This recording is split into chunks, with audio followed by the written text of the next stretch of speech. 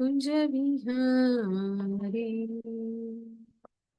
जयुराधि माधव कुंज विहारी। हरे कृष्णा कृष्ण कृष्ण हरे हरे हरे राम राम राम हरे हरे हरे कृष्णा कृष्ण कृष्ण हरे हरे हरे राम राम राम हरे हरे। ओम अज्ञानतिमिरान्धस्य ज्ञानाञ्जनशलाकया चक्षुरुन्मिलितं येन तस्मै श्रीगुरुवे नमः। श्रीचैतन्यमनोभीष्टं स्थापितं येन भूतले स्वयं रूपः कदा मह्यं ददाति स्वपदान्तिकं। वन्देऽहं श्रीगुरुश्रीयुतपदकमलं श्रीगुरून् वैष्णवांश्च श्रीरूपं साग्रजातं सह गणरघुनाथान्वितं तं सजीवं साद्वैतं सावधूतं परिजनसहितं कृष्णचैतन्यदेवं श्री राधा कृष्ण पादान सहगण ललिता श्री विशाखान्वितांश। हे कृष्ण करुणा सिंधु दीनबंधु जगतपते गोपीशा गोपिका कांता राधा कांता नमोस्तुते। तप्त कांचन गौरांगी राधे वृंदावनेश्वरी वृषभानुसुते देवी प्रणमामि हरिप्रिये। वाञ्छाकल्पतरुश्च कृपा सिन्धुभ्यैव च पतितनां पावनेभ्यो वैष्णवेभ्यो नमो नमः। नमो ॐ विष्णुपदाय कृष्णप्रेष्ठाय भूतले श्रीमते भक्तिवेदांत स्वामी इति नामिने। नमस्ते सरस्वती देवी गौरवाणी प्रचारिणि निर्विशेष शून्यवादी पाश्चात्य देशतारिणि। जय श्री कृष्ण चैतन्य प्रभु नित्यानंद श्री अद्वैत गदाधर श्रीवासादि गौर भक्त वृंद। हरे कृष्णा कृष्ण कृष्ण हरे हरे हरे राम राम राम हरे हरे। ಹರೇ ಕೃಷ್ಣ ಹರೇ ಕೃಷ್ಣ ಎಲ್ಲರಿಗೂ ಮಂಗಳೂರು ಇಸ್ಕಾನ್ ಅವರು ಆಯೋಜಿಸಿರುವ 18 ದಿನಗಳ ಭಗವದ್ಗೀತೆ ತರಗತಿಗೆ ಸ್ವಾಗತ. ಇವತ್ತಿನ ಅಧ್ಯಾಯ 12ನೇ ಅಧ್ಯಾಯದ ಶ್ಲೋಕಗಳನ್ನ ಓದೋಣ.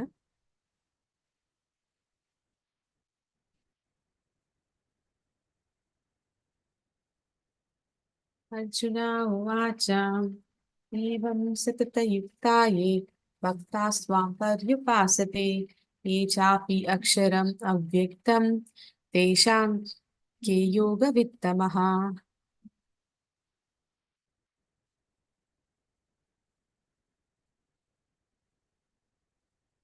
श्रीभगवानुवाच मय्यावेश्य मनो ये मां नित्ययुक्ता उपासते श्रद्धया पर्युपेतास् ते मे युक्ता तमामतः। क्लेशो अधिकतरस्तेषाम् अव्यक्तासक्तचेतसाम् अव्यक्ता हि गतिर्दुःखं देहावद्भिरवाप्यते।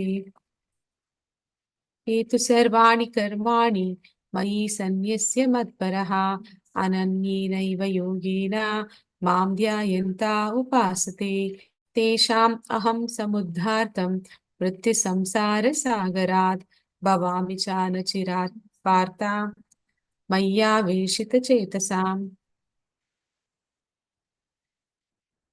मयि एवामन आदस्त्वा मयि बुद्धिं निवेशय निव निव निवसिष्यसि मय्येव अत ऊर्ध्वं न संशयः।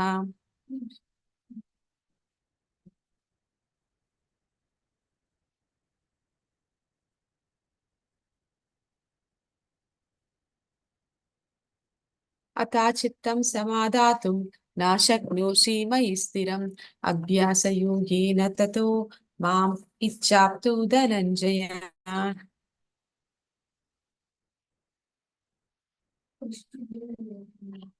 अभ्यासे अपि असमर्थो असि मत्कर्मा परमो भव मत् अर्थम् अपि कर्माणि कुर्वान् सिद्धिम् अवाप्स्यसि।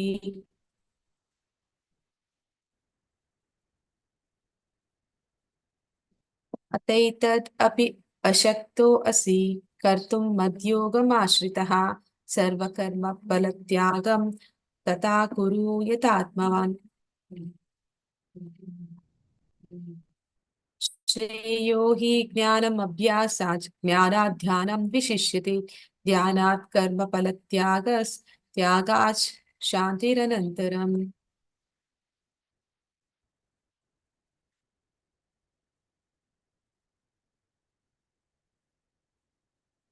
अद्वेष्टा सर्वभूतानां मैत्रा करुण एव च निर्ममो निरङ्कारा समदुःखा सुखक्षमी सन्तुष्टा सततं योगी यथात्मा दृढनिश्चयः मयि अर्पिता मनो बुद्धिर्यो मद्भक्ता स मे प्रियः.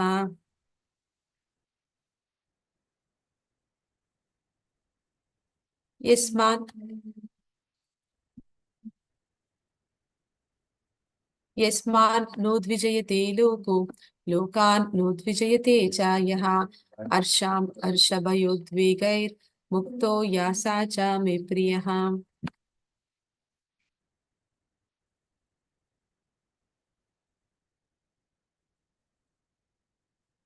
अनपेक्षा शुचिर्दक्ष उदासीनो गतव्यतः सर्वारम्भ परित्यागी यो मद्भक्ता स मे प्रियः. यो न हृष्यति न द्वेष्टि न शोचति न काङ्क्षति शुभाशुभ परित्यागी भक्तिमान् या स मे प्रियः.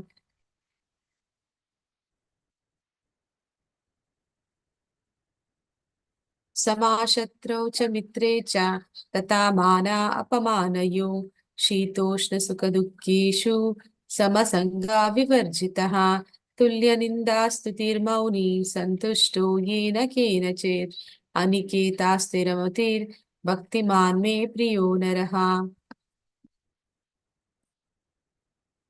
ये तु धर्म्यामृतम् इदं यथोक्तं पर्युपासते श्रद्धादाना मत्परमा भक्त्या से अतीव मे प्रियः.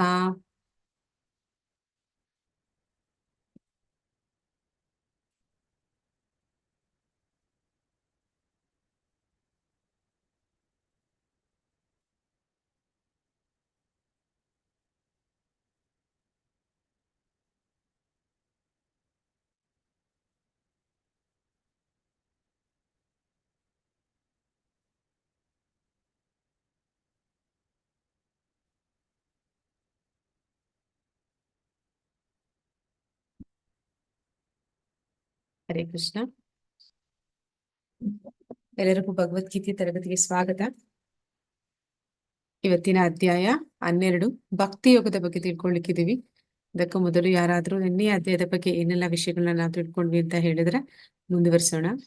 ಹರೇ ಕೃಷ್ಣ. ನಿನ್ನೆ ಅಧ್ಯಾಯದ ಹೆಸರೇನಿತ್ತು, ಏನೆಲ್ಲ ವಿಷಯಗಳು ಅದ್ರಲ್ಲಿ ನಾವು ತಿಳ್ಕೊಂಡ್ವಿ ಅಂತ.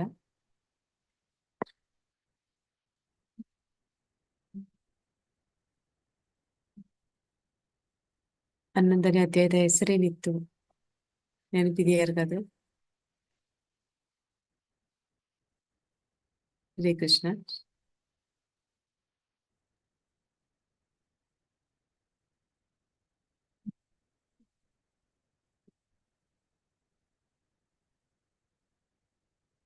ಪ್ರಜ್ವಲ್ ಪ್ರಭುಜಿ ಹಾಕಿದ್ದಾರೆ ವಿಶ್ವರೂಪ ದರ್ಶನ. ಹೌದು, ನಿನ್ನೆ ನಾವು ವಿಶ್ವರೂಪ ದರ್ಶನವನ್ನ ನೋಡಿದ್ವಿ.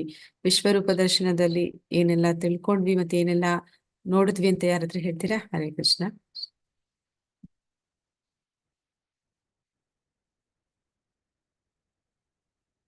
ಮೊದಲಿಗೆ ಅರ್ಜುನ ಭಗವಂತನ ವಿಶ್ವರೂಪವನ್ನ ಕಾಣೋದಕ್ಕೆ ಬಯಸ್ತಾನೆ. ನಂತರ ಅವನು ವಿನಂತಿಸ್ಕೋತಾನೆ, ನನಗೆ ಅದನ್ನ ನೋಡುವಂತ ಅರ್ಹತೆ ಇದ್ರೆ ನೀ ನನಗೆ ತೋರಿಸು ಅಂತ ಕೇಳ್ತಾನೆ. ಆಗ ಭಗವಂತ ಅವನಿಗೆ ಆ ಒಂದು ವಿಶ್ವರೂಪ ದರ್ಶನವನ್ನ ತೋರಿಸ್ತಾನೆ ಮತ್ತೆ ಅದ್ರ ಬಗ್ಗೆ ತಿಳಿಸ್ತಾನೆ. ಅವನಿಗೆ ಆ ವಿಶ್ವರೂಪ ದರ್ಶನದಲ್ಲಿ ಅವನು ಏನೆಲ್ಲ ಕಾಣ್ಬೋದು ಅಂತ, ಅಂದ್ರೆ ಅವನು ಹಿಂದೆ ಆದದ್ದು, ಮುಂದೆ ಆಗುವಂತದ್ದು, ಈಗ ಆ ಯುದ್ಧದಲ್ಲಿ ಏನೆಲ್ಲ ನಡೀತಿದೆ ಅದೆಲ್ಲವನ್ನು ಕೂಡ ಅವನು ಯಾವ್ದನ್ನ ನೋಡ್ಬೇಕು ಅಂತ ಇಷ್ಟಪಡ್ತಾನೋ, ಬಯಸ್ತಾನೋ ಅದನ್ನೆಲ್ಲ ಕಾಣೋದಕ್ಕೆ ಸಾಧ್ಯ ಇದೆ ಅಂತ ಹೇಳ್ತಾನೆ.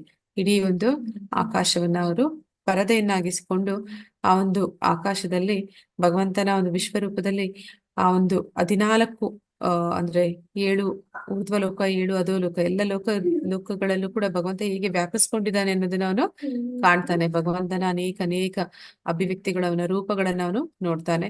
ಆ ರೂಪಗಳು ಹೇಗಿತ್ತು ಅನ್ನೋದನ್ನ ವರ್ಣಿಸ್ತಾನೆ. ಕೃಷ್ಣ ಹೇಳ್ತಾನೆ, ಅರ್ಜುನನು ಹೇಳ್ತಾನೆ, ಮತ್ತೆ ಸಂಜಯನು ಅದರ ಬಗ್ಗೆ ತಿಳಿಸ್ತಾನೆ. ಸಂಜಯ ಕೂಡ ಅದನ್ನ ನೋಡ್ತಾ ಇದ್ದಾನೆ. ಅವನು ಧೃತರಾಷ್ಟ್ರನಿಗೆ ಆ ವಿಷಯವನ್ನ ತಿಳಿಸ್ತಾ ಇದ್ದಾನೆ. ಅಂದ್ರೆ ಭಗವಂತನ ಆ ರೂಪ ಅದು ಆ ಎಷ್ಟು ಅದ್ಭುತವಾಗಿತ್ತು, ಅಂದ್ರೆ ಅದು ಎಷ್ಟು ನೋಡ್ಲಿಕ್ಕೆ ಅಸಾಧ್ಯ ಅಂತ ಹೇಳ್ತಾನೆ. ಅಂದ್ರೆ ಲಕ್ಷಾಂತರ ಸೂರ್ಯರು ಒಂದೇ ಸತಿಗೆ ಉದಯಿಸಿದ್ರೆ ಎಷ್ಟು ಪ್ರಕಾಶವಿರುತ್ತೋ ಅಷ್ಟೊಂದು ಪ್ರಕಾಶಮಾನವಾಗಿತ್ತು. ಆದ್ರೂ ಕೂಡ ಅದನ್ನ ಕಾಣೋದಕ್ಕೆ ಅರ್ಜುನನಿಗೆ ಸಾಧ್ಯ ಆದದ್ದು ಭಗವಂತ ಅವನಿಗೆ ಕೊಟ್ಟಂತಹ ದಿವ್ಯ ದೃಷ್ಟಿಯ ಕಾರಣದಿಂದಾಗಿ ಅಂತ ನಾವು ನೋಡಿದ್ವಿ. ನಂತರ ಹರೇ ಕೃಷ್ಣ ಯಾರಾದ್ರೆ ಹೇಳ್ತಾರ, ನಿನ್ನೆ ಕೃಷ್ಣ ಅರ್ಜುನನಿಗೆ ಯಾವ್ದೆಲ್ಲ ರೂಪಗಳನ್ನ ತೋರಿಸ್ತಾನೆ ಅಂತ? 4 ರೂಪಗಳನ್ನ ತೋರಿಸ್ತಾನೆ ಭಗವಂತ. ಯಾವುದು ಆ 4 ರೂಪಗಳು ಅಂತ?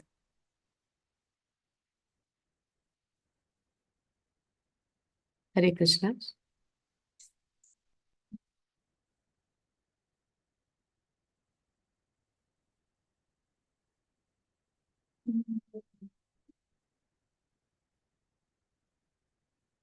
ಒಂದು ವಿಶ್ವರೂಪವನ್ನ ತೋರಿಸ್ತಾನೆ. ನಂತರ ಅವನು ಕಾಲ ರೂಪವನ್ನ ತೋರಿಸ್ತಾನೆ, ಮೃತ್ಯು ಅಂತ ಹೇಳ್ತಾನೆ. ಆ ಮೃತ್ಯು ರೂಪವನ್ನ ಕಾಣ್ತಾನೆ.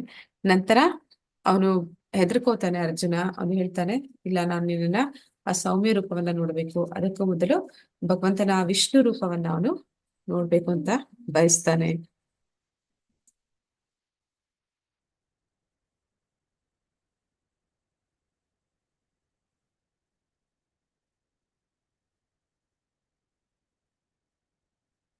ಕೊನೆಗೆ ಅವನು ನಮಗೆ ತಿಳಿಸ್ಕೊಡ್ತಾನೆ ಅರ್ಜುನನ ಮೂಲಕ ಹೇಗೆ ಭಗವಂತನ ಪ್ರಾರ್ಥನೆಗಳನ್ನ ಸಲ್ಲಿಸ್ಬೇಕು ಅಂತ. ಹರೇ ಕೃಷ್ಣ ಹೇಳ್ತೀರಾ, 4 ಆ ಹಂತಗಳು ಇದೆ ಪ್ರಾರ್ಥನೆಯನ್ನ ಸಲ್ಲಿಸೋದ್ರಲ್ಲಿ. ಯಾವ್ದೆಲ್ಲ ಅಂತ? ಮೊದಲನೇದಾಗಿ ಭಗವಂತನ ದರ್ಶನಕ್ಕೆ ಹೋದಾಗ ನಾವು ಏನನ್ನ ಮಾಡ್ಬೇಕು ಅಂತ? ಹರೇ ಕೃಷ್ಣ.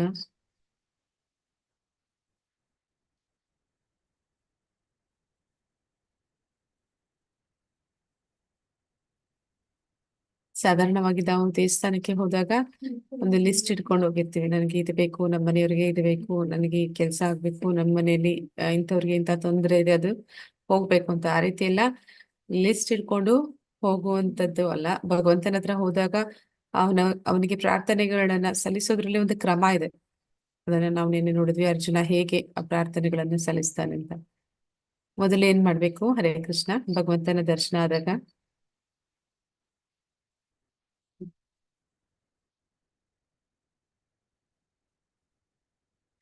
ಭಗವಂತನಿಗೆ ಶರಣಾಗತಿಯನ್ನ ಹೊಂದಬೇಕು. ಶರಣಾಗತಿಯನ್ನ ಹೊಂದುವಂತದ್ದು ಅಂದ್ರೆ ಅವನಿಗೆ ದಂಡವತ್ ಪ್ರಣಾಮ, ಅಂದ್ರೆ ಸಾಷ್ಟಾಂಗ ನಮಸ್ಕಾರವನ್ನ ಮಾಡಬೇಕು. ಅದು ಆ ಮಾತಾಜಿಯರಾಗಿದ್ರೆ ಅವರು ಪಂಚಾಂಗ ಪ್ರಣಾಮವನ್ನ ಮಾಡ್ತಾರೆ. ಹೀಗೆ ಭಗವಂತನಿಗೆ ಶರಣಾಗತಿ ಭಾವವನ್ನ ತೋರುವಂತದ್ದು. ನಂತರ ಭಗವಂತನನ್ನ ಸ್ತುತಿಸುವಂತದ್ದು. ಆನಂತರ ಭಗವಂತನಲ್ಲಿ ನಾವು ಮಾಡಿರುವ ತಪ್ಪುಗಳಿಗೆ ಕ್ಷಮೆಯನ್ನು ಯಾಚನೆ ಮಾಡುವಂತದ್ದು. ಕೊನೆಯದಾಗಿ ನಾವು ಭಗವಂತನಲ್ಲಿ ವಿನಂತಿಯನ್ನ ಮಾಡ್ಕೊಳ್ಳುವಂಥದ್ದು.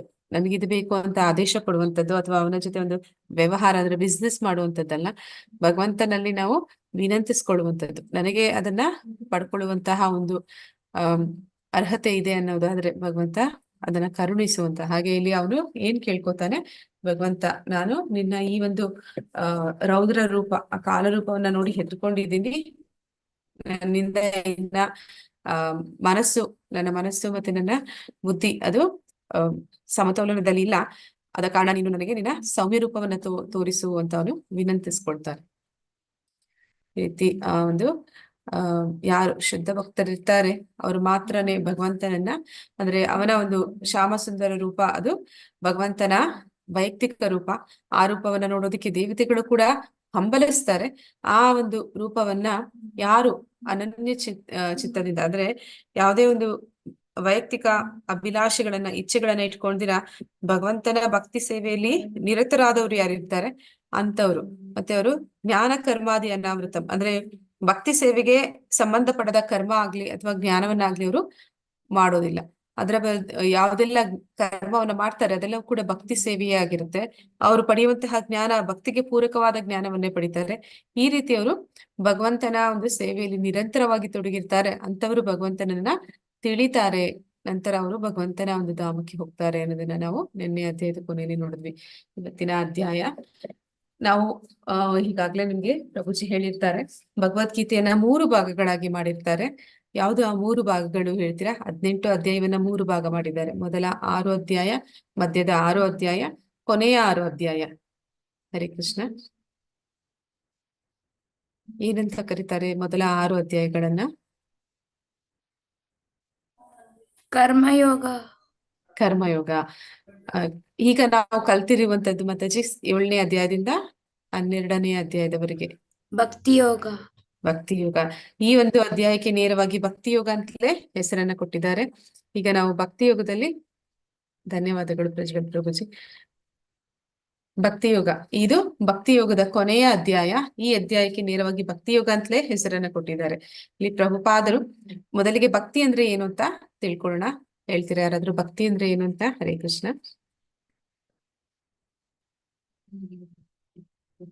ಕೊನೆಯ 6 ಅಧ್ಯಾಯವನ್ನ ಜ್ಞಾನ ಯೋಗ ಅಂತ ಹೇಳಿ ಕರೀತಾರೆ. ಧನ್ಯವಾದಗಳು ಪ್ರಭುಜಿ. ಭಕ್ತಿ ಅಂದ್ರೆ ಏನು? ಹರೇ ಕೃಷ್ಣ.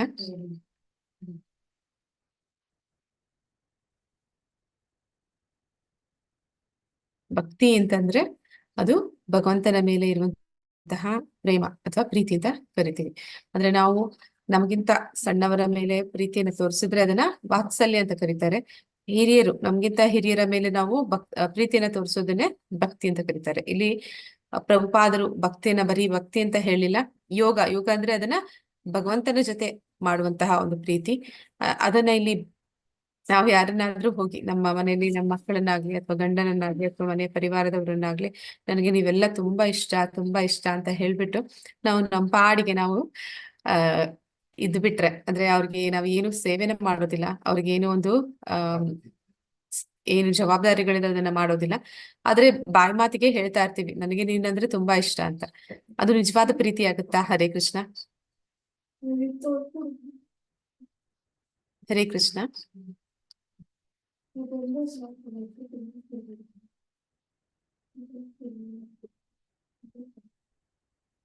ನನಗೆ ನೀನಂದ್ರೆ ತುಂಬಾ ಇಷ್ಟ ಅಂತ ಹೇಳ್ತಾ ಇರ್ತೀವಿ, ಆದ್ರೆ ಅದನ್ನ ನಾವು ಯಾವತ್ತು ಕಾರ್ಯರೂಪದಲ್ಲಿ ತೋರಿಸೋದಿಲ್ಲ. ಪ್ರಜ್ವಲ್ ಪ್ರಭುಜಿ, ಇಲ್ಲ, ಅದನ್ನ ಪ್ರೀತಿ ಅಂತ ಕರೆಯೋದಿಲ್ಲ.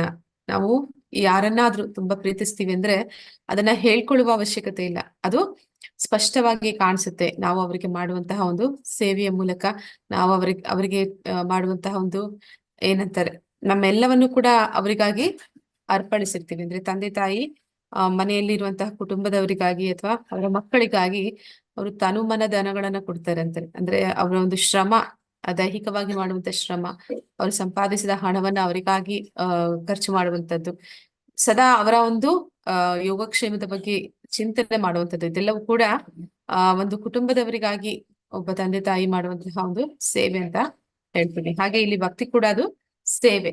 ಭಗವಂತನಲ್ಲಿ ಪ್ರೀತಿ ಇದೆ ಅನ್ನೋದೇ ಆದ್ರೆ ಅದು ಬರೀ ಬಾಯಿ ಮಾತಿಗೆ ಅಲ್ಲ, ಅಲ್ಲಿ ಒಂದು ಸೇವೆ ಇದೆ, ಅಲ್ಲಿ ಒಂದು ಭಗವಂತನಿಗೆ ನೀಡುವಂತಹ ಒಂದು ಕಾರ್ಯಗಳು ಇದೆ, ಅದನ್ನ ಇಲ್ಲಿ ಭಕ್ತಿ ಸೇವೆ ಅಂತ ಹೇಳಿ ಕರೀತಾ ಇದ್ದಾರೆ. ಈ ಅಧ್ಯಾಯದಲ್ಲಿ ಭಕ್ತಿ ಸೇವೆಯ ಬಗ್ಗೆ ನೇರವಾಗಿ ನಾವು ತಿಳ್ಕೊಳ್ಳಿಕ್ಕಿದ್ದೀವಿ. ಈ ಅಧ್ಯಾಯದಲ್ಲಿ ಬರುವಂತಹ ಪ್ರಮುಖ ವಿಷಯಗಳು ಅಂದ್ರೆ ಅರ್ಜುನನ ವಿಚಾರಣೆ, ಸಾಕಾರವಾದಿ ಅಥವಾ ನಿರಾಕಾರವಾದಿ. ಅಂದ್ರೆ ಇಲ್ಲಿ ಅವನು ಅರ್ಜುನ ಕೃಷ್ಣನನ್ನ ಕೇಳ್ತಾ ಇದ್ದಾನೆ. ಕೆಲವರು ಭಗವಂತನನ್ನ ಸಾಕಾರವಾದಿಗಳು ಅಂದ್ರೆ ಅವನ ಮೂರ್ತಿ ಪೂಜೆಯನ್ನ ಮಾಡುವಂತವ್ರು. ನಿರಾಕಾರವಾದಿ ಅಂತಂದ್ರೆ ಅವನನ್ನ ಒಂದು ಶಕ್ತಿ ಅಥವಾ ಒಂದು ಬೆಳಕು ಅಂತ ಹೇಳಿ ಅವನ ಒಂದು ಆರಾಧನೆ ಮಾಡುವಂಥವ್ರು. ಇವರಿಬ್ಬರಲ್ಲಿ ಯಾರು ಉತ್ತಮ ಅಂತ ಒಂದು ಪ್ರಶ್ನೆನ ಮಾಡ್ತಾನೆ ಮೊದಲನೇದಾಗಿ. ಅದಕ್ಕೆ ಭಗವಂತ ಉತ್ತರವನ್ನ ಕೊಡ್ತಾನೆ 2ನೇ ಶ್ಲೋಕದಿಂದ 7ನೇ ಶ್ಲೋಕದವರೆಗೆ.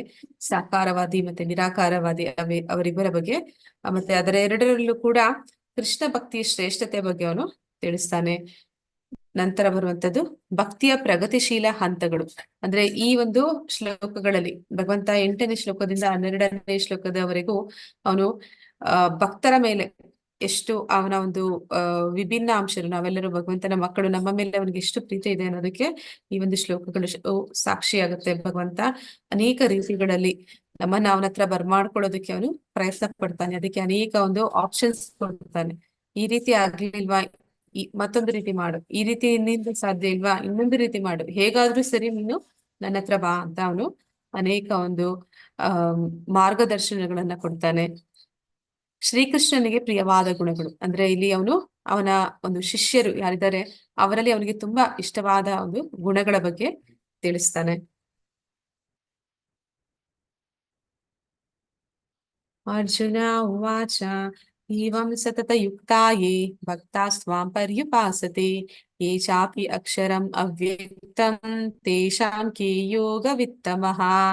ಅರ್ಜುನನು ಪ್ರಶ್ನಿಸಿದನು, ಸದಾ ನಿನ್ನ ಭಕ್ತಿ ಸೇವೆಯಲ್ಲಿ ಉಚಿತವಾದ ರೀತಿಯಲ್ಲಿ ನಿರತರಾದವರು ಅವ್ಯಕ್ತವಾದ ನಿರಾಕಾರ ಬ್ರಹ್ಮನನ್ನು ಪೂಜಿಸುವವರು, ಇವರಿಬ್ಬರಲ್ಲಿ ಯಾರು ಹೆಚ್ಚು ಪರಿಪೂರ್ಣರೆಂದು ಭಾವಿಸಬೇಕು? ಪ್ರಶ್ನೆ ಮಾಡ್ತಾ ಇದ್ದಾನೆ. ಏನಂತ ಹೇಳ್ತಾ ಇದ್ದಾನೆ, ಯಾರು ಭಗವಂತನನ್ನ ಸಾಕಾರ ರೂಪ ಅಂದ್ರೆ ಅವನಿಗೆ ಕೃಷ್ಣ ಒಬ್ಬ ವ್ಯಕ್ತಿ, ಅವನಿಗೆ ಒಂದು ರೂಪ ಇದೆ, ಆ ರೂಪದಲ್ಲಿ ಅವನನ್ನ ಆರಾಧನೆ ಮಾಡುವಂತವ್ರು, ಭಕ್ತಿ ಸೇವೆಯಲ್ಲಿ ತೊಡಗುವಂತವ್ರು, ಮತ್ತೊಂದು ಅವ್ಯಕ್ತ ನಿರಾಕಾರ ಬ್ರಹ್ಮನನ್ನ ಪೂಜಿಸುವಂತವ್ರು ಅಂದ್ರೆ ಭಗವಂತನನ್ನ ಒಂದು ಶಕ್ತಿ, ಅವನ ಒಂದು ಜ್ಯೋತಿ, ಬೆಳಕು ಅಂತ ಹೇಳಿ ಆ ರೀತಿ ಪೂಜಿಸುವವರು, ಇವರಿಬ್ಬರಲ್ಲಿ ಯಾರು ಹೆಚ್ಚು ಪರಿಪೂರ್ಣರು ಅಂತ ಹೇಳಿ ಕೇಳ್ತಾ ಇದ್ದಾನೆ. ಈ ಪ್ರಶ್ನೆ ಯಾವ ರೀತಿ ಇದೆ ಅಂತಂದ್ರೆ, ನಾವು ನೋಡಿದೀವಿ ಭಗವಂತನ ಒಂದು ಸಾಕ್ಷಾತ್ಕಾರದಲ್ಲಿ 3 ಹಂತಗಳು ಬರುತ್ತೆ. ಯಾರಾದ್ರೂ ಹೇಳ್ತೀರಾ 3 ರೀತಿ ಭಗವಂತನನ್ನ ಸಾಕ್ಷಾತ್ಕರಿಸಿಕೊಳ್ಳುವವರ ಬಗ್ಗೆ?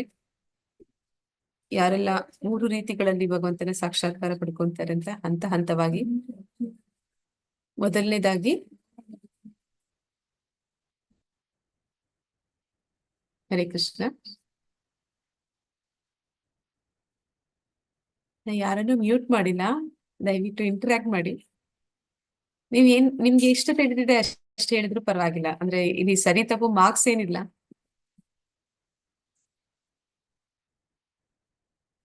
ಬ್ರಾಹ್ಮಣ್ ಸಾಕ್ಷಾತ್ಕಾರ ಪ್ರಭುಜಿ ಹೇಳ್ತಾ ಇದಾರೆ, ಬ್ರಾಹ್ಮಣ್ ಸಾಕ್ಷಾತ್ಕಾರ, ಪರಮಾತ್ಮ ಸಾಕ್ಷಾತ್ಕಾರ, ನಂತರ ಬರುವಂತದ್ದು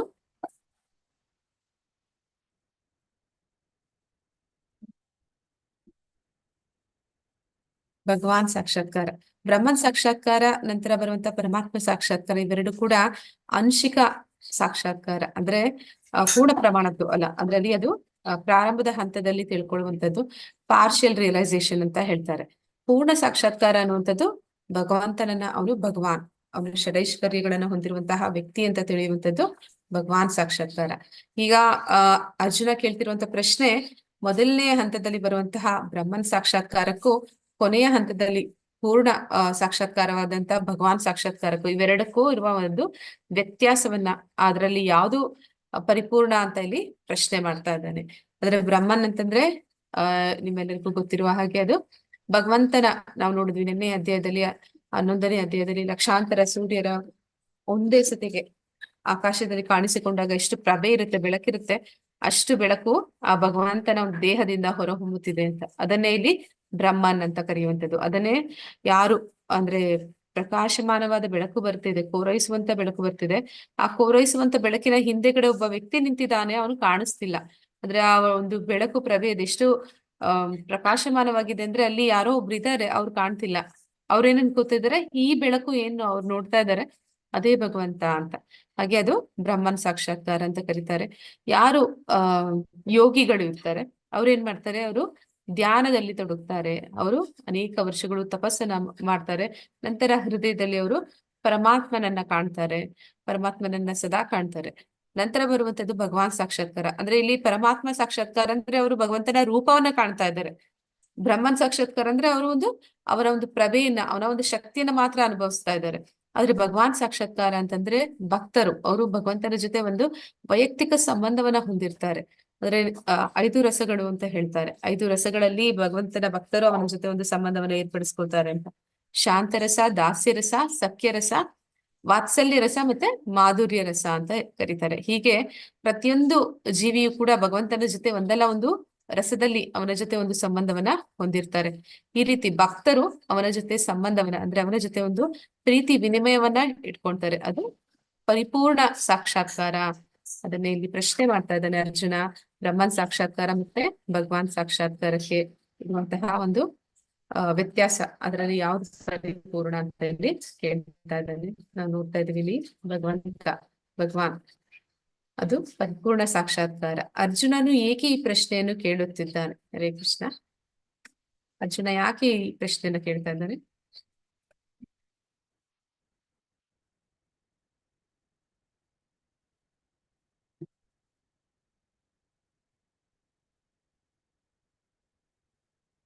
ನೋಡೋಣ ಮುಂದೆ ಯಾಕೆ ಅವನ ರೀತಿ ಕೇಳಿದ ಅಂತ. ಅರ್ಜುನ ಪ್ರಶ್ನಿಸಿದನು. ಅಂದ್ರೆ ಇಲ್ಲಿ ನಾವು ನೋಡ್ತಾ ಇದೀವಿ ಚಿತ್ರದಲ್ಲಿ, ಇಲ್ಲಿ ನಾವು ನೋಡ್ತಿರುವಂತ ವ್ಯಕ್ತಿ ಅದು ಯಾರಾದ್ರೂ ಹೇಳ್ತೀರಾ ಹರೇ ಕೃಷ್ಣ ಇವ್ರು ಯಾರು ಅಂತ? ನಾನು ಯಾರ ಮೇಲೆ ಇಟ್ಟಿದ್ದೀನಿ ಅವರು?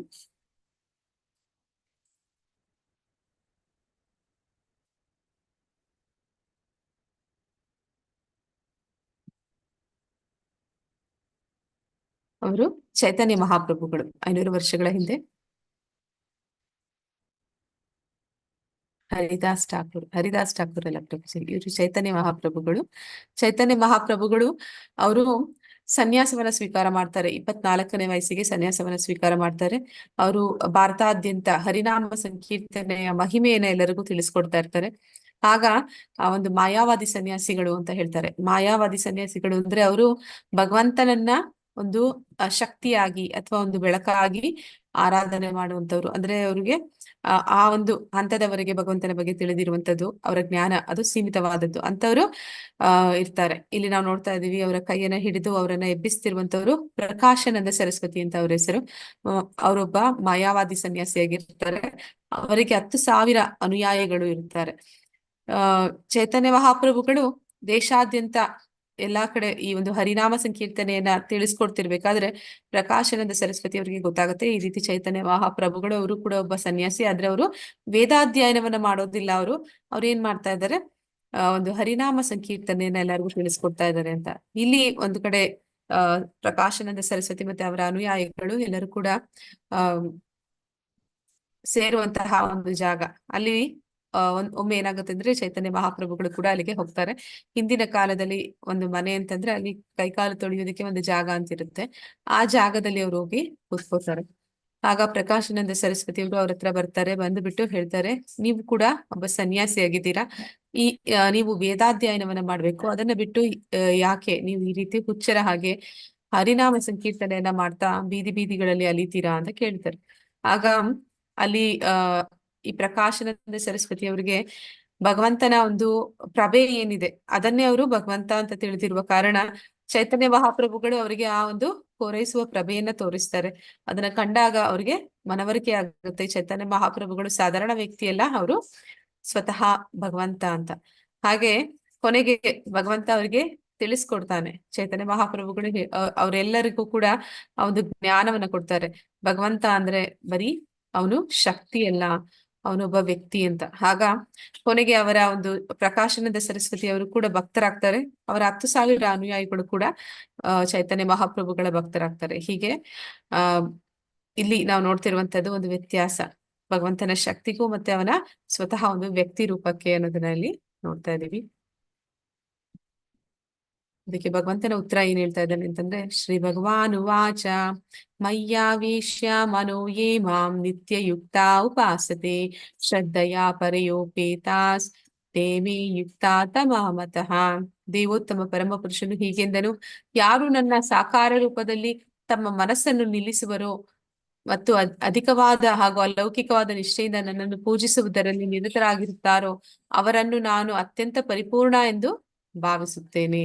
ಅದರಲ್ಲಿ ಭಗವಂತ ಹೇಳ್ತಾ ಇದ್ದಾನೆ, ಭಗವಂತನ ಶಕ್ತಿಯನ್ನ ಆರಾಧನೆ ಮಾಡೋದಕ್ಕಿಂತ ಅವನೊಬ್ಬ ವ್ಯಕ್ತಿ ಅಂತ ತಿಳಿದು ಅವನ ಒಂದು ಸಾಕಾರ ರೂಪದಲ್ಲಿ ಅವನ ಆರಾಧನೆ ಮಾಡುವಂತದ್ದು ಉತ್ತಮವಾದ್ದು. ಅವರು ಅತ್ಯಂತ ಪರಿಪೂರ್ಣರಾದವರು ಅಂತ ಇಲ್ಲಿ ಹೇಳ್ತಾ ಇದ್ದಾನೆ. ಆದ್ರೆ ಯಾರು ಭಕ್ತರಿರ್ತಾರೆ ಅವರು ನಿಮ್ಮ ಮನೆಯಲ್ಲಿ ಎಷ್ಟು ಜನ ಇದ್ದಾರೆ ಅಂತ ಹೇಳಿದ್ರೆ ಅವರ ಮನೆಯಲ್ಲಿರುವಂತಹ ಜನರಲ್ಲಿ ಭಗವಂತನನ್ನು ಸೇರಿಸಿ ಹೇಳ್ತಾರೆ. ನಮ್ಮ ಮನೆಯಲ್ಲಿ 4 ಜನ ಇದ್ದಾರೆ ಅಂದ್ರೆ ಭಗವಂತನು ಸೇರಿ 5 ಜನ ಇದ್ದಾರೆ ಅಂತ ಹೇಳ್ತಾರೆ. ಅಂದ್ರೆ ಭಗವಂತನು ಕೂಡ ಅವರ ಮನೆಯ ಒಂದು ಮೆಂಬರ್ ಇದ್ದಾಗೆ. ಅಂದ್ರೆ ಅವರು ಆ ರೀತಿ ಭಗವಂತನ ಜೊತೆ ಒಂದು ಒಂದು ಪ್ರೀತಿ, ಒಂದು ಭಾವವನ್ನ ಹೊಂದಿರ್ತಾರೆ. ಅಲ್ಲಿ ಒಂದು ಸ್ಪಂದನೆ ಅನ್ನೋದಿರುತ್ತೆ. ಅವರು ಸದಾ ಭಗವಂತನ ಒಂದು ಆರಾಧನೆ ಮಾಡುವಂತವ್ರು, ಭಗವಂತನ ಅಲಂಕಾರ ಮಾಡುವಂತದ್ದು, ಭಗವಂತನಿಗೆ ಭೋಗವನ್ನ ಅರ್ಪಿಸುವಂತದ್ದು, ಭಗವಂತನಿಗೆ ಆರತಿಯನ್ನ ಮಾಡುವಂಥದ್ದು, ಭಗವಂತನನ್ನ ಮಲಗಿಸುವಂಥದ್ದು, ಅವನನ್ನ ಎಬ್ಬಿಸುವಂಥದ್ದು, ಹೀಗೆ ಒಂದು ತಾಯಿ ಮಗುವಿನ ಜೊತೆ ಯಾವ ರೀತಿ ಇರ್ತಾಳೆ ಆ ರೀತಿ ಭಕ್ತನಾದವನು ಭಗವಂತನ ಜೊತೆ ಅಂತಹ ಒಂದು ಆ ಪ್ರೀತಿ ಪ್ರೇಮದ ಒಂದು ಭಾವವನ್ನ ಸಂಬಂಧವನ್ನ ಹೊಂದಿರ್ತಾನೆ. ಇದನ್ನೇ ಇಲ್ಲಿ ಭಗವಂತ ಅದು ಪರಿಪೂರ್ಣವಾದದ್ದು. ಅವನ ಶಕ್ತಿಯ ಆರಾಧನೆಗಿಂತ ಆ ವ್ಯಕ್ತಿಯ ಆರಾಧನೆ ಅದು ತುಂಬಾ ಪರಿಪೂರ್ಣವಾದದ್ದು ಅಂತ ಹೇಳಿ ಹೇಳ್ತಾ ಇದ್ದಾನೆ. ಪ್ರತಿಮೆಯ ಆರಾಧನೆ ಮತ್ತು ವಿಗ್ರಹ ಆರಾಧನೆಯ ನಡುವಿನ ವ್ಯತ್ಯಾಸವೇನು? ಹರೇ ಕೃಷ್ಣ. ಪ್ರತಿಮೆಯ ಆರಾಧನೆ ಮತ್ತು ವಿಗ್ರಹದ ಆರಾಧನೆ, ಪ್ರತಿಮೆ ಮತ್ತು ವಿಗ್ರಹಕ್ಕೆ ಇರುವಂತಹ ವ್ಯತ್ಯಾಸ. ಹರೇ ಕೃಷ್ಣ.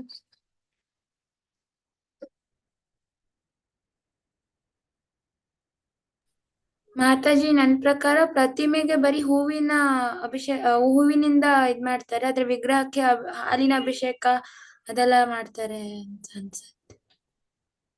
ಇಲ್ಲಿ ಪ್ರತಿಮೆ ಅಂತಂದ್ರೆ ಸ್ಟ್ಯಾಚ್ಯೂ ಅಂತಂದ್ರೆ ಈ ಅಂಬೇಡ್ಕರ್ ಸ್ಟ್ಯಾಚ್ಯೂ ಅಥವಾ ಕೆಂಪೇಗೌಡನ ಸ್ಟ್ಯಾಚ್ಯೂ, ಗೊತ್ತಿಲ್ಲ ಮಾತಾಜಿ. ಮಾತಾಜಿ, ಮತ್ತೆ ಗಾಂಧೀಜಿ ಸ್ಟ್ಯಾಚ್ಯೂ, ಮತ್ತೆ ನೆಹರು ಸ್ಟ್ಯಾಚ್ಯೂ, ಇದೆಲ್ಲ ಅಲ್ಲಿ ಒಂದೊಂದು ಜಾಗದಲ್ಲಿ ಇಟ್ಟಿರ್ತಾರೆ. ಅವರ ಒಂದು ಹುಟ್ಟಿದ ದಿನ ಅಥವಾ ಅವರು ಸತ್ತ ದಿನಗಳಲ್ಲಿ ಆ ಒಂದು ಸ್ಟ್ಯಾಚ್ಯೂಸ್ ಏನಿದೆ ಅದಕ್ಕೆ ನೀರಿನಿಂದ ತೊಳೆದು ಹೂವಿನ ಹಾರವನ್ನ ಹಾಕ್ತಾರೆ. ಒಂದು ದಿನ ಮಾತ್ರ ಅದನ್ನ ಮಾಡ್ತಾರೆ, ಮತ್ತೆ ಮಾರನೇ ದಿವಸದಿಂದ ಅಲ್ಲಿ ಕಾಗೆಗಳು ಕೂರ್ತಾ ಇರ್ತವೆ. ಹಾಗೆ ಪ್ರತಿಮೆ ಅನ್ನುವಂಥದ್ದು. ವಿಗ್ರಹ ಆರಾಧನೆ ಅಂತಂದ್ರೆ ಇದು ಭಗವಂತನ ವಿಗ್ರಹ ಅಂದ್ರೆ ಸ್ಟ್ಯಾಚ್ಯೂ ಅಂತಲ್ಲ, ಡಿಟಿ ಅಂತ ಕರೀತಾರೆ ವಿಗ್ರಹವನ್ನ. ಆ ಒಂದು ವಿಗ್ರಹವನ್ನ ದೇವರ ಕೋಣೆಯಲ್ಲಿಟ್ಟು ಅಲ್ಲಿ ಆ ವಿಗ್ರಹಕ್ಕೆ ಒಂದು ಪ್ರಾಣ ಪ್ರತಿಷ್ಠೆ ಅಂತ ಮಾಡ್ತಾರೆ. ನಂತರ ಭಗವಂತನನ್ನ ಸದಾ ಆ ಒಂದು ವಿಗ್ರಹಕ್ಕೆ ಒಂದು ಸೇವೆಯನ್ನ ಸಲ್ಲಿಸ್ತಾರೆ. ಇದನ್ನ ಇಲ್ಲಿ ವಿಗ್ರಹ ಆರಾಧನೆ ಅಂತ ಹೇಳ್ತಾರೆ. ವಿಗ್ರಹ ಅಂತಂದ್ರೆ ಪ್ರಭುಪಾದರು ಏನಂತ ಹೇಳ್ತಾರೆ ಅಂದ್ರೆ ಭಗವಂತನ ಜೊತೆ ನಮಗೆ ಒಂದು ಸಂಪರ್ಕವನ್ನ ಏರ್ಪಡಿಸುವಂತದ್ದು. ಅಂದ್ರೆ ನಾವು ನೋಡಿದ್ವಿ ನೆನ್ನೆ ವಿಶ್ವರೂಪ ಅನ್ನುವಂಥದ್ದು ಭಗವಂತನ ಒಂದು ಅವತಾರ. ಹಾಗೆ ಈ ವಿಗ್ರಹ ಅನ್ನುವಂಥದ್ದು ಕೂಡ ಅರ್ಚಾ ಅವತಾರ ಅಂತ ಹೇಳ್ತಾರೆ. ಅಂದ್ರೆ ಅವನು ಸೇವೆಗಳನ್ನ ಅವನ ವಿಗ್ರಹದ ಮೂಲಕ ಪಡ್ಕೊಂತಾನೆ. ನಮಗೆ ಆ ಭಗವಂತನನ್ನ ಕಾಣುವಂತಹ ಒಂದು ನಮ್ಮ ಕಣ್ಣುಗಳಿಗೆ ಆ ಶಕ್ತಿ ಅನ್ನೋದಿಲ್ಲ. ಆದ ಕಾರಣ ನಾವು ಆ ಭಗವಂತನನ್ನ ಅವನ ಒಂದು ವಿಗ್ರಹ ರೂಪದಲ್ಲಿ ಕಾಣ್ತೀವಿ. ಆ ರೀತಿ ಅವನು ಆ ಒಂದು ಕರುಣೆಯಿಂದ ಪ್ರೀತಿಯಿಂದ ಆ ಒಂದು ಸೇವೆಯನ್ನ ವಿಗ್ರಹದ ಮೂಲಕ ಪಡ್ಕೊಳ್ತಾನೆ ಅಂತ. ಹೀಗೆ ವಿಗ್ರಹ ಆರಾಧನೆಯನ್ನ ಪ್ರಭುಪಾದರು ಒಂದು ಸಾದೃಶ್ಯ, ಒಂದು ಹೋಲಿಕೆ ಕೊಡ್ತಾರೆ. ಅಂದ್ರೆ ಇತರ ಒಂದು ಪ್ರತಿಮೆಗಳಿಗೂ ವಿಗ್ರಹಕ್ಕೂ ಇರುವ ವ್ಯತ್ಯಾಸ ಏನು ಅಂತಂದ್ರೆ, ಇಲ್ಲಿ ಹಿಂದಿನ ಕಾಲದಲ್ಲಿ ಪೋಸ್ಟ್ ಆಫೀಸ್ಗಳಿತ್ತು, ಮತ್ತೆ ಪೋಸ್ಟ್ ಬಾಕ್ಸಸ್ ಇತ್ತು. ಯಾರಿಗಾದ್ರೂ ಮೆಸೇಜ್ ಕಳಿಸ್ಬೇಕು ಅಂತಂದ್ರೆ ಲೆಟರ್ ಅಲ್ಲಿ ಬರೆದು ಆ ಪೋಸ್ಟ್ ಬಾಕ್ಸ್ ಅಲ್ಲಿ ಹಾಕ್ತಿದ್ರು. ಅಂದ್ರೆ ಒಂದು ರೆಡ್ ಕಲರ್ ಬಾಕ್ಸ್ ಅಲ್ಲಲ್ಲಿಯೇ ಇರ್ತಾ ಇತ್ತು ಒಂದೊಂದು ಜಾಗದಲ್ಲಿ. ಅಲ್ಲಿ ಹೋಗಿ ಆ ಬಾಕ್ಸ್ ಅಲ್ಲಿ ಹಾಕಿದ್ರೆ ಅದು ಸರಿಯಾದ ವ್ಯಕ್ತಿಗೆ ಹೋಗಿ ಸೇರ್ತಿತ್ತು ಆ ಮೆಸೇಜ್ ಅನ್ನುವಂಥದ್ದು. ಹಾಗೆ ಈ ಒಂದು ವಿಗ್ರಹ ಅನ್ನುವಂಥದ್ದು ಅದು ಪೋಸ್ಟ್ ಬಾಕ್ಸ್ ಇದ್ದ ಹಾಗೆ. ನಾವು ಆ ಒಂದು ವಿಗ್ರಹಕ್ಕೆ ಏನು ಆರಾಧನೆಯನ್ನ ಸಲ್ಲಿಸ್ತೀವಿ, ಏನೋ ಒಂದು ಭಕ್ತಿಯನ್ನ ಮಾಡ್ತೀವಿ, ಏನೋ ಒಂದು ಸೇವೆಯನ್ನ ಸಲ್ಲಿಸ್ತೀವಿ, ಅದು ನೇರವಾಗಿ ಭಗವಂತನಿಗೆ ತಲುಪುತ್ತೆ. ಆ ರೀತಿ ಮಾಡ್ದಿರಾ ನಾವು ಯಾವ್ದೋ ಒಂದು ಬಾಕ್ಸ್ ಹೊರಗಡೆ ಎಲ್ಲೋ ಇತ್ತು ಅಂತ ಹೇಳಿ ಆ ಬಾಕ್ಸಿನಲ್ಲಿ ಹೋಗಿ ನಮ್ಮ ಲೆಟರ್ ಅನ್ನ ಹಾಕಿದ್ರೆ ಅದು ಸರಿಯಾದ ವ್ಯಕ್ತಿಯನ್ನ ಹೋಗಿ ಸೇರೋದಿಲ್ಲ. ಅದಕ್ಕೆ ನಾವು ಅಧಿಕೃತವಾದಂತಹ ಪೋಸ್ಟ್ ಆಫೀಸ್ನವ್ರು ಇಟ್ಟಿರುವಂತಹ ಪೋಸ್ಟ್ ಬಾಕ್ಸಸ್ ಅಲ್ಲೇ ಹಾಕ್ಬೇಕು. ಹಾಗೆ ಈ ವಿಗ್ರಹ ಅನ್ನುವಂಥದ್ದು ಅದು ಅಧಿಕೃತವಾದದ್ದು. ಅಂದ್ರೆ ಅದು ನಾ ಹೇಳಿದಾಗೆ ಪ್ರಾಣ ಪ್ರತಿಷ್ಠೆ ಆಗಿರುವಂತಹ ಒಂದು ವಿಗ್ರಹಗಳು. ಅಲ್ಲಿ ನಾವು ಯಾವಾಗ ಆರಾಧನೆಯನ್ನ ಸಲ್ಲಿಸ್ತೀವಿ ಅದು ನೇರವಾಗಿ ಭಗವಂತನಿಗೆ ತಲುಪುತ್ತೆ. ಅವ್ಯಕ್ತವಾದದ್ದು, ಇಂದ್ರಿಯಗಳ ಗ್ರಹಿಕೆಯನ್ನು ಮೀರಿದ್ದು, ಸರ್ವವ್ಯಾಪಿಯು, ಬದಲಾವಣೆ ಇಲ್ಲದ್ದು, ಧ್ರುವವಾದದ್ದು ಮತ್ತು ನಿಶ್ಚಲವಾದದ್ದು. ಇದು ಪರಮಸತ್ಯದ ನಿರಾಕಾರ ಪರಿಕಲ್ಪನೆ. ಇದನ್ನು ಎಲ್ಲಾ ಇಂದ್ರಿಯಗಳನ್ನು ನಿಯಂತ್ರಿಸಿ ಎಲ್ಲಾ ಜೀವಿಗಳ ಹಿತವನ್ನು ಬಯಸುತ್ತಾ ಸಂಪೂರ್ಣವಾಗಿ ಪೂಜಿಸುವವರು ಕಡೆಗೆ ನನ್ನನ್ನು ಸೇರುತ್ತಾರೆ. ಅಂದ್ರೆ ಯಾರು ಭಗವಂತನನ್ನ ಒಂದು ಶಕ್ತಿ ಅಥವಾ ಜ್ಯೋತಿ ಅಂತ ತಿಳಿದು ಆರಾಧನೆ ಮಾಡ್ತಾರೆ ಅವರು ಕೂಡ ಭಗವಂತನನ್ನೇ ಸೇರ್ತಾರೆ. ಆದ್ರೆ ಹಂತವಾಗಿ ಅನೇಕ ಜನ್ಮಗಳನ್ನ ಪಡೆದು ಬಹುನಾಂ ಜನ್ಮ ನಾಮಂತೆ ಜ್ಞಾನವಾನ್ ಮಾಂ ಪ್ರಪದ್ಯತೆ. ಯಾರು ಈ ರೀತಿ ಭಗವಂತನ ಒಂದು ಶಕ್ತಿಯನ್ನ ಆರಾಧನೆ ಮಾಡ್ತಾರೆ ಅವರು ಜ್ಞಾನಿಗಳಾಗಿರ್ತಾರೆ. ಬಹುನಾಂ ಜನ್ಮ ನಾಮಂತೆ ಅಂದ್ರೆ ಅವರು ಅನೇಕ ಜನ್ಮಗಳನ್ನ ಪಡಿತಾರೆ ಭಗವಂತನನ್ನ ಅವನೊಬ್ಬ ವ್ಯಕ್ತಿ ಅನ್ನೋದನ್ನ ತಿಳಿಲಿಕ್ಕೆ. ಆ ಒಂದು ಭಕ್ತಿಯನ್ನ ಮಾಡದಿರ ಭಗವಂತನನ್ನ ಸೇರ್ಲಿಕ್ಕೆ ಸಾಧ್ಯ ಇಲ್ಲ. ಹಾಗೆ ಅವರು ಆ ಭಕ್ತಿ ಮಾರ್ಗಕ್ಕೆ ಬರೋದಕ್ಕೆ ಅನೇಕ ಜನ್ಮಗಳನ್ನ ತಾಳ್ತಾರೆ. ಆದ್ರೆ ಅದು ಯಾವ ರೀತಿ ಇರುತ್ತೆ ಅಂತ ಹೇಳಿ ಹೇಳ್ತಾ ಇದ್ದಾರೆ. ಅಂದ್ರೆ 4 ಯುಗಗಳು ಅಂತ ಇದೆ. ನಾವು ನೋಡಿದೀವಿ ಒಂದು 4ನೇ ಅಧ್ಯಾಯದಲ್ಲಿ. ಯಾವ್ದೆಲ್ಲ 4 ಯುಗಗಳು ಹರೇ ಕೃಷ್ಣ ಹೇಳ್ತೀರಾ? ಸತ್ಯಯುಗ, ತ್ರೇತಾಯುಗ, ದ್ವಾಪರ ಯುಗ ಮತ್ತು ಕಲಿಯುಗ. ಈ 4 ಯುಗಗಳು ಇದೆ. 4 ಯುಗಗಳು ನಾವು ನೋಡಿದೀವಿ. ಅವಧಿ ಅನ್ನುವಂಥದ್ದು ಅದು ಒಂದು ಕಾಲ ಎಷ್ಟಿರುತ್ತೆ ಅಂತಂದ್ರೆ 4,32,000 ಕಲಿಯುಗ, ಅದಕ್ಕೆ 2 ಪಟ್ಟು ದ್ವಾಪರ ಯುಗ, ಅದಕ್ಕೆ 3 ಪಟ್ಟು ತ್ರೇತಾಯುಗ, ಅದಕ್ಕೆ 4 ಪಟ್ಟು ಸತ್ಯಯುಗ. ಅಂದ್ರೆ ಆ ಆಗ ಜನರ ಒಂದು ಆಯಸ್ಸು ಕೂಡ ಅದಕ್ಕೆ ತಕ್ಕ ಹಾಗೆ ಇತ್ತು. ಅಂದ್ರೆ ದ್ವಾಪರ ಯುಗದಲ್ಲಿ ಆ ಈಗ ಕಲಿಯುಗದ ಜನರ ಆಯಸ್ಸು ಎಷ್ಟು ಅಂತ ಹೇಳ್ತಾರೆ ಹರೇ ಕೃಷ್ಣ? ಪೂರ್ಣ ಆಯಸ್ಸು ಅಂದ್ರೆ ಎಷ್ಟು ವರ್ಷ ಇರ್ತಾರೆ? 100 ವರ್ಷ. 100 ವರ್ಷ ಇರ್ತಾರೆ. ಅದೇ ರೀತಿ ದ್ವಾಪರ ಯುಗದಲ್ಲಿ ಪೂರ್ಣ ಆಯಸ್ಸು ಅಂತಂದ್ರೆ ಅವರು 1000 ವರ್ಷ ಇರ್ತಿದ್ರು. ಅದೇ ರೀತಿ ತ್ರೇತಾಯುಗದಲ್ಲಿ ಅವರ ಒಂದು ಪೂರ್ಣ ಆಯಸ್ಸು ಅಂತಂದ್ರೆ ಅವರು 10,000 ವರ್ಷಗಳು ಬದುಕಿರ್ತಿದ್ರು. ನಂತರ ಸತ್ಯಯುಗದಲ್ಲಿ ಆ ಕಾಲದಲ್ಲಿ ಒಬ್ಬ ವ್ಯಕ್ತಿ 1,00,000 ವರ್ಷ ಬದುಕಿರ್ತಾ ಇದ್ದ. ಅಂದ್ರೆ ಸತ್ಯಯುಗದಲ್ಲಿ ಹರೇ ಕೃಷ್ಣ ನಿಮ್ಗೆ ಗೊತ್ತಿರುತ್ತೆ, ವಾಲ್ಮೀಕಿ ಅಂದ್ರೆ ಗೊತ್ತಲ್ವಾ? ಯಾರು ವಾಲ್ಮೀಕಿ? ರಾಮಾಯಣ. ಮಾತಾಜಿ ರಾಮಾಯಣ ಬರ್ದಿರೋರು. ರಾಮಾಯಣವನ್ನ ಬರೆದವರು ವಾಲ್ಮೀಕಿ. ವಾಲ್ಮೀಕಿ ಅವರ ಮೊದಲ ಹೆಸರು ರತ್ನಾಕರ ಆಗಿರುತ್ತೆ. ಅವ್ರು ರತ್ನಾಕರ ಅವರು ಒಬ್ಬ ಏನು ಬೇಟೆಗಾರ ಆಗಿರ್ತಾರೆ. ಬೇಡ ಆಗಿರ್ತಾರೆ. ಮತ್ತೆ ಆ ಒಂದು ಹಾದಿಯಲ್ಲಿ ಬರೋರು ಹೋಗೋರ್ನೆಲ್ಲ ಅವರು ದರೋಡೆ ಮಾಡ್ತಾ ಇರ್ತಾರೆ. ಅವ್ರ ಹತ್ರ ಏನೆಲ್ಲ ಇದೆ ವಸ್ತುಗಳನ್ನ ಅವರಿಂದ ಕಸಿದ್ಕೊಂಡು ಅವರಿಗೆ ಕೊಲ್ಲುವಂತ ಕೆಲಸವನ್ನು ಮಾಡ್ತಾ ಇರ್ತಾರೆ. ಒಂದ್ಸತಿ ಏನಾಗುತ್ತೆ, ಆ ಕಾಡಿನಲ್ಲಿ ಹೋಗ್ತಿರ್ಬೇಕಾದ್ರೆ ನಾರದರು ಅವರ ಎದುರುಗಡೆ ಬರ್ತಾರೆ. ಅವರ ಜೊತೆನಲ್ಲೂ ಅವರು ಅದೇ ರೀತಿ ಮಾಡ್ತಾರೆ. ನಿನ್ನ ಹತ್ರ ಏನೆಲ್ಲ ಅಮೂಲ್ಯವಾದಿದೆ ನಮಗೆ ಕೊಟ್ಬಿಟ್ಟು ನಿನ್ನ ಓಡಿ ಹೋಗಿಲ್ಲ ಅಂದ್ರೆ ನಿನ್ನ ಕೊಲ್ತೀನಿ ಅಂತ ಹೇಳ್ತಾರೆ.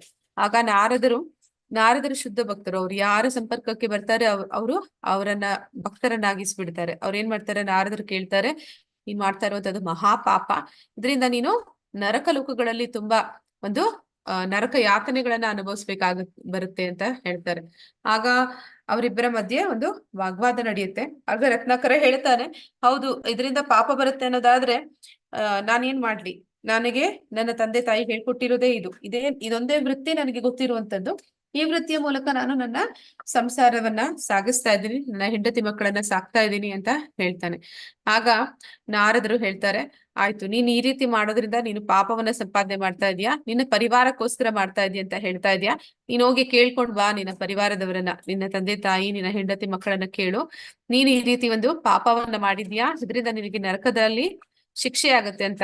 ಈಗ ಅವರು ನಿನ್ನ ಒಂದು ಏನು ಹಣ ಸಂಪಾದನೆ ಮಾಡಿ ನೀನು ಅವರನ್ನ ಸಾಕ್ತಾ ಇದೀಯಾ, ಅದನ್ನ ಅವರು ಹಂಚ್ಕೋತಾ ಇದ್ದಾರೆ. ಹಾಗಾದ್ರೆ ನಿನ್ನ ಪಾಪವನ್ನು ಕೂಡ ಅವರು ಹಂಚ್ಕೊಂತಾರ ಕೇಳು ಅಂತ ಹೇಳ್ತಾರೆ. ಅದಕ್ಕೆ ಅವ್ರು ಹೇಳ್ತಾರೆ, ಹೆಂಡತಿ ಮಕ್ಕಳು ಅವರೆಲ್ಲರೂ ಕೂಡ ಏನಂತ ಹೇಳ್ತಾರೆ, ನೀನು ನಮ್ಮನ್ನ ಸಾಕ್ಬೇಕಾಗಿರುವಂತದ್ದು ನಿನ್ನ ಜವಾಬ್ದಾರಿ. ಆದ್ರೆ ಆ ಜವಾಬ್ದಾರಿಯನ್ನ ನಿರ್ವಹಣೆ ಮಾಡೋದ್ರಲ್ಲಿ ನೀನ್ ಏನ್ ಪಾಪವನ್ನ ಮಾಡ್ತಾ ಇದೀಯಾ ಅದಕ್ಕೂ ನಮಗೂ ಸಂಬಂಧ ಇಲ್ಲ ಅಂತ ಹೇಳ್ತಾರೆ. ಆಗ ಅವನು ಹೋಗಿ ಪಶ್ಚಾತ್ತಾಪ ಪಡ್ತಾನೆ, ಮತ್ತೆ ಹೇಳ್ತಾನೆ ನಾರದರಿಗೆ ಈ ರೀತಿ ಒಂದು ಪ್ರತಿಕ್ರಿಯೆ ಕೊಟ್ಟಿದ್ದಾರೆ ಅಂದಾಗ ಅವನು ಎಲ್ಲವನ್ನು ಬಿಟ್ಟು ಹೋಗಿ ತಪಸ್ಸನ್ನ ಮಾಡ್ತಾನೆ. ಅಂದ್ರೆ ಅವನು ಏನಂತ ಹೇಳ್ತಾನೆ ಅಂದ್ರೆ, ನಾನು ಈ ಪಾಪಗಳಿಂದ ಹೊರಗಡೆ ಬರ್ಬೇಕು, ಇಲ್ಲಿವರೆಗೂ ತುಂಬಾ ಪಾಪವನ್ನ ಗಳಿಸಿದ್ದೀನಿ, ಈಗ ಆ ಪಾಪವನ್ನ ನಾಶ ಮಾಡ್ಬೇಕು, ಏನ್ ಮಾಡ್ಬೇಕು ಅಂತ. ಅದಕ್ಕೆ ನಾರದರು ಹೇಳ್ತಾರೆ, ಭಗವಂತನ ನಾಮಸ್ಮರಣೆ ಮಾಡು ಅಂತ. ಅವನು ನಾರದರು ಹೇಳ್ತಾರೆ, ರಾಮ ಅಂತ ಕರಿ ಅಂತ. ಅವ್ರಿಗೇನ್ ರಾಮ ಬರೋದಿಲ್ಲ, ಅಂದ್ರೆ ಮಹಾಪಾಪಿಗಳ ಬಾಯಲ್ಲಿ ಭಗವಂತನ ಹೆಸರು ಬರೋದಿಲ್ಲ ಅಂತ ಹೇಳ್ತಾರೆ. ಹಾಗೆ ಅವ್ರು ಏನ್ ಮಾಡ್ತಾರೆ, ರಾಮ ಅನ್ನೋದಕ್ ಬರೋದಿಲ್ಲ. ಆದ್ರೆ ಅವರು ಮರ ಅಂತಾರೆ. ಮರ ಅಂದ್ರೆ ಹಿಂದಿನಲ್ಲಿ ಸತ್ತ ಅಂತ. ಅವನು ಎಲ್ಲ ಬೇಡ ಅಲ್ವಾ, ಎಲ್ಲರನ್ನು ಸಾಯಿಸಿರ್ತಾನೆ. ಆ ಕಡೆ ಒಂದು ಅದೊಂದು ಪ್ರಾಣಿಗಳು ಅಥವಾ ಇನ್ಯಾರನ್ನು ಅವ್ನು ಸಾಯಿಸಿದ್ದಾನೆ, ಅವ್ರು ಮರ ಇವ್ರು ಮರ ಅಂತ. ಹಾಗೆ ಅವನು ಹೇಳಕ್ ಪ್ರಾರಂಭ ಮಾಡ್ತಾನೆ, ಆ ಮರ ಅಂತ ಹೇಳ್ತಾ ನಾರದ್ರು ಸರಿ ಅದನ್ನೇ ಮುಂದುವರಿಸು ಅಂತ ಹೇಳ್ತಾರೆ. ಅವ್ರು ಹೇಳ್ತಾ ಆ ಮರ ಹೋಗಿ ರಾಮ ಆಗುತ್ತೆ. ಕೊನೆಗೆ ಅವ್ರು ಎಷ್ಟು ವರ್ಷ ತಪಸ್ ಮಾಡ್ತಾರೆ ಅಂದ್ರೆ 60,000 ವರ್ಷ ತಪಸ್ಸನ್ನ ಮಾಡ್ತಾರೆ. ಅಂದ್ರೆ ಈ ಒಂದು 60,000 ವರ್ಷ ತಪಸ್ಸು ಮಾಡಿದ ನಂತರ ಅವರ ಸುತ್ತ ಒಂದು ಹುತ್ತ ಬೆಳೆಯುತ್ತೆ. ಅದನ್ನ ಆ ವಲ್ಮಿ ಅಂತ ಕರೀತಾರೆ ಹುತ್ತವನ್ನ. ಅವ್ರು ಅದನ್ನ ಭೇದಿಸಿ ಎದ್ದು ಬರ್ತಾರೆ, ಅದ ಕಾರಣ ಅವ್ರನ್ನ ವಾಲ್ಮೀಕಿ ಅಂತ ಕರೀತಾರೆ. ಅಂದ್ರೆ ಅವರು 60,000 ತಪಸ್ಸನ್ನ ಅಂದ್ರೆ ವರ್ಷಗಳ ಕಾಲ ತಪಸ್ಸನ್ನ ಮಾಡಿದ ಮೇಲೆ ಅವರು ಭಗವಂತನ ನಾಮಸ್ಮರಣೆ ಮಾಡಿದ ಕಾರಣ ಅವರಲ್ಲಿದ್ದಂತ ಎಲ್ಲಾ ಪಾಪಗಳು ನಾಶವಾಗಿ ಅವರು ಮಹರ್ಷಿಗಳಾಗ್ತಾರೆ, ವಾಲ್ಮೀಕಿ ಮಹರ್ಷಿಗಳಾಗ್ತಾರೆ. ನಂತರ ರಾಮಾಯಣವನ್ನ ರಚನೆ ಮಾಡ್ತಾರೆ. ಅಂದ್ರೆ ನಾನು ಇಲ್ಲಿ ಅದನ್ನ ಹೇಳಿದ ಉದ್ದೇಶ ಏನು ಅಂತಂದ್ರೆ, ಪ್ರತಿಯೊಂದು ಯುಗಕ್ಕೂ ಅದರದೇ ಆದಂತಹ ಒಂದು ಯುಗ ಧರ್ಮ ಅಂತ ಕರೀತಾರೆ. ಯುಗ ಧರ್ಮ ಅಂದ್ರೆ ಭಗವಂತನ ಸಾಕ್ಷಾತ್ಕರಿಸ್ಕೊಳ್ಬೇಕು ಅಂದ್ರೆ ಆಯಾ ಯುಗದಲ್ಲಿ ನಾವು ಏನನ್ನ ಮಾಡ್ಬೇಕು ಅಂತ. ಸತ್ಯಯುಗಕ್ಕೆ ಹೇಳಿದ್ದಂಥದ್ದು ತಪಸ್ಸನ್ನ ಮಾಡುವಂಥದ್ದು. ತಪಸ್ಸನ್ನ ಮಾಡುವ ಮೂಲಕ ಅವರು ಭಗವಂತನ ಸಾಕ್ಷಾತ್ಕರಿಸ್ಕೊಳ್ತಾ ಇದ್ರು. ನಂತರ ತ್ರೇತಾಯುಗದಲ್ಲಿ ಅವರು ಯಾಗ ಯಜ್ಞಗಳನ್ನ ಆಚರಣೆ ಮಾಡುವ ಮೂಲಕ ಭಗವಂತನನ್ನ ತೃಪ್ತಿಪಡಿಸ್ತಾ ಇದ್ರು. ನಂತರ ದ್ವಾಪರ ಯುಗದಲ್ಲಿ ಅರ್ಚನೆ, ಭಗವಂತನಿಗೆ ನಿರಂತರವಾಗಿ ಪೂಜೆ ಅರ್ಚನೆಗಳನ್ನ ಮಾಡುವ ಮೂಲಕ ಅವರು ಭಗವಂತನನ್ನ ತೃಪ್ತಿಪಡಿಸ್ತಿದ್ರು. ಕಲಿಯುಗಕ್ಕೆ ಹೇಳಿರುವಂತದ್ದು ಸಂಕೀರ್ತನ ಯಜ್ಞ. ನಾವು ಕಲಿಯುಗದಲ್ಲಿ ಇರುವಂತ ಕಾರಣ ನಮಗೆ ಅಷ್ಟೊಂದು ಆಯಸ್ಸು ಇಲ್ಲ. 60,000 ವರ್ಷ ವಾಲ್ಮೀಕಿಯವರು ಬದುಕಿದ್ರು, ಆದ ಕಾರಣ ಅವ್ರು ತಪಸ್ಸನ್ನ ಮಾಡಕ್ಕಾಯ್ತು. ಆದ್ರೆ ನಾವ್ ಆ ರೀತಿ ಅಷ್ಟೊಂದು ಆಯಸ್ಸು ನಮ್ಮಲ್ಲಿ ಇಲ್ಲ. ಆದ ಕಾರಣ ನಾವು ಅದನ್ನ ಕಂಟಿನ್ಯೂಸ್ ಆಗಿ ನಾವು ಧ್ಯಾನ ಮಾಡ್ತೀವಿ. ಭಗವಂತನನ್ನ ಕುರಿತು, ಆ ಒಂದು ಜ್ಯೋತಿಯನ್ನ ಕುರಿತು ಅಥವಾ ಬೆಳಕನ ಕುರಿತು ನಾವು ತಪಸ್ಸನ್ನ ಮಾಡ್ತೀವಿ ಅಂತಂದ್ರೆ ಅದು ಶ್ರಮ ಏವ ಈ ಕೇವಲಂ ಅಂತಾರೆ. ಅಂದ್ರೆ ನಾವು ಅದು ಮಾಡ್ತಿರುವಂತದ್ದು ಒಂದು ಶ್ರಮ ಅಷ್ಟೇ. ಅದರಿಂದ ನಮ್ಗೆ ಏನು ಸರಿಯಾದ ಫಲ ಸಿಗುವುದಿಲ್ಲ. ಯಾಕಂದ್ರೆ ಕಲಿಯುಗಕ್ಕೆ ಸುಲಭವಾದ ಮಾರ್ಗ ಹೇಳಿದ್ದಾರೆ, ಭಗವಂತನ ನಾಮಸ್ಮರಣೆ ಮಾಡ್ಬೇಕು ಅಂತ. ಹಾಗಿರ್ಬೇಕಾದ್ರೆ ನಾವು ತಪಸ್ಸು ಮಾಡುವಂತದ್ದು, ಕಾಡಿಗೆ ಹೋಗುವಂತದ್ದು, ಇದೆಲ್ಲವೂ ಕೂಡ ಸುಲಭ ಸಾಧ್ಯ ಅಲ್ಲ. ಅಂದ್ರೆ ನಾವು ನಿರಾಕಾರವಾದಿಗಳಾಗಿ ಭಗವಂತನ ಆರಾಧನೆ ಮಾಡ್ಬೇಕು ಅಂತಂದ್ರೆ ನಮಗೆ ಹೆದರಿಕೆ ಅನ್ನೋದಿರಬಾರ್ದು. ಕಾಡಿಗೆ ಹೋಗಿ ತಪಸ್ ಮಾಡ್ತೀವಿ ಅಂತಂದ್ರೆ ಅಲ್ಲಿ ನಾವು ಹೆದರ್ಕೊಂಡ್ ಕುತ್ಕೊಂಡ್ರೆ ತಪಸ್ ಮಾಡಕ್ ಆಗಲ್ಲ. ಅಷ್ಟಾಂಗ ಯೋಗ 6ನೇ ಅಧ್ಯಾಯದಲ್ಲಿ ನೀವು ನೋಡಿರ್ತೀರಿ ಯಾವ ರೀತಿ ಒಂದು ತಪಸ್ಸು ಧ್ಯಾನ ಮಾಡುವಂತದ್ದು ಅಂತ. ಅಂದ್ರೆ ನಾವು ಕಾಡಿನಲ್ಲಿ ನಿರ್ಭಯದಿಂದ ಇರಬೇಕು. ನಂತರ ಅಲ್ಲಿ ನಮ್ಮ ಇಂದ್ರಿಯಗಳನ್ನ, ಮನಸ್ಸನ್ನ ನಿಯಂತ್ರಣ ಮಾಡ್ಬೇಕು. ನಂತರ ಆ ಒಂದು ಮನಸ್ಸಿನ ನಿಯಂತ್ರಣ, ಏಕಾಗ್ರತೆ ತರ್ಲಿಕ್ಕೆ ನಾವು ಉಸಿರಿನ ಮೇಲೆ ನಿಯಂತ್ರಣವನ್ನ ಸಾಧಿಸ್ಬೇಕು. ನಂತರ ನಾವು ಎಲ್ಲ ಒಂದು ಇಂದ್ರಿಯ ವಸ್ತುಗಳಿಂದ ಮನಸ್ಸನ್ನ ಹಿಂದಕ್ಕೆ ಸೆಳೆದುಕೊಳ್ಬೇಕು. ಅದು ಧ್ಯಾನ, ಧಾರಣ, ಪ್ರತ್ಯಾಹಾರ ಇವೆಲ್ಲವೂ ಕೂಡ ಅದರಲ್ಲಿ ಬರುವಂತಹ ಹಂತಗಳು, ಆಸನಗಳು ಕೂಡ ಬರುತ್ತೆ. ಇದೆಲ್ಲವನ್ನು ಕೂಡ ಮಾಡಿದ್ರೆ ಆಗ ನಾವು ಒಂದು ತಪಸ್ಸನ್ನ ಮಾಡ್ಲಿಕ್ಕೆ ಸಾಧ್ಯ. ಅದಕ್ಕೆ ಅನೇಕ ವರ್ಷಗಳು ಕೂಡ ಹಿಡಿಯುತ್ತೆ.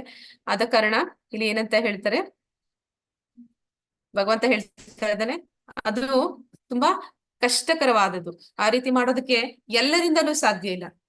ಅದೇ ಸದೃಢವಾಗಿರುವಂತವ್ರು, ಗಂಡಸರು ಬೇಕಿರೋದನ್ನ ಮಾಡೋದಕ್ ಸಾಧ್ಯ ಆಗ್ಬೋದೇನೋ. ಆದ್ರೆ ಹೆಂಗಸರು ಒಂಟಿಯಾಗಿ ಹೋಗಿ ಇದನ್ನ ಮಾಡೋದು, ಕಾಡಿನಲ್ಲಿ ಕೂತು ಇದನ್ನ ತಪಸ್ಸನ್ನ ಮಾಡುವಂತದ್ದು, ಅಥವಾ ವಯಸ್ಸಾದವರು ಅಥವಾ ಮಕ್ಕಳು, ಅವರು ಇದನ್ನ ಮಾಡೋದಕ್ಕೆ ಕಷ್ಟ ಸಾಧ್ಯವಾಗುತ್ತೆ. ಆದ ಕಾರಣ ಇಲ್ಲಿ ಎಲ್ಲರೂ ಕೂಡ ಸುಲಭವಾಗಿ ಮಾಡುವಂತದ್ದು ಭಕ್ತಿ ಸೇವೆ. ಒಂದು ಪುಟ್ಟ ಮಗು ಕೂಡ ಭಗವಂತನ ಸಂಕೀರ್ತನೆಯಲ್ಲಿ ಪಾಲ್ಗೊಳ್ಬಹುದು. ಸಂಕೀರ್ತನೆ ಮಾಡುವಾಗ, ಭಜಿಸುವಾಗ, ನರ್ತಿಸುವಾಗ ಆ ಮಗು ಕೂಡ ಎಲ್ಲರ ಜೊತೆ ಸೇರಿ ಚಪ್ಪಾಳೆನ ತಟ್ಟುತ್ತಾ ಅದು ಕೂಡ ತನಗೆ ಬಂದ ಹಾಗೆ ಭಗವಂತನ ನಾಮಸ್ಮರಣೆಯನ್ನ ಮಾಡಬಹುದು. ಒಂದು ವಯಸ್ಸಾದವರು ಕೂಡ ಭಗವಂತನ ಒಂದು ಜಪವನ್ನ ಮಾಡಬಹುದು. ಅದಕ್ಕಾಗಿ ಅವರು ಕಾಡಿಗೆ ಹೋಗ್ಬೇಕಾಗಿ ಬರೋದಿಲ್ಲ. ಅದರಿಂದ ಭಗವಂತನ ಒಂದು ಸಾಕಾರ ರೂಪದಲ್ಲಿ ಅವನ ಭಕ್ತಿ ಸೇವೆ ಮಾಡುವಂತದ್ದು ಸುಲಭ ಸಾಧ್ಯವಾದದ್ದು. ಒಂದು ಪುಟ್ಟ ಮಗುಗೆ ನಾವು ಹೇಳ್ಬೋದು, ಭಗವಂತನಿಗೆ ಹೂವನ್ನ ಅರ್ಪಿಸು, ಭಗವಂತನಿಗೆ ನೈವೇದ್ಯವನ್ನ ಅರ್ಪಿಸು ಅಂತ. ಯಾರು ಬೇಕಾದ್ರೂ ಅದನ್ನ ಸುಲಭವಾಗಿ ಮಾಡ್ಲಿಕ್ಕೆ ಸಾಧ್ಯ ಇದೆ. ಆದ್ರೆ ಈ ಒಂದು ಭಗವಂತನ ಒಂದು ನಿರಾಕಾರ ಕಲ್ಪನೆ, ಅವನನ್ನ ಕುರಿತಾಗಿ ಮಾಡುವಂತಹ ಒಂದು ಧ್ಯಾನ, ತಪಸ್ಸು ಏನಿದೆ ಅದು ನಿಜವಾಗ್ಲೂ ಕೂಡ ಕಷ್ಟ ಸಾಧ್ಯವಾದದ್ದು. ಕ್ಲೇಶೋ ಅಧಿಕತರಸ್ತೇಷಾಂ ಅವ್ಯಕ್ತಾಸಕ್ತ ಚೇತಸಾಂ ಅವ್ಯಕ್ತಾ ಹಿ ಗತಿರ್ ದುಃಖಂ ದೇಹಾವದ್ಭಿರ್ ಅವ್ಯಾಪ್ಯತೆ. ಪರಮಪ್ರಭುವಿನ ಅವ್ಯಕ್ತವಾದ ಮತ್ತು ನಿರಾಕಾರವಾದ ರೂಪವನ್ನು ಪ್ರೀತಿಸುವ ಮನಸ್ಸಿನವರಿಗೆ ಪ್ರಗತಿಯು ತುಂಬಾ ಕ್ಲೇಶಕರವಾದದ್ದು. ಆ ಶಿಸ್ತಿನಲ್ಲಿ ಮುಂದುವರಿಯುವುದು ದೇಹಧಾರಿಗಳಿಗೆ ಬಹು ಕಷ್ಟ. ಅಂದ್ರೆ ನಮಗೆ ದೇಹ ಇದೆ, ನಾವು ವ್ಯಕ್ತಿ ರೂಪದಲ್ಲಿ ಇರೋದ್ರಿಂದ ಇನ್ನೊಂದು ವ್ಯಕ್ತಿಯ ಜೊತೆ ಒಂದು ಸ್ನೇಹ, ಒಂದು ಸಂಬಂಧವನ್ನು ಬೆಳೆಸೋದು ಸುಲಭ ಆಗುತ್ತೆ. ಆ ರೀತಿ ಇಲ್ಲದೆ ಒಂದು ಬೆಳಕನ್ನ ಅಥವಾ ಒಂದು ಶಕ್ತಿಯನ್ನ ನಾವು ಆರಾಧನೆ ಮಾಡ್ತೀವಿ, ಅದನ್ನ ಪ್ರೀತಿಸ್ತೀವಿ ಅನ್ನುವಂಥದ್ದು ಅದು ಅಷ್ಟು ಸುಲಭವಾದ್ದು ಅಲ್ಲ.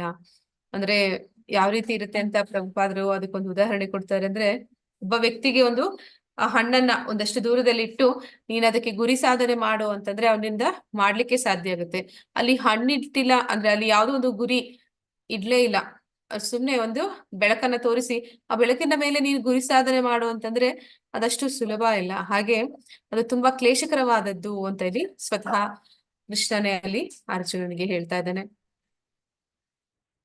ಏತು ಸರ್ವಾಣಿ ಕರ್ಮಾಣಿ ಮಯಿ ಸನ್ಯಸ್ಯ ಮತ್ಪರಃ ಅನನ್ಯೇನೈವ ಯೋಗೇನ ಮಾಂ ಧ್ಯಾಯಂತ ಉಪಾಸತೆ ತೇಷಾಂ ಅಹಂ ಸಮುದ್ಧಾರ್ಥಂ ಮೃತ್ಯು ಸಂಸಾರ ಸಾಗರಾತ್ ಭವಾಮಿ ನಾಚಿರಾತ್ ಪಾರ್ಥ ಮಯ್ಯಾವೇಶಿತ ಚೇತಸಾಂ. ಪಾರ್ಥ, ತಮ್ಮ ಎಲ್ಲ ಕರ್ಮಗಳನ್ನು ನನಗೆ ಅರ್ಪಿಸಿ ನಿಶ್ಚಲವಾಗಿ ನನ್ನಲ್ಲಿ ಭಕ್ತಿ ಇಟ್ಟು ಭಕ್ತಿ ಸೇವೆಯಲ್ಲಿ ನಿರತರಾಗಿ ಸದಾ ನನ್ನನ್ನೇ ಧ್ಯಾನಿಸುತ್ತಾ ನನ್ನಲ್ಲೇ ಮನಸ್ಸನ್ನು ನಿಲ್ಲಿಸಿ ನನ್ನನ್ನು ಪೂಜಿಸುವವರನ್ನು ನಾನು ಹುಟ್ಟು ಸಾವುಗಳ ಸಂಸಾರ ಸಾಗರದಿಂದ ಶೀಘ್ರವಾಗಿ ಉದ್ಧಾರ ಮಾಡುತ್ತೇನೆ. ಇಲ್ಲಿ ಭಗವಂತ ಹೇಳ್ತಾ ಇರುವಂತ ಮಾತುಗಳು ಏನಂತ ಹೇಳ್ತಾ ಇದ್ದಾನೆ, ಎಲ್ಲಾ ಕೆಲಸ ಕರ್ಮಗಳನ್ನ ಭಗವಂತನಿಗೆ ಅರ್ಪಿಸುವಂತದ್ದು. ಅಂದ್ರೆ ನಾವು ಏನೇ ಒಂದು ಕೆಲಸವನ್ನ ಮಾಡಿದ್ರು ಕೂಡ ಭಗವಂತನಿಗಾಗಿ ಮಾಡುವಂತದ್ದು. ಹೇಗೆ ಭಗವಂತನಿಗಾಗಿ ಕೆಲಸ ಮಾಡುವಂತದ್ದು? ನಾವೀಗ ಆ ನಮ್ಮ ಒಂದು ದೇಹ ಪೋಷಣೆಗೆ ನಾವು ಏನಾದ್ರೂ ಒಂದು ಹಣವನ್ನ ಗಳಿಸ್ಬೇಕು. ಅದಕ್ಕಾಗಿ ಎಲ್ಲಾದ್ರೂ ಒಂದು ಕೆಲಸವನ್ನು ಮಾಡ್ತೀವಿ. ಆ ಕೆಲಸವನ್ನು ಮಾಡಿದ ಫಲ ಏನ್ ನಮಗೆ ಬರುತ್ತೆ ಅದರಲ್ಲಿ ಒಂದು ಭಾಗವನ್ನ ಭಗವಂತನಿಗೆ ನೀಡುವಂತದ್ದು. ಆ ರೀತಿ ಮಾಡೋದ್ರಿಂದ ನಾವು ಮಾಡ್ತಾ ಇರುವ ಕೆಲಸ ಭಗವಂತನಿಗಾಗಿ ಅನ್ನುವ ರೀತಿ ಆ ಕರ್ಮಗಳು ಭಗವಂತನಿಗಾಗಿ ಅಂತ ಮಾಡ್ತೀವಿ. ನಂತರ ನಿಶ್ಚಲವಾಗಿ ನನ್ನಲ್ಲಿ ಭಕ್ತಿ ಇಟ್ಟು ಭಗವಂತನಲ್ಲಿ ದೃಢ ನಂಬಿಕೆಯನ್ನ ಇಟ್ಕೊಂಡು ಭಗವಂತನಲ್ಲಿ ಆ ಪ್ರೀತಿಯನ್ನ ಇಟ್ಕೊಂಡು ಭಕ್ತಿ ಸೇವೆಯಲ್ಲಿ ನಿರತರಾಗಿ ಸದಾ ನನ್ನನ್ನ ಧ್ಯಾನಿಸುತ್ತಾ, ಅಂದ್ರೆ ಸದಾ ಭಗವಂತನ ಬಗ್ಗೆ ಧ್ಯಾನಿಸುವಂತದ್ದು. ನಾವು ಏನಾದ್ರೂ ಆಹಾರ ಪ್ರತಿದಿನ ನಾವು ಊಟ ಮಾಡ್ತೀವಿ, ಆ ಏನ್ ಅಡಿಗೆ ಮಾಡ್ತೀವಿ ಅದಕ್ಕೆ ಈರುಳ್ಳಿ ಬೆಳ್ಳುಳ್ಳಿ ಬಳಸ್ತೀರಾ, ಅದನ್ನ ಭಗವಂತನಿಗೆ ನೈವೇದ್ಯ ಮಾಡಿ, ಮೊದಲು ಭಗವಂತನಿಗೆ ನೈವೇದ್ಯ ಮಾಡಿ ರುಚಿ ನೋಡಿದಿರಾ ಅಡಿಗೆ ಮಾಡಬೇಕು. ನಂತರ ಅದನ್ನ ಭಗವಂತನಿಗೆ ಅರ್ಪಿಸ್ಬೇಕು. ಭಗವಂತ ಅದನ್ನ ಸ್ವೀಕಾರ ಮಾಡಿದ ಮೇಲೆ ಅದನ್ನ ನಾವು ಸೇವನೆ ಮಾಡುವಂಥದ್ದು. ಇದೆಲ್ಲವೂ ಕೂಡ ನಿರಂತರವಾಗಿ ಭಗವಂತನನ್ನ ಧ್ಯಾನಿಸುವಂಥದ್ದು. ಅಂದ್ರೆ ಅವನಿಗೋಸ್ಕರ ಮಾಡುವಂಥದ್ದು ಪ್ರತಿಯೊಂದನ್ನು. ನನ್ನಲ್ಲೇ ಮನಸ್ಸನ್ನು ನಿಲ್ಲಿಸಿ, ಅಂದ್ರೆ ಏನಾದ್ರೂ ನಾವು ಒಂದು ಕೆಲಸವನ್ನ ಮಾಡ್ಬೇಕಂದ್ರೂ ಕೂಡ ಭಗವಂತನನ್ನ ನೆನೆಸುವಂಥದ್ದು, ಮತ್ತೆ ಅವನನ್ನ ಪೂಜಿಸುವಂಥದ್ದು.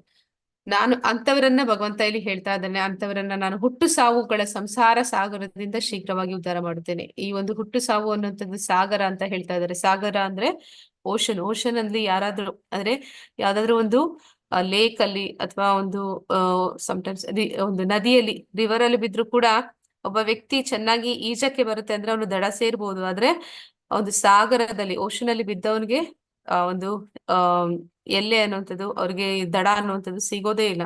ಅಂದ್ರೆ ಅದೊಂದು ಎಷ್ಟು ಆಳವಾಗಿರುತ್ತೆ, ಡೀಪ್ ಆಗಿರುತ್ತೆ, ಮತ್ತೆ ಅಷ್ಟೇ ಕೋಲ್ಡ್ ಇರುತ್ತೆ. ಅಷ್ಟು ಮಾತ್ರ ಅಲ್ಲ, ಅದರಲ್ಲಿ ಎಲ್ಲ ದೊಡ್ಡ ದೊಡ್ಡ ಪ್ರಾಣಿಗಳಿರುತ್ತೆ, ಅವು ನಮ್ಮನ್ನ ತಿಂದಾಕ್ಬಿಡುತ್ತೆ. ಹಾಗೆ ಈ ಭವಸಾಗರ ಅನ್ನುವಂಥದ್ದು ಹುಟ್ಟು ಸಾವು ಅನ್ನುವಂತಹ ಸಾಗರ. ಅಲ್ಲಿ ನಾವು ಮತ್ತೆ ಮತ್ತೆ ಬೀಳ್ತಾ ಇದೀವಿ. 84 ಲಕ್ಷ ಯೋನಿಗಳಲ್ಲಿ ಮತ್ತೆ ಮತ್ತೆ ಒಂದು ಜನ್ಮವನ್ನ ಪಡಿತಾ ಇದೀವಿ. ಮತ್ತೆ ನಾವು ಅದರಿಂದ ಒಂದು ಬಿಡುಗಡೆ ಅನ್ನೋದೇ ಇಲ್ದಿರ ಹಾಗೆ ನಾವು ಅದರಲ್ಲೇ ಮತ್ತೆ ಮತ್ತೆ ಸುತ್ತುತ್ತಾ ಇದೀವಿ. ಅಂತವರನ್ನ ಸ್ವತಃ ಕೃಷ್ಣ ಭಗವಂತನೇ ಬಂದು ಕೈ ಹಿಡಿದು ನಮ್ಮನ್ನ ಒಂದು ಭವಸಾಗರದಿಂದ ಪಾರು ಮಾಡಿದ್ರೆ ಮಾತ್ರನೇ ನಮ್ಮ ಒಂದು ಉದ್ಧಾರ ಆಗೋದಕ್ಕೆ ಸಾಧ್ಯ. ಈ ಹುಟ್ಟು ಸಾವು ಚಕ್ರದಿಂದ ನಾವು ಬಿಡುಗಡೆ ಪಡೆಯೋದಕ್ಕೆ ಸಾಧ್ಯ. ಅದಕ್ಕೆ ನಾವು ಏನು ಮಾಡಬೇಕು? ಭಗವಂತನ ಭಕ್ತಿಯನ್ನ ಮಾಡ್ಬೇಕು. ಇಲ್ಲಿ ಭಗವಂತ ಹೇಳ್ತಾ ಇದ್ದಾನೆ, ನೀನ್ ನನ್ನ ಭಕ್ತಿಯನ್ನ ಮಾಡುವಂತ. ಅದರಿಂದ ಭಗವಂತನಿಗೆ ಏನು ಆಗ್ಬೇಕಾಗಿಲ್ಲ. ನಾವು ಭಕ್ತಿಯನ್ನ ಮಾಡೋದ್ರಿಂದ ಭಗವಂತ ಏನು ಪಡ್ಕೊಳ್ಳೋದಿಲ್ಲ. ಆದ್ರೆ ಭಕ್ತಿಯನ್ನ ಮಾಡೋದ್ರಿಂದ ನಾವು ಈ ಭವಸಾಗರದಿಂದ ಬಿಡುಗಡೆಯನ್ನ ಹೊಂದೋದಕ್ಕೆ ಸಾಧ್ಯ ಆಗುತ್ತೆ. ಇಲ್ಲಿ ಭಗವಂತ ನಮಗೆ ತೋರಿಸ್ತಾ ಇದ್ದಾನೆ, ನಮಗೆ ರೂಟ್ ತೋರಿಸ್ತಾ ಇದ್ದಾನೆ, ಹೇಗೆ ನಾವ್ ಇದರಿಂದ ತಪ್ಪಿಸ್ಕೊಳ್ಬಹುದು ಅನ್ನೋದಕ್ಕೆ ನಮ್ಗೆ ಒಂದು ದಾರಿ ಮಾರ್ಗದರ್ಶನ ಮಾಡ್ತಾ ಇದ್ದಾನೆ.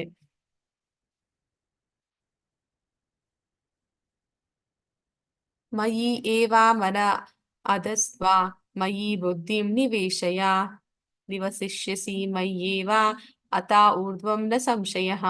ದೇವೋತ್ತಮ ಪರಮಪುರುಷನಾದ ನನ್ನಲ್ಲಿ ಮನಸ್ಸನ್ನು ನಿಲ್ಲಿಸು, ನಿನ್ನ ಬುದ್ಧಿಯನ್ನು ಸಂಪೂರ್ಣವಾಗಿ ನನ್ನಲ್ಲಿ ತೊಡಗಿಸು, ಸಾಕು. ನಿಸ್ಸಂದೇಹವಾಗಿಯೂ ಇದರಿಂದ ನೀನು ಯಾವಾಗಲೂ ನನ್ನಲ್ಲಿ ವಾಸಿಸುವೆ. ಅಂದ್ರೆ ಇಲ್ಲಿ ಅವನು ಭಗವಂತ ಶುದ್ಧ ಭಕ್ತಿಯ ಬಗ್ಗೆ ಹೇಳ್ತಾ ಇದ್ದಾನೆ. ಅನ್ಯಾಭಿಲಾಷಿತ ಶೂನ್ಯ ಏಕಚಿತ್ತ ಭಕ್ತಿ ಅದರ ಬಗ್ಗೆ ಹೇಳ್ತಾ ಇದ್ದಾನೆ. ಏನಂತ ಹೇಳ್ತಾ ಇದ್ದಾನೆ? ಸದಾ ಭಗವಂತನಲ್ಲಿ ಮನಸ್ಸನ್ನ ನಿಲ್ಲಿಸುವಂಥದ್ದು. ಭಗವಂತ ಇಲ್ಲಿ ನಾವು ನೋಡ್ತಾ ಇದೀವಿ, ಗೋಪ ಬಾಲಕರು ಆ ವೃಂದಾವನದಲ್ಲಿ ಯಾವ ರೀತಿ ಇದ್ರು ಅಂತಂದ್ರೆ ಅವರಿಗೆ ಭಗವಂತನನ್ನ ಬಿಟ್ಟು ಬೇರೆ ಏನು ತಿಳಿಯುದು. ಅಂದ್ರೆ ಅವ್ರಿಗೆ ಕೃಷ್ಣ ದೇವೋತ್ತಮ ಪರಮ ಪುರುಷ ಅನ್ನುವಂತಹ ಒಂದು ತಿಳುವಳಿಕೆ ಇಲ್ಲ. ಅಂದ್ರೆ ಅವನು ಭಗವಂತ ಅನ್ನೋದು ಅವ್ರಿಗೆ ಗೊತ್ತಿಲ್ಲ. ಅವರ ಒಬ್ಬ ಸ್ನೇಹಿತ ಅಂತ ತಿಳಿದು ಅವರು ಪರಿಪೂರ್ಣ ಪ್ರೀತಿಯಿಂದ ಭಗವಂತನಲ್ಲಿ ಮನಸ್ಸನ್ನ ನೆಲೆಸಿರ್ತಾರೆ. ಮತ್ತೆ ಅವರ ಬುದ್ಧಿ ಸಂಪೂರ್ಣವಾಗಿ ಭಗವಂತನಲ್ಲಿ ತೊಡಗಿಸಿರ್ತಾರೆ. ಅಂತಹ ಒಂದು ಭಕ್ತಿ ಯಾರು ಮಾಡ್ತಾರೆ ಅವರು ನಿಸ್ಸಂದೇಹವಾಗಿ ಯಾವಾಗಲೂ ಭಗವಂತನ ಜೊತೆಲಿ ಇರ್ತಾರೆ ಅಂತ ಹೇಳಿ ಹೇಳ್ತಾ ಇದ್ದಾನೆ ಭಗವಂತ. ಅದನ್ನೇ ಇಲ್ಲಿ ಅನನ್ಯ ಭಕ್ತಿ ಅಂತ ಹೇಳ್ತಾರೆ. ಅನನ್ಯ ಭಕ್ತಿ ಅನ್ನುವಂಥದ್ದು ಎಲ್ಲದಕ್ಕಿಂತ ಶ್ರೇಷ್ಠವಾದ ಒಂದು ಭಕ್ತಿ, ಶ್ರೇಷ್ಠವಾದ ಹಂತ. ಯಾರು ಈ ಒಂದು ಶುದ್ಧ ಭಕ್ತಿಯನ್ನ ಮಾಡ್ತಾರೆ ಅವರು ನಿಶ್ಚಯವಾಗಿ ಭಗವಂತನನ್ನ ಸೇರ್ತಾರೆ, ಭಗವಂತನ ಜೊತೆಲಿ ವಾಸಿಸ್ತಾರೆ, ಅವನ ಒಂದು ಧಾಮಕ್ಕೆ ಹಿಂದಿರುಗ್ತಾರೆ. ಅದನ್ನ ಎಲ್ಲರೂ ಮಾಡ್ಲಿಕ್ಕೆ ಸಾಧ್ಯ ಇಲ್ಲ. ಅಂತಹ ಒಂದು ಶುದ್ಧ ಭಕ್ತರು ಎಲ್ಲರೂ ಆಗೋದಕ್ಕೆ ಅಷ್ಟು ಸುಲಭ ಇಲ್ಲ. ಅಥಾ ಚಿತ್ತಂ ಸಮವಾದಾತು ನಾಶಕ್ನೋಷಿ ಮಯಿ ಸ್ಥಿರಂ ಅಭ್ಯಾಸ ಯೋಗೇನ ತಥೋ ಮಾಂ ಇಚ್ಛಾಪ್ತು ಧನಂಜಯ. ಅದಕ್ಕೆ ಭಗವಂತ ಹೇಳ್ತಾ ಇದ್ದಾನೆ, ಅರ್ಜುನ ಧನಂಜಯ, ನಿಶ್ಚಲವಾಗಿ ನನ್ನಲ್ಲಿ ನಿನ್ನ ಮನಸ್ಸನ್ನು ನಿಲ್ಲಿಸಲು ಸಾಧ್ಯವಾಗದಿದ್ದರೆ ಭಕ್ತಿಯೋಗದ ನಿಯಂತ್ರಕ ತತ್ವಗಳನ್ನು ಅನುಸರಿಸಲು ಪ್ರಯತ್ನಿಸು. ಹೀಗೆ ನನ್ನನ್ನು ಸೇರುವ ಬಯಕೆಯನ್ನು ಬೆಳೆಸಿಕೋ. ಅಂದ್ರೆ ಇಲ್ಲಿ ಭಗವಂತ ಹೇಳ್ತಾ ಇರುವಂತದ್ದು, ನಿನಗೆ ಅದನ್ನ ಮಾಡೋದಕ್ಕೆ ಸಾಧ್ಯ ಆಗದೆ ಹೋಯ್ತು ಅಂದ್ರೆ ನಿನ್ಗೆ ಆ ಒಂದು ಅನನ್ಯ ಭಕ್ತಿ, ಶುದ್ಧ ಭಕ್ತಿಯನ್ನ ಮಾಡೋದಕ್ಕೆ ಆಗ್ತಾ ಇಲ್ಲ ಅನ್ನೋದಾದ್ರೆ ಏನ್ ಮಾಡಕ್ ಹೇಳ್ತಾ ಇದ್ದಾನೆ, ಸಾಧನ ಭಕ್ತಿಯನ್ನ ಮಾಡು ಅಂತ ಇಲ್ಲಿ ಹೇಳ್ತಾ ಇದ್ದಾನೆ. ಸಾಧನ ಭಕ್ತಿ ಅಂದ್ರೆ ಏನು? ಸಾಧನ ಭಕ್ತಿ ಅಂತಂದ್ರೆ ನಾವೊಂದು ಗುರುಗಳ ಆಶ್ರಯವನ್ನ ಪಡೆಯುವಂತದ್ದು, ಗುರುಗಳ ಒಂದು ಆಶ್ರಯದಲ್ಲಿ ಅವರಿಂದ ದೀಕ್ಷೆನ ಸ್ವೀಕಾರ ಮಾಡುವಂತದ್ದು. ಗುರುಗಳು ಅವರು ನಮ್ಗೆ ತಿಳಿಸ್ಕೊಡ್ತಾರೆ ಯಾವ ರೀತಿ ನಾವು ಭಕ್ತಿಯನ್ನ ಮಾಡ್ಬೇಕು ಅಂತ ಹೇಳಿ. ಅನೇಕ ನಿಯಮ ನಿಬಂಧನೆಗಳು ಇರುತ್ತೆ. ಆ ಒಂದು ನಿಯಮ ನಿಬಂಧನೆಗಳನ್ನ ಅನುಸರಣೆ ಮಾಡುವಂತದ್ದು. ಅನುಸರಣೆ ಮಾಡ್ತಾ ಆ ಕ್ರಮೇಣ ಏನಾಗುತ್ತೆ ಅಂತಂದ್ರೆ ನಾವು ಆ ಒಂದು ಪ್ರೀತಿ, ಭಗವಂತನಲ್ಲಿ ಪ್ರೀತಿಯನ್ನ ಬೆಳೆಸ್ಕೊಳ್ಲಿಕ್ಕೆ ಸಾಧ್ಯ ಆಗುತ್ತೆ. ನಾವು ಕೂಡ ಒಂದು ಅನನ್ಯ ಭಕ್ತಿಯನ್ನ ಮಾಡ್ಲಿಕ್ಕೆ ಸಾಧ್ಯ ಇದೆ. ಅದಕ್ಕೆ ನಾವು ಮೊದಲು ಸಾಧನ ಭಕ್ತಿಯನ್ನ ಮಾಡ್ಬೇಕು. ಸಾಧನ ಭಕ್ತಿ ಅಂದ್ರೆ ಏನು? ಗುರುವಿನ ಆಶ್ರಯ, ಗುರುವಿನಿಂದ ದೀಕ್ಷೆ, ಪ್ರಾತಃ ಕಾಲದಲ್ಲಿ ಅಂದ್ರೆ ಅಲ್ಲಿ ಒಂದು ಯಮ ನಿಯಮಗಳು ಇದೆ. ಯಮ ನಿಯಮಗಳು ಅಂತಂದ್ರೆ ನಾವು ಏನ್ ಮಾಡ್ಬೇಕು, ಡೂ ಅಂಡ್ ಡೋಂಟ್ಸ್ ಅಂತಾರೆ. ಏನೆಲ್ಲ ಮಾಡ್ಬೇಕು, ಏನೆಲ್ಲ ಮಾಡಬಾರ್ದು ಅಂತ. ಏನೆಲ್ಲ ಮಾಡಬೇಕು ಅಂತಂದ್ರೆ ನಾವು ಬ್ರಾಹ್ಮಿ ಮುಹೂರ್ತದಲ್ಲಿ ಸದಾ ಬೆಳಗಿನ ಜಾವ 4:15 ಎದ್ದು ಭಗವಂತನ ಆರತಿಯನ್ನ ಮಾಡ್ಬೇಕು. ನಂತರ ಭಗವಂತನ ಒಂದು ನಾಮ ಸಂಕೀರ್ತನೆಯನ್ನ ಮಾಡಬೇಕು. ನಂತರ ನಾವು ಆ ಭಗವಂತನಿಗೆ ನೈವೇದ್ಯ ಪ್ರಸಾದವನ್ನ ಅರ್ಪಿಸಬೇಕು. ಭಗವಂತನಿಗೆ ಅರ್ಪಿಸಿದ ನೈವೇದ್ಯ ಪ್ರಸಾದವನ್ನ ಮಾತ್ರನೇ ನಾವು ಸ್ವೀಕರಿಸಬೇಕು. ನಂತರ ನಾವು ಆ ಶ್ರವಣ ಮಾಡ್ಬೇಕು. ಭಗವದ್ಗೀತೆ, ಭಾಗವತಗಳನ್ನ ಪ್ರತಿದಿನ ಶ್ರವಣ ಮಾಡ್ಬೇಕು, ಅಥವಾ ಅದನ್ನ ಒಂದು ನಾವು ಓದಬೇಕು. ನಂತರ ಭಗವಂತನ ಭಕ್ತಿ ಸೇವೆಯಲ್ಲಿ ಅಂದ್ರೆ ಭಗವಂತನ ಒಂದು ವಿಶೇಷ ದಿನಗಳು ಅಂತ ಅಂದ್ರೆ ಆಚಾರ್ಯರು ಆವಿರ್ಭಾವ ಆದಂತದ್ದು, ಅಥವಾ ಅವರು ಅಂತರ್ಧಾನವಾದಂತ ದಿನಗಳು, ಅಥವಾ ಏಕಾದಶಿ ವ್ರತಗಳು, ಆ ಸಂದರ್ಭಗಳಲ್ಲಿ ಉಪವಾಸಗಳನ್ನ ಕೈಗೊಳ್ಳುವಂತದ್ದು, ಇವೆಲ್ಲವೂ ಕೂಡ ಯಮ ನಿಯಮಗಳಲ್ಲಿ ಬರುವಂತದ್ದು. ಮತ್ತೆ ನಾವು ಇದನ್ನೆಲ್ಲ ಮಾಡ್ಬೇಕು. ಯಾವ್ದೆಲ್ಲ ಮಾಡಬಾರ್ದು ಅಂತಂದ್ರೆ ನಾವು ಮಾಂಸ ಭಕ್ಷಣೆ ಮಾಡಬಾರ್ದು, ಜೂಜು ಆಡ್ಬಾರ್ದು, ನಂತರ ಅನೈತಿಕ ಸಂಬಂಧ, ನಂತರ ಮದ್ಯಪಾನ, ಮಾದಕ ವಸ್ತುಗಳ ಸೇವನೆ, ಇದನ್ನೆಲ್ಲ ವರ್ಜಿಸ್ಬೇಕು. ಇದನ್ನೆಲ್ಲ ಮಾಡ್ದಿರೋದ್ರಿಂದ ನಾವು ನಮ್ಮಲ್ಲಿ ಒಂದು ಸತ್ಯವನ್ನ, ಕರುಣೆ, ದಯೆಯನ್ನ, ಶುಚಿತ್ವವನ್ನ, ತಪಸ್ಸನ್ನ ಬೆಳೆಸ್ಕೊಳ್ಳಿಕ್ಕೆ ಸಾಧ್ಯ ಆಗುತ್ತೆ. ಆ ಮೂಲಕ ನಾವು ಆ ಭಕ್ತಿಯಲ್ಲಿ ಮುಂದುವರಿಯೋದಕ್ಕೆ ಅದು ಪೂರಕವಾಗಿರುತ್ತೆ. ಹೀಗೆ ಇದನ್ನ ಇಲ್ಲಿ ಸಾಧನ ಭಕ್ತಿ ಅಂತ ಕರಿತಾ ಇದ್ದಾರೆ. ಭಗವಂತ ಹೇಳ್ತಾ ಇದ್ದಾನೆ, ನೀನು ಶುದ್ಧ ಭಕ್ತನ ಹಾಗೆ ಸದಾ ನನ್ನನ್ನ ನೆನೆಸೋದಿಕ್ಕೆ ಆಗೋದಿಲ್ಲ ಅಂದ್ರೆ ಸಾಧನ ಭಕ್ತಿಯನ್ನು ಮಾಡು, ಕ್ರಮೇಣ ನಿನ್ಗೆ ನನ್ನ ಮೇಲೆ ಪ್ರೀತಿ ಬೆಳೆಯುತ್ತೆ ಅಂತ. ಇಲ್ಲಿ ಇನ್ನೊಂದು ಆಪ್ಷನ್ ಕೊಡ್ತಾ ಇದ್ದಾನೆ, ಅಭ್ಯಾಸೇ ಅಪಿ ಅಸಮರ್ಥೋ ಅಸಿ ಮತ್ಕರ್ಮ ಪರಮೋ ಭವ ಮತ್ ಅರ್ಥಂ ಅಭಿಕರ್ಮಾಣಿ ಕುರ್ವನ್ ಸಿದ್ಧಿಂ ಅವಾಪ್ಸ್ಯಸಿ. ಭಕ್ತಿ ಯೋಗದ ನಿಯಮಗಳನ್ನು ಅಭ್ಯಾಸ ಮಾಡಲು ನಿನಗೆ ಸಾಧ್ಯವಾಗದಿದ್ದರೆ ನನಗಾಗಿ ಕೆಲಸ ಮಾಡಲು ಪ್ರಯತ್ನಿಸು. ಏಕೆಂದರೆ ನನಗಾಗಿ ಕೆಲಸ ಮಾಡುವುದರಿಂದ ನೀನು ಪರಿಪೂರ್ಣ ಸ್ಥಿತಿಗೆ ಬರುವೆ. ಕೆಲವರಿಗೆ ಸಾಧ್ಯ ಆಗೋದಿಲ್ಲ, ಬೆಳಿಗ್ಗೆ ಬೇಗ ಎದ್ದೇಳೋದು ಆಗೋದಿಲ್ಲ, ಜಪ ಪ್ರತಿದಿನ 16 ಸುತ್ತು ಮಾಡೋದಕ್ಕೆ ಸಾಧ್ಯ ಇಲ್ಲ, ಕೆಲವೊಂದು ಆಹಾರ ವಿಷಯಗಳಲ್ಲಿ ಅಥವಾ ಕೆಲವೊಂದು ವಿಚಾರಗಳಲ್ಲಿ ಅವರು ನಿಯಂತ್ರಣವನ್ನ ಸಾಧಿಸೋದಕ್ಕೆ ಸಾಧ್ಯ ಇಲ್ಲ. ಅಂದ್ರೆ ಭಗವಂತನ ಪ್ರಸಾದ ನೈವೇದ್ಯವನ್ನೇ ಸ್ವೀಕಾರ ಮಾಡ್ಬೇಕು ಅಂದ್ರೆ ಅವ್ರಿಗೆ ಮಾಡೋದಕ್ಕೆ ಆಗೋದಿಲ್ಲ, ಏಕಾದಶಿ ವ್ರತಗಳನ್ನ ಮಾಡೋದಕ್ಕೆ ಸಾಧ್ಯ ಇಲ್ಲ. ಅಂತವ್ರು ಕೂಡ ಭಕ್ತಿಯಲ್ಲಿ ಮುಂದುವರಿಯೋದಕ್ಕೆ ಸಾಧ್ಯ ಇದೆ. ಅದನ್ನೇ ಭಗವಂತ ಹೇಳ್ತಾ ಇದ್ದಾನೆ, ನಿನ್ನಿಂದ ಅದನ್ನೆಲ್ಲ ಮಾಡಕ್ ಆಗ್ತಿಲ್ಲ ಅಂತಂದ್ರೆ ಒಂದು ಕೆಲಸ ಮಾಡು, ನೀನು ನನಗೋಸ್ಕರ ಕೆಲಸವನ್ನ ಮಾಡು. ಅಂದ್ರೆ ನಿಷ್ಕಾಮ ಕರ್ಮ ಅಂತ ಹೇಳ್ತಾರೆ. ನಿಷ್ಕಾಮ ಕರ್ಮ ಅಂತಂದ್ರೆ ಭಗವಂತನಿಗಾಗಿ ಭಕ್ತಿ ಸೇವೆಯನ್ನ ಮಾಡುವಂಥದ್ದು. ಅಂದ್ರೆ ಈಗ ನಾವ್ ಏನಾದ್ರೂ ಒಂದು ಕೆಲಸ ಮಾಡಿದ್ರೆ ಅದಕ್ಕೆ ಪ್ರತಿಫಲವಾಗಿ ಒಂದು ಏನಂತೀವಿ, ಲಾಭದ ನಿರೀಕ್ಷೆ ಇಟ್ಕೊಂತೀವಿ. ಯಾವುದೇ ಲಾಭದ ನಿರೀಕ್ಷೆ ಇಟ್ಕೊಂಡಿರ ಭಗವಂತನ ಕಾರ್ಯದಲ್ಲಿ ತೊಡಗು, ಭಗವಂತನ ಭಕ್ತಿ ಸೇವೆಯಲ್ಲಿ ತೊಡಗು. ಅಂದ್ರೆ ಇಲ್ಲಿ ನಾವು ನೋಡ್ತಾ ಇದೀವಿ, ಭಗವಂತನ ದೇವಸ್ಥಾನಕ್ಕೆ ಕೆಲವೊಬ್ರು ಈ ಒಂದು ದೀಕ್ಷೆ ಪಡೆಯುವಂಥದ್ದು ಅಥವಾ ಗುರು ಆಶ್ರಯ ಪಡೆಯುವಂಥದ್ದು, ಇವೆಲ್ಲವನ್ನು ಕೂಡ ಮಾಡ್ಲಿಕ್ಕೆ ಯಾರಿಂದ ಸಾಧ್ಯ ಆಗೋದಿಲ್ಲ. ಅವ್ರು ಏನ್ ಮಾಡ್ತಾರೆ, ಕೆಲವೊಂದು ವಿಶೇಷ ದಿನಗಳಲ್ಲಿ ದೇವಸ್ಥಾನಗಳಿಗೆ ಹೋಗಿ ಅಲ್ಲಿ ದೇವಸ್ಥಾನವನ್ನು ಸ್ವಚ್ಛ ಮಾಡುವಂಥದ್ದು, ಮತ್ತೆ ಅಲ್ಲಿ ಹೂವಿನಿಂದ ಅಲಂಕಾರ ಮಾಡುವಂಥದ್ದು ದೇವಸ್ಥಾನವನ್ನ, ಅಥವಾ ಪ್ರಸಾದ ನೈವೇದ್ಯಗಳನ್ನ ಮಾಡೋದ್ರಲ್ಲಿ ಸಹಾಯವನ್ನು ಮಾಡುವಂಥದ್ದು, ಇಂತಹ ಒಂದು ಕೆಲಸಗಳಲ್ಲಿ ತೊಡಗ್ತಾರೆ. ಅದನ್ನ ಇಲ್ಲಿ ನಿಷ್ಕಾಮ ಕರ್ಮ ಅಂತ ಹೇಳ್ತಾರೆ. ಆ ರೀತಿ ಭಕ್ತಿ ಸೇವೆ ಮಾಡ್ತಾ ಮಾಡ್ತಾ ಕೊನೆಗೆ ಅವರಲ್ಲಿ ಆ ಒಂದು ಸಾಧನ ಭಕ್ತಿಯನ್ನು ಅಥವಾ ಅನನ್ಯ ಭಕ್ತಿಯನ್ನು ಪಡೆಯುವಂತಹ ಒಂದು ಸಾಮರ್ಥ್ಯ ಅವರಲ್ಲಿ ಬೆಳೆಯುತ್ತೆ. ಹೀಗೆ ಭಗವಂತ ಹೇಳ್ತಾ ಇದ್ದಾನೆ, ನೀನು ಅಲ್ಲಿಗೆ ಕೈ ಬಿಡಬೇಡ, ಪ್ರಯತ್ನ ಪಡು. ನೀನು ಸ್ವಲ್ಪ ಪ್ರಮಾಣದಲ್ಲಾದ್ರೂ ಸರಿ ಪ್ರಯತ್ನ ಪಟ್ಟೆ ಅಂತಂದ್ರೆ ನೀನು ಒಂದು ದಿನ ನನ್ನ ಹತ್ರಕ್ಕೆ ಬರ್ತೀಯ. ನಿಷ್ಕಾಮ ಕರ್ಮ ಯೋಗವನ್ನ ಮಾಡೋದಕ್ಕೆ ಪ್ರಯತ್ನ ಪಡು ಅಂತ ಹೇಳಿ ಹೇಳ್ತಾ ಇದ್ದಾನೆ. ಅತೈತದ್ ಅಪಿ ಅಶಕ್ತೋ ಅಸಿ ಕರ್ತುಂ ಮದ್ಯೋಗಮಾಶ್ರಿತಃ ಸರ್ವಕರ್ಮ ಫಲತ್ಯಾಗಂ ತಥಾ ಕುರು ಯಥಾತ್ಮವಾನ್. ನನ್ನ ಪ್ರಜ್ಞೆಯಲ್ಲಿ ಕೆಲಸ ಮಾಡಲು ನಿನಗೆ ಸಾಧ್ಯವಿಲ್ಲದಿದ್ದರೆ ನಿನ್ನ ಎಲ್ಲ ಕರ್ಮ ಫಲಗಳನ್ನು ತ್ಯಾಗ ಮಾಡಿ ಆತ್ಮಸ್ಥಿತನಾಗಿರಲು ಪ್ರಯತ್ನಿಸು. ಅಂದ್ರೆ ಇಲ್ಲಿ ನಾವು ನೋಡ್ತೀವಿ, ಇಸ್ಕಾನ್ ಅದು ಪ್ರಪಂಚಾದ್ಯಂತ ಇರುವಂತಹ ಒಂದು ಸಂಸ್ಥೆ. ಇಲ್ಲಿ ಏನಾಗುತ್ತೆ ಅಂತಂದ್ರೆ ಅನೇಕ ಜಾತಿ ಧರ್ಮದ ಜನರು ಕೂಡ ಬರ್ತಾರೆ. ಎಲ್ಲರಿಗೂ ಕೂಡ ಅವರಿಗೆ ಮನೆಯ ಹತ್ತಿರನೇ ದೇವಸ್ಥಾನ ಸಿಗುತ್ತೆ, ಅಲ್ಲಿ ಹೋಗಿ ಅವ್ರು ಸೇವೆ ಮಾಡೋದಕ್ಕೆ ಸಾಧ್ಯ ಆಗುತ್ತೆ ಅಂತ ಹೇಳೋದಕ್ಕೆ ಸಾಧ್ಯ ಇಲ್ಲ. ಆಗ ಕೆಲವೊಂದು ಸಲ ಅವರ ಪರಿವಾರದವರು ಅಥವಾ ಅವರ ಧರ್ಮನ ಅವರಿಗೆ ಒಂದು ಅನುಮತಿಯನ್ನು ಕೊಡೋದಿಲ್ಲ. ಅದಕ್ಕೆ ಭಗವಂತ ಹೇಳ್ತಾ ಇದ್ದಾನೆ, ಆ ರೀತಿ ನಿನಗೆ ನನಗೋಸ್ಕರ ಏನೂ ಮಾಡಕ್ ಆಗ್ತಾ ಇಲ್ಲ ಅಂತಂದ್ರೆ ಏನ್ ಮಾಡು, ನಿನ್ನ ಕರ್ಮ ಫಲ ತ್ಯಾಗ ಮಾಡು. ಅಂದ್ರೆ ನೀನ್ ಏನು ಸಂಪಾದನೆ ಮಾಡ್ತಾ ಇದೀಯಾ ಅದನ್ನ ನೀನು ಒಂದು ಉತ್ತಮವಾದ ಒಂದು ಸಮಾಜಕ್ಕೆ ಅಥವಾ ಇನ್ಯಾವುದೋ ಒಂದು ಅದೆಲ್ಲವನ್ನು ಕೂಡ ಉಪಧರ್ಮ ಅಂತ ಕರೀತಾರೆ. ಆದ್ರೆ ಭಗವಂತ ಅಷ್ಟನ್ನಾದ್ರೂ ಮಾಡಿದ್ರೆ ನಿನ್ನ ಕರ್ಮ ಫಲವನ್ನ ತ್ಯಾಗ ಮಾಡು. ಅಂದ್ರೆ ನೀನೇನು ಸಂಪಾದನೆ ಮಾಡ್ತಾ ಇದೀಯ ಅದರಲ್ಲಿ ಒಂದು ಭಾಗವನ್ನೇ ಒಂದು ಉನ್ನತ ಕಾರ್ಯಕ್ಕಾಗಿ ಅದನ್ನ ಕೊಟ್ಟು ಬಿಡು ಅಂತ ಹೇಳ್ತಾ ಇದ್ದಾನೆ.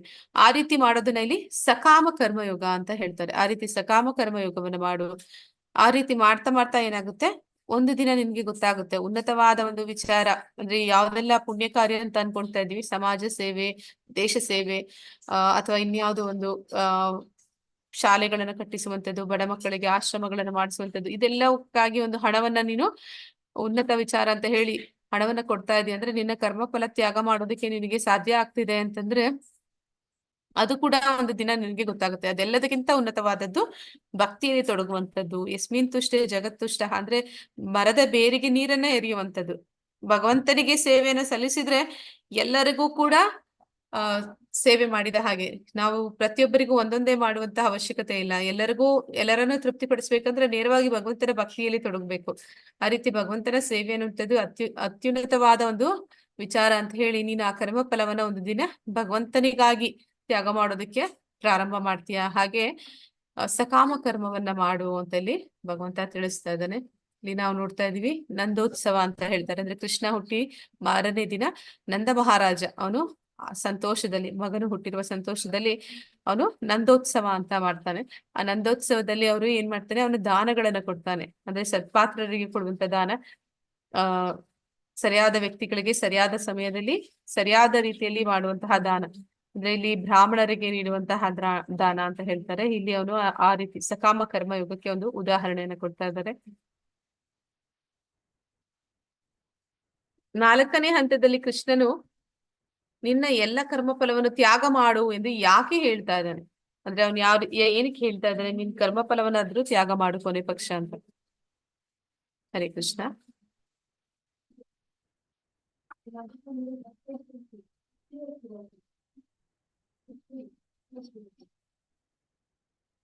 ಯಾಕೆ ಭಗವಂತ ಕರ್ಮ ಫಲ ತ್ಯಾಗ ಮಾಡ್ಲಿಕ್ಕೆ ಹೇಳ್ತಾ ಇದ್ದಾನೆ?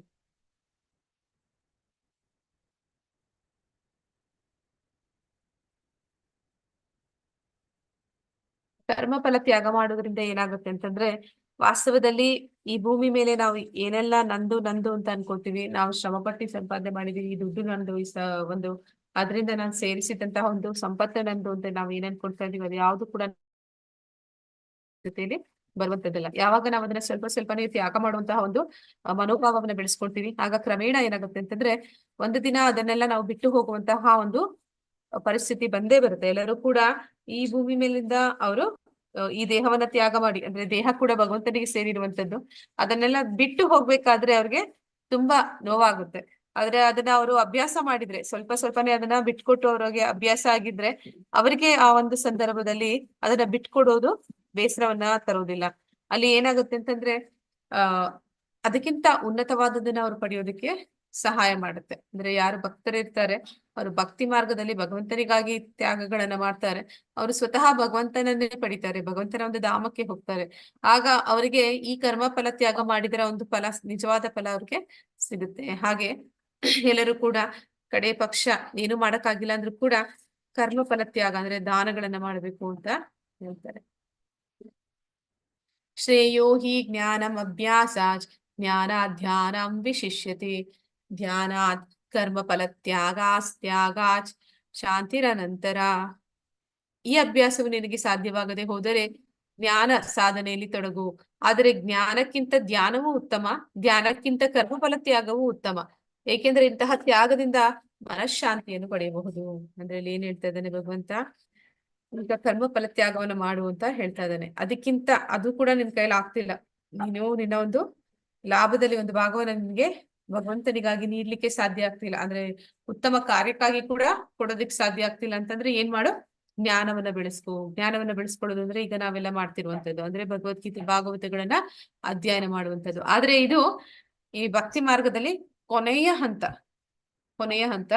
ಆ ರೀತಿ ನಾವು ಭಗವಂತನ ವಿಚಾರಗಳನ್ನ ಹೆಚ್ಚು ಹೆಚ್ಚು ಕೇಳಿದಷ್ಟು, ಅದನ್ನ ತಿಳ್ಕೊಂಡಷ್ಟು ಕೊನೆಗೆ ಅದನ್ನ ನಾವು ಅಭ್ಯಾಸ ಮಾಡೋದಕ್ಕೆ ಪ್ರಾರಂಭ ಮಾಡ್ತೀವಿ. ಅಂದ್ರೆ ಆ ಜ್ಞಾನ ವಿಜ್ಞಾನ ಆಗುತ್ತೆ. ಅಂದ್ರೆ ಯಾವಾಗ ಜ್ಞಾನ ಪಡ್ಕೊಂತೀವಿ ನಂತರ ಧ್ಯಾನಕ್ಕೆ ತೊಡಗ್ತೀವಿ. ಆ ರೀತಿ ಜ್ಞಾನಕ್ಕಿಂತ ಆ ಒಂದು ಏನು ಓದ್ತಾ ಇದೀವಿ, ನಾವು ಏನನ್ನ ತಿಳ್ಕೊಂಡಿದೀವಿ ಅದನ್ನ ಕಾರ್ಯರೂಪದಲ್ಲಿ ತರುವಂತದ್ದು ಅದು ಉತ್ತಮವಾದ್ದು. ಧ್ಯಾನ ಉತ್ತಮ, ಆದ್ರೆ ಧ್ಯಾನಕ್ಕಿಂತಲೂ ಯಾವಾಗಲೂ ಆ ಕರ್ಮ ಫಲ ತ್ಯಾಗ ಎಲ್ಲದಕ್ಕಿಂತ ಉತ್ತಮ. ಅಂದ್ರೆ ಭಗವಂತನಿಗಾಗಿ ಏನನ್ನಾದ್ರೂ ಬಿಟ್ಕೊಡುವಂತಹ ಒಂದು ಮನಸ್ಥಿತಿಯನ್ನ ಬೆಳೆಸ್ಕೊಳ್ಳುವಂತದ್ದು ಅದಕ್ಕಿಂತ ಉತ್ತಮ. ಅದರಿಂದ ನಮ್ಗೆ ಏನ್ ಸಿಗುತ್ತೆ, ಮನಸ್ಸಿಗೆ ಶಾಂತಿ ಅನ್ನೋದು ಸಿಗುತ್ತೆ. ಇಲ್ಲಿ ನಾವು ಭಗವಂತನಿಗಾಗಿ ಬಿಡುವಂತದ್ದು ಅದ ಆಮೇಲೆ. ಆದ್ರೆ ನಾವು ಲೌಕಿಕವಾದಿಗಳಾದ ಕಾರಣ ನಮಗೆ ಇದು ಒಂದು ಪ್ರಾಕ್ಟಿಕಲ್ ಆಗಿ ಕೂಡ ನಾವು ಅನುಭವಕ್ಕೆ ಬಂದಿರುತ್ತೆ. ನೀವು ಯಾವಾಗಾದ್ರೂ ಯಾರಿಗಾಗಿ ಆದ್ರೂ ಒಂದು ಉನ್ನತ ಕಾರ್ಯಕ್ಕಾಗಿ ಯಾರಿಗಾದ್ರೂ ಏನನ್ನಾದ್ರೂ ಕೊಟ್ಟಾಗ ನಿಮಗೆ ಒಂದು ಸಂತೋಷ ಇರುತ್ತೆ, ಮನಸ್ಸಿನಲ್ಲಿ ಆನಂದ ಇರುತ್ತೆ. ಆ ಒಂದು ಆನಂದ ಅನ್ನುವಂಥದ್ದನ್ನ ನೀವು ಅನುಭವಿಸ್ಲಿಕ್ಕೆ ಸಾಧ್ಯ ಆಗುತ್ತೆ. ಹರೇ ಕೃಷ್ಣ. ಯಾರಿಗಾದ್ರೂ ಗೊತ್ತಿದ್ರೆ ಹೇಳ್ಬೋದು. ಸನಾತನ ಗೋಸ್ವಾಮಿ ಯಾರು ಅಂತ. ಹರೇ ಕೃಷ್ಣ.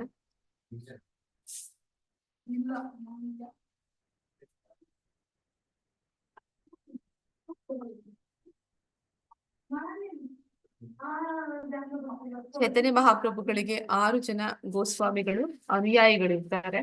ಅವರ ಹೆಸರು ಸನಾತನ ಗೋಸ್ವಾಮಿ, ರೂಪ ಗೋಸ್ವಾಮಿ, ಜೀವ ಗೋಸ್ವಾಮಿ, ರಘುನಾಥ ಭಟ್ಟ ಗೋಸ್ವಾಮಿ, ರಘುನಾಥ ದಾಸ ಗೋಸ್ವಾಮಿ, ಗೋಪಾಲ ಭಟ್ಟ ಗೋಸ್ವಾಮಿ. ಈ ರೀತಿ 6 ಜನ ಗೋಸ್ವಾಮಿಗಳು ಅಂತಂದ್ರೆ ಅವರು ಇಂದ್ರಿಯಗಳನ್ನ ಗೆದ್ದಂತವ್ರು. ಅಂದ್ರೆ ಇವರೆಲ್ಲರೂ ಕೂಡ ಶ್ರೀಮಂತ ಕುಟುಂಬಕ್ಕೆ ಸೇರಿದಂತವ್ರು. ಅವರು ಯಾವಾಗ ಚೈತನ್ಯ ಮಹಾಪ್ರಭುಗಳ ಒಂದು ಅವರ ಒಂದು ಸಂಪರ್ಕಕ್ಕೆ ಬರ್ತಾರೆ, ಆಗ ಅವರಲ್ಲಿ ಭಕ್ತಿಯಲ್ಲಿ ತೊಡಗಬೇಕು. ಅಂದ್ರೆ ಅವರಲ್ಲಿ ಅನೇಕ ಜಿಜ್ಞಾಸೆ ಅನ್ನುವಂಥದ್ದು ಹುಟ್ಟುತ್ತೆ. ಆದ್ರೆ ಅವರು ಪ್ರಶ್ನೆಗಳನ್ನ ಮಾಡ್ತಾರೆ. ಸನಾತನ ಗೋಸ್ವಾಮಿ ಅವರು ಕೂಡ ಹಾಗೆ ಚೈತನ್ಯ ಮಹಾಪ್ರಭುಗಳನ್ನ ಭೇಟಿಯಾದಾಗ ಅವರು ಪ್ರಶ್ನೆಗಳನ್ನ ಮಾಡ್ತಾರೆ. ಏನಂತ ಹೇಳ್ತಾರೆ ಅಂದ್ರೆ ಅಥತೋ ಬ್ರಹ್ಮ ಜಿಜ್ಞಾಸ ಅಂತ ಹೇಳ್ತಾರೆ. ಅಂದ್ರೆ ನಾನು ಯಾರು, ನಾನು ಯಾಕೆ ಈ ಒಂದು ಕಷ್ಟಗಳಲ್ಲಿ ಸಿಕ್ಕಾಕೊಂಡಿದ್ದೀನಿ ಅನ್ನುವಂತಹ ಪ್ರಶ್ನೆಯನ್ನ ಮಾಡ್ತಾರೆ. ಆಗ ಅದಕ್ಕೆ ಚೈತನ್ಯ ಮಹಾಪ್ರಭುಗಳವರು ಅವರಿಗೆ ಒಂದು ಜ್ಞಾನವನ್ನ ನೀಡ್ತಾರೆ. ಹೀಗೆ ಅವರು ಅವರ ತಮ್ಮ ರೂಪ ಗೋಸ್ವಾಮಿ ಅವರಿಗೂ ಕೂಡ ಈ ಭಕ್ತಿ ಸೇವೆಯನ್ನು, ಈಗ ನಾನು ಹೇಳಿದೆ ಸಾಧನ ಭಕ್ತಿ ಅಂತ, ಅದು ನಾವು ಯಾವ ರೀತಿ ಮಾಡ್ಬೇಕು, ಗುರು ಆಶ್ರಯ ಪಡೆಯುವಂಥದ್ದು, ಗುರುವಿನಿಂದ ದೀಕ್ಷೆ ಪಡೆಯುವಂಥದ್ದು, ನಿಯಮಗಳನ್ನ ಪಾಲನೆ ಮಾಡುವಂಥದ್ದು, ಇದೆಲ್ಲವನ್ನು ಕೂಡ ಆ ಒಂದು ಭಕ್ತಿ ರಸಾಮೃತ ಸಿಂಧು ಅಂತ ಒಂದು ಪುಸ್ತಕವನ್ನ ರೂಪ ಗೋಸ್ವಾಮಿಯವರು ಬರೀತಾರೆ. ಅದರಲ್ಲಿ ಅವರು ಎಲ್ಲರಿಗೂ ಕೂಡ ಅಂದ್ರೆ ಒಂದು ಬದ್ಧ ಜೀವಿಗಳು ಜಗತ್ತಿನಲ್ಲಿರುವಂತವ್ರು ಅವರೆಲ್ಲರೂ ಕೂಡ ಭಕ್ತಿಯಲ್ಲಿ ಹೇಗೆ ಮುಂದುವರಿಬಹುದು ಅನ್ನೋದನ್ನ ಅವರು ಗ್ರಂಥ ರೂಪದಲ್ಲಿ ಅವರು ಬರೀತಾರೆ. ಹೀಗೆ 6 ಜನ ಗೋಸ್ವಾಮಿಗಳು ಕೂಡ ಅವರಿಗೆ ಒಂದು ಆದೇಶವನ್ನ ಕೊಟ್ಟಿದ್ದಾರೆ ಚೈತನ್ಯ ಮಹಾಪ್ರಭುಗಳು. ಏನು ಅಂತಂದ್ರೆ ಭಗವಂತನ ಒಂದು ಆ ಒಂದು ಬೃಂದಾವನ ಲೀಲೆ, ಆ ಲೀಲೆಯಲ್ಲಿ ಅವರು ಯಾವ್ದೆಲ್ಲ ಒಂದು ಸ್ಥಳಗಳಿದ್ವು ಈ ಕಲಿಯುಗದಲ್ಲಿ, ಅವೆಲ್ಲವೂ ಕೂಡ ಅದನ್ನ ಪತ್ತೆ ಹಚ್ಚೋದಿಕ್ಕೆ ಅವರು ಇವ್ರಿಗೆ ಹೇಳ್ತಾರೆ. ನಂತರ ಆ ವಜ್ರನಾಭ ಅಂದ್ರೆ ಕೃಷ್ಣನ ಒಂದು ಮೊಮ್ಮಗ, ಅವನು 1000 ದೇವಸ್ಥಾನಗಳನ್ನ, ಕೃಷ್ಣನ ದೇವಸ್ಥಾನಗಳನ್ನ ಕಟ್ಟಿಸ್ತಾನೆ. ಈ ಒಂದು ಮಹಮ್ಮದೀಯರು ಅವರ ಒಂದು ಆಳ್ವಿಕೆಯ ಸಂದರ್ಭದಲ್ಲಿ ಅವರು ಏನ್ ಮಾಡ್ತಾರೆ, ಈ ದೇವಸ್ಥಾನಗಳನ್ನ ನಾಶ ಮಾಡ್ತಾರೆ. ಆ ಸಂದರ್ಭದಲ್ಲಿ ಈ ದೇವಸ್ಥಾನಗಳಲ್ಲಿ ಇದ್ದಂತಹ ವಿಗ್ರಹಗಳು ಅವುಗಳನ್ನ ಅವರು ಬಚ್ಚಿಟ್ಟಿರ್ತಾರೆ. ಆ ಒಂದು ವಿಗ್ರಹಗಳು ಈ ಒಂದು 6 ಗೋಸ್ವಾಮಿಗಳಿಗೆ ಸಿಗುತ್ತೆ. ಮತ್ತೆ ಅವರು ಆ ಭಗವಂತನ ದೇವಸ್ಥಾನಗಳನ್ನ ನಿರ್ಮಾಣ ಮಾಡಿ ಅಲ್ಲಿ ಒಂದು ಭಗವಂತನ ವಿಗ್ರಹಗಳನ್ನ ಅವರು ಅಲ್ಲಿ ಪ್ರತಿಷ್ಠಾಪನೆ ಮಾಡ್ತಾರೆ. ಹೀಗೆ ಭಗವಂತ ಚೈತನ್ಯ ಮಹಾಪ್ರಭುಗಳು ಅವರಿಗೆ ಈ ಹರಿನಾಮ ಸಂಕೀರ್ತನೆಯ ಮಹತ್ವವನ್ನ ಜನರಿಗೆ ತಿಳಿಸ್ಬೇಕು ಅಂತೆಲ್ಲ ಹೇಳ್ತಾರೆ. ಹೀಗೆ ಅವರೆಲ್ಲರೂ ಕೂಡ ಅವರ ಒಂದು ಒಂದು ಸಾಂಸಾರಿಕ ಒಂದು ವೃತ್ತಿ ಎಲ್ಲವನ್ನು ಬಿಟ್ಟು ಅವ್ರು ಏನ್ ಮಾಡ್ತಾರೆ, ಅವರು ಸರಳ ಜೀವನವನ್ನ ಮಾಡ್ತಾರೆ.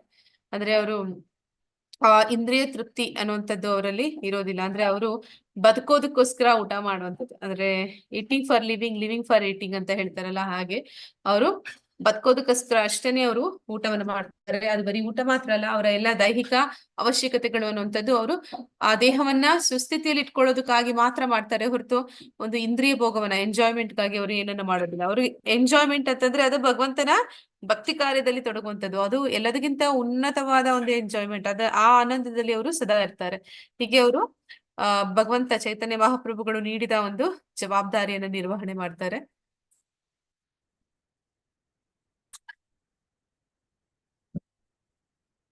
ಅದ್ವೇಷ್ಟಾ ಸರ್ವಭೂತಾನಾಂ ಮೈತ್ರಾ ಕರುಣ ಏವ ಚ ನಿರ್ಮಮೋ ನಿರಂಕಾರ ಸಮದುಃಖ ಸುಖಕ್ಷಮಿ ಸಂತುಷ್ಟಾ ಸತತಂ ಯೋಗಿ ಯತಾತ್ಮ ದೃಢ ನಿಶ್ಚಯಃ ಮಯಿ ಅರ್ಪಿತಾ ಮನೋಬುದ್ಧಿರ್ ಯೋ ಮದ್ಭಕ್ತ ಸಮೇ ಪ್ರಿಯಃ. ಯಾರಿಗೆ ಅಸೂಯೆ ಇಲ್ಲವೋ, ಯಾರು ಎಲ್ಲ ಜೀವಿಗಳಿಗೆ ಸ್ನೇಹಿತನೋ, ತಾನು ಒಡೆಯನೆಂಬ ಭಾವನೆ ಇಲ್ಲದೆ ನಿರಂಕಾರನೋ, ಸುಖ ದುಃಖಗಳಲ್ಲಿ ಸಮಚಿತ್ತನೋ, ಕ್ಷಮಾಶೀಲನೋ, ಸದಾ ತೃಪ್ತನೋ, ಸಂತುಷ್ಟನೋ, ಆತ್ಮ ಸಂಯಮಿಯೋ, ದೃಢಚಿತ್ತದಿಂದ ಭಕ್ತಿ ಸೇವೆಯಲ್ಲಿ ನಿರತನೋ, ತನ್ನ ಮನಸ್ಸನ್ನು ಬುದ್ಧಿಯನ್ನು ನನ್ನಲ್ಲಿ ನಿಲ್ಲಿಸಿರುವನೋ, ಅಂತಹ ಭಕ್ತನು ನನಗೆ ಬಹಳ ಪ್ರಿಯನಾದವನು. ಅಂದ್ರೆ ಭಗವಂತ ಈಗ ಅವನ ಒಂದು ಭಕ್ತರ ಒಂದು ಗುಣಗಳನ್ನ ತಿಳಿಸ್ತಾ ಇದ್ದಾನೆ. ಅವರಲ್ಲಿರುವಂತಹ ವಿಶೇಷ ಗುಣಗಳು, ಅವನಿಗೆ ತುಂಬಾ ಇಷ್ಟವಾದಂತಹ ಗುಣಗಳ ಬಗ್ಗೆ ಇಲ್ಲಿ ಹೇಳ್ತಾ ಇದ್ದಾನೆ. ಅವನ ಭಕ್ತರು ಯಾವ ರೀತಿ ಇರ್ತಾರೆ ಅಂದ್ರೆ, ಅವ್ರಿಗೆ ಇತರರ ಮೇಲೆ, ಯಾವ ಒಂದು ಜೀವಿಯ ಮೇಲೆ ಕೂಡ ಅವ್ರಿಗೆ ಅಸೂಯೆ ಅಂದ್ರೆ ಒಂದು ದ್ವೇಷ ಅನ್ನೋದು ಇರೋದಿಲ್ಲ. ಈ ಭಕ್ತರು ಯಾರಿದ್ದಾರೆ ಅವ್ರು ಯಾವ ರೀತಿ ಇರ್ತಾರೆ ಅಂದ್ರೆ, ಅವ್ರಿಗೆ ನಾಮೇರಿ ರುಚಿ ಅಂತಾರೆ. ನಾಮೇರಿ ರುಚಿ ಅಂದ್ರೆ ಭಗವಂತನ ನಾಮಸ್ಮರಣೆ ಮಾಡೋದ್ರಲ್ಲಿ ಅವ್ರಿಗೆ ಅತೀವ ಆನಂದ ಅನ್ನೋದು ಸಿಗ್ತಾ ಇರುತ್ತೆ. ಜೀವೇರಿ ದ್ವಯ ಅಂತಂದ್ರೆ ಭಗವಂತನ ವಿಭಿನ್ನ ಅಂಶಗಳು. ಅವ್ರು ಯಾರನ್ನೇ ನೋಡಿದ್ರು ಕೂಡ ಭಗವಂತನ ವಿಭಿನ್ನ ಅಂಶಗಳು ಇವರು. ಆ ರೀತಿ ಭಗವಂತನ ಜೊತೆ ಆ ಜೀವಿಯ ಸಂಬಂಧವನ್ನ ಗುರುತಿಸಿ ಆ ಭಗವಂತನನ್ನ ಪ್ರೀತಿಸ್ತಾರೆ. ಅಂದ್ರೆ ಅವನಿಗೆ ಸಂಬಂಧಪಟ್ಟದ್ದ ಎಲ್ಲವನ್ನೂ ಅವರು ಪ್ರೀತಿಸ್ತಾರೆ. ಹಾಗೆ ಎಲ್ಲಾ ಜೀವಿಗಳ ಮೇಲೆ ಅವರಿಗೆ ದಯೆ ಅನ್ನೋದು ಇರುತ್ತೆ. ನಂತರ ವೈಷ್ಣವ ಸೇವಾ, ಯಾರು ಶುದ್ಧ ಭಕ್ತರು ಇರ್ತಾರೆ ಅವರ ಸೇವೆಯನ್ನ ಮಾಡುವಂಥದ್ದು, ಈ ಗುಣಗಳು ಆ ಭಕ್ತರಲ್ಲಿ ಇರುತ್ತೆ. ನಂತರ ಅವರು ತಾನು ಒಡೆಯನೆಂಬ ಭಾವನೆ ಇಲ್ಲದೆ ನಿರಂಕಾರನು, ಅಂದ್ರೆ ಅವ್ರಿಗೆ ಜ್ಞಾನ ಇದೆ. ನಾನು ಒಡೆಯ ಅಲ್ಲ, ಒಡೆಯ ಭಗವಂತ, ನಾನು ಅವನ ಸೇವಕ ಅನ್ನುವಂತಹ ಒಂದು ಜ್ಞಾನ ಅವ್ರಿಗಿರುತ್ತೆ. ಆದ ಕಾರಣ ಅವರಲ್ಲಿ ಯಾವುದೇ ಅಹಂಕಾರ ಅನ್ನೋದು ಇರೋದಿಲ್ಲ. ಸುಖ ದುಃಖಗಳಲ್ಲಿ ಸಮಚಿತ್ತನು, ಅಂದ್ರೆ ಈ ಒಂದು ಭೌತಿಕ ಜಗತ್ತದು ಅಶಾಶ್ವತ ಮತ್ತೆ ದುಃಖಾಲಯ. ಆದ ಕಾರಣ ಇಲ್ಲಿ ದುಃಖ ಅನ್ನೋದು ಇದ್ದೇ ಇರುತ್ತೆ. ಆದ ಕಾರಣ ಅವ್ರು ಯಾವ ರೀತಿ ಅದನ್ನ ಕಾಣ್ತಾರೆ ಅಂತಂದ್ರೆ, ಒಂದು ವೆದರ್ ಚೇಂಜ್ ಆಗುತ್ತೆ, ಸೀಸನ್ ಚೇಂಜ್ ಆಗುತ್ತೆ. ಆ ರೀತಿ ಸುಖ ದುಃಖ ಅನ್ನುವಂಥದ್ದು ಒಂದಾದ ಮೇಲೆ ಒಂದು ಬಂದೇ ಬರುತ್ತೆ. ಅದರಲ್ಲಿ ಅವರು ಸಮಚಿತ್ತ, ಅಂದ್ರೆ ಅವರು ಬ್ಯಾಲೆನ್ಸ್ ಮಾಡ್ತಾರೆ. ಅದೇ ರೀತಿ ಅವರು ಕ್ಷಮಾಶೀಲರು, ಅಂದ್ರೆ ಅವರಿಗೆ ಯಾರಾದ್ರೂ ಏನಾದ್ರೂ ನೋವು ಉಂಟು ಮಾಡಿದ್ರೆ ಅವರನ್ನ ಸುಲಭವಾಗಿ ಕ್ಷಮಿಸ್ತಾರೆ. ಯಾಕೆ ಆ ರೀತಿ ಕ್ಷಮಿಸ್ತಾರೆ ಅಂತಂದ್ರೆ, ಅವರು ತಿಳಿದಿದ್ದಾರೆ ನಮ್ಗೆ ಏನೆಲ್ಲಾ ಕಷ್ಟಗಳು ಸುಖಗಳು ಬರ್ತಾ ಇದೆ, ಅದು ನಮ್ಮ ಪೂರ್ವ ಜನ್ಮ ಕರ್ಮದ ಫಲಗಳು. ಆ ಕರ್ಮದ ಫಲಗಳಿಂದ ನಾವು ಈ ಒಂದು ಕಷ್ಟಗಳಲ್ಲಿ ಇದೀವಿ. ಆದ ಕಾರಣ ಈ ಕಷ್ಟಕ್ಕೆ ಆ ವ್ಯಕ್ತಿನೂ ಆ ಸಂದರ್ಭನೂ ಕಾರಣ ಅಲ್ಲ, ಆ ಕಷ್ಟಗಳಿಗೆ ನಾನ್ ಮಾಡಿರುವಂತಹ ಪಾಪ ಕಾರ್ಯಗಳು ಕಾರಣ. ಆದ ಕಾರಣ ಅವರು ಬೇರೊಬ್ಬರ ಮೇಲೆ ದೋಷವನ್ನ ಹೇಳೋದಿಲ್ಲ, ಅವರು ಎಲ್ಲರನ್ನೂ ಕ್ಷಮಿಸ್ತಾರೆ. ಸದಾ ತೃಪ್ತನು, ಅವ್ರಿಗೆ ಏನ್ ಸಿಕ್ಕಿದೆ ಅಷ್ಟರಲ್ಲಿ ಅವ್ರಿಗೆ ತೃಪ್ತಿ ಅನ್ನೋಂಥದ್ದು, ಸಂತುಷ್ಟಿ ಅನ್ನೋಂಥದ್ದು ಇರುತ್ತೆ. ಅಂದ್ರೆ ಅವ್ರು ಹೆಚ್ಚು ಏನನ್ನು ಬಯಸೋದಿಲ್ಲ. ಮತ್ತೆ ಆತ್ಮ ಸಂಯಮಿ ಅಂದ್ರೆ ಅವ್ರಿಗೆ ಇಂದ್ರಿಯಗಳ ಮೇಲೆ ಒಂದು ನಿಗ್ರಹ ಅನ್ನೋದಿದೆ. ಅವರು ಆ ಇಂದ್ರಿಯಗಳಿಗೆ ದಾಸರಲ್ಲ, ಇಂದ್ರಿಯಗಳಿಗೆ ಸ್ವಾಮಿಗಳು, ಗೋಸ್ವಾಮಿಗಳು. ಆದ ಕಾರಣ ಅವರು ಆತ್ಮ ಸಂಯಮ ಅನ್ನೋದನ್ನ ಇಟ್ಕೊಂಡಿರ್ತಾರೆ. ಮತ್ತೆ ದೃಢಚಿತ್ತದಿಂದ ಭಕ್ತಿ ಸೇವೆಯಲ್ಲಿ ನಿರತನೋ, ಇದು ದೃಢಚಿತ್ತ ಅಂತಂದ್ರೆ ನಾವು ಪ್ರಭುಪಾದರನ್ನೇ ನೆನೆಸ್ಕೋಬೇಕು. ಅವ್ರು ಹೇಗೆ ಆ ಒಂದು 70 ವಯಸ್ಸಿನಲ್ಲಿ ಪಾಶ್ಚಾತ್ಯ ದೇಶಕ್ಕೆ, ಅಂದ್ರೆ ಅಲ್ಲಿ ಇಂದು ಮುಂದೆ ಗೊತ್ತಿಲ್ಲದ ಜಾಗಕ್ಕೆ ಹೋಗಿ ಹೇಗೆ ಅವರು ಅವರ ಗುರುಗಳು ಹೇಳಿದ ಒಂದು ಮಾತನ್ನ ನಡ್ಸ್ಕೊಡ್ಬೇಕು ಅಂತ ಅವರ ಒಂದು ಕೊನೆಯ ಉಸಿರಿರುವವರೆಗೂ ಕೂಡ ಅವರು ಅದನ್ನ ಒಂದು ಪ್ರಯತ್ನ ಪಡ್ತಾರೆ. ಅವ್ರ ಗುರುಗಳು ಅವ್ರಿಗೆ ಹೇಳ್ತಾರೆ, ಪಾಶ್ಚಾತ್ಯ ದೇಶಗಳಿಗೆ ಹೋಗಿ ಭಗವದ್ಗೀತೆ ಭಾಗವತಗಳ ಒಂದು ಪ್ರವಚನವನ್ನ ಮಾಡ್ಬೇಕು, ಅವರಿಗೆ ಆ ಜ್ಞಾನವನ್ನ ನೀಡಬೇಕು ಅಂತ. ಹಾಗೆ ಅವರು ಎಷ್ಟು ವಯಸ್ಸಾದ ಕಾಲದಲ್ಲೂ ಕೂಡ ಅದನ್ನ ಅವರು ಮಾಡ್ತಾರೆ. ಭಕ್ತಿ ಸೇವೆಯಲ್ಲಿ ದೃಢಚಿತ್ತತೆ ಅನ್ನೋದು ಇರುತ್ತೆ. ಮತ್ತೆ ಮನಸ್ಸನ್ನು ಬುದ್ಧಿಯನ್ನು ನನ್ನಲ್ಲಿ ನಿಲ್ಲಿಸಿರುವನು, ಅವನು ಸದಾಕಾಲ ಅವನ ಮನಸ್ಸು ಮತ್ತೆ ಬುದ್ಧಿ ಬೇರೆ ಯಾವುದೋ ಒಂದು ವಿಚಾರಗಳಲ್ಲಿ ತೊಡಗೋದಿಲ್ಲ. ನಮ್ಮ ಮನಸ್ಸು ಬುದ್ಧಿ ಯಾವಾಗ್ಲೂ ಇನ್ನು ಯಾವುದೋ ವಿಚಾರದಲ್ಲಿ ಇರುತ್ತೆ. ನಾವು ಹರಿನಾಮ ಸಂಕೀರ್ತನೆ ಮಾಡ್ಬೇಕಂದ್ರೂ ಕೂಡ ನಮ್ಮ ಮನಸ್ಸಿನಲ್ಲಿ ಬೇರೇನೋ ವಿಚಾರಗಳು ಓಡ್ತಾ ಇರುತ್ತೆ. ಅಥವಾ ನಾವು ಏನಾದ್ರೂ ಒಂದು ಕೆಲವು ನಿಮಿಷಗಳ ಕಾಲ ಪ್ರಾಣಾಯಾಮ ಮಾಡ್ತೀವಿ ಅಥವಾ ಬ್ರೀದಿಂಗ್ ಎಕ್ಸರ್ಸೈಸ್ ಮಾಡ್ತೀವಿ, ಒಂದ್ ಸ್ವಲ್ಪ ಹೊತ್ತು ಆ ಮೈಂಡ್ ಕಂಟ್ರೋಲ್ ಮಾಡ್ಬೇಕಂದ್ರೆ ಅದು ಕಂಟ್ರೋಲ್ ಮಾಡೋದಕ್ಕೆ ಆಗೋದಿಲ್ಲ, ಅದು ಎಲ್ಲೆಲ್ಲೋ ಓಡ್ತಾ ಇರುತ್ತೆ. ಆದ್ರೆ ಈ ಭಕ್ತರ ಮನಸ್ಸು ಬುದ್ಧಿ ಹೇಗಿರುತ್ತೆ, ಅದು ಸದಾ ಭಗವಂತನಲ್ಲಿ ನಿಲ್ಸಿರ್ತಾರೆ. ಅಂತಹ ಭಕ್ತ ನನ್ಗೆ ತುಂಬಾ ಪ್ರಿಯನಾದವನು ಅಂತ ಇಲ್ಲಿ ಭಗವಂತ ಹೇಳ್ತಾ ಇದ್ದಾನೆ. ಚಿತ್ರಕೇತು ಮಹಾರಾಜ ಯಾರು? ಹರಿಕೃಷ್ಣ, ಯಾರಾದ್ರೂ ಹೇಳ್ತೀರಾ ಚಿತ್ರಕೇತುವಿನ ಕಥೆನ?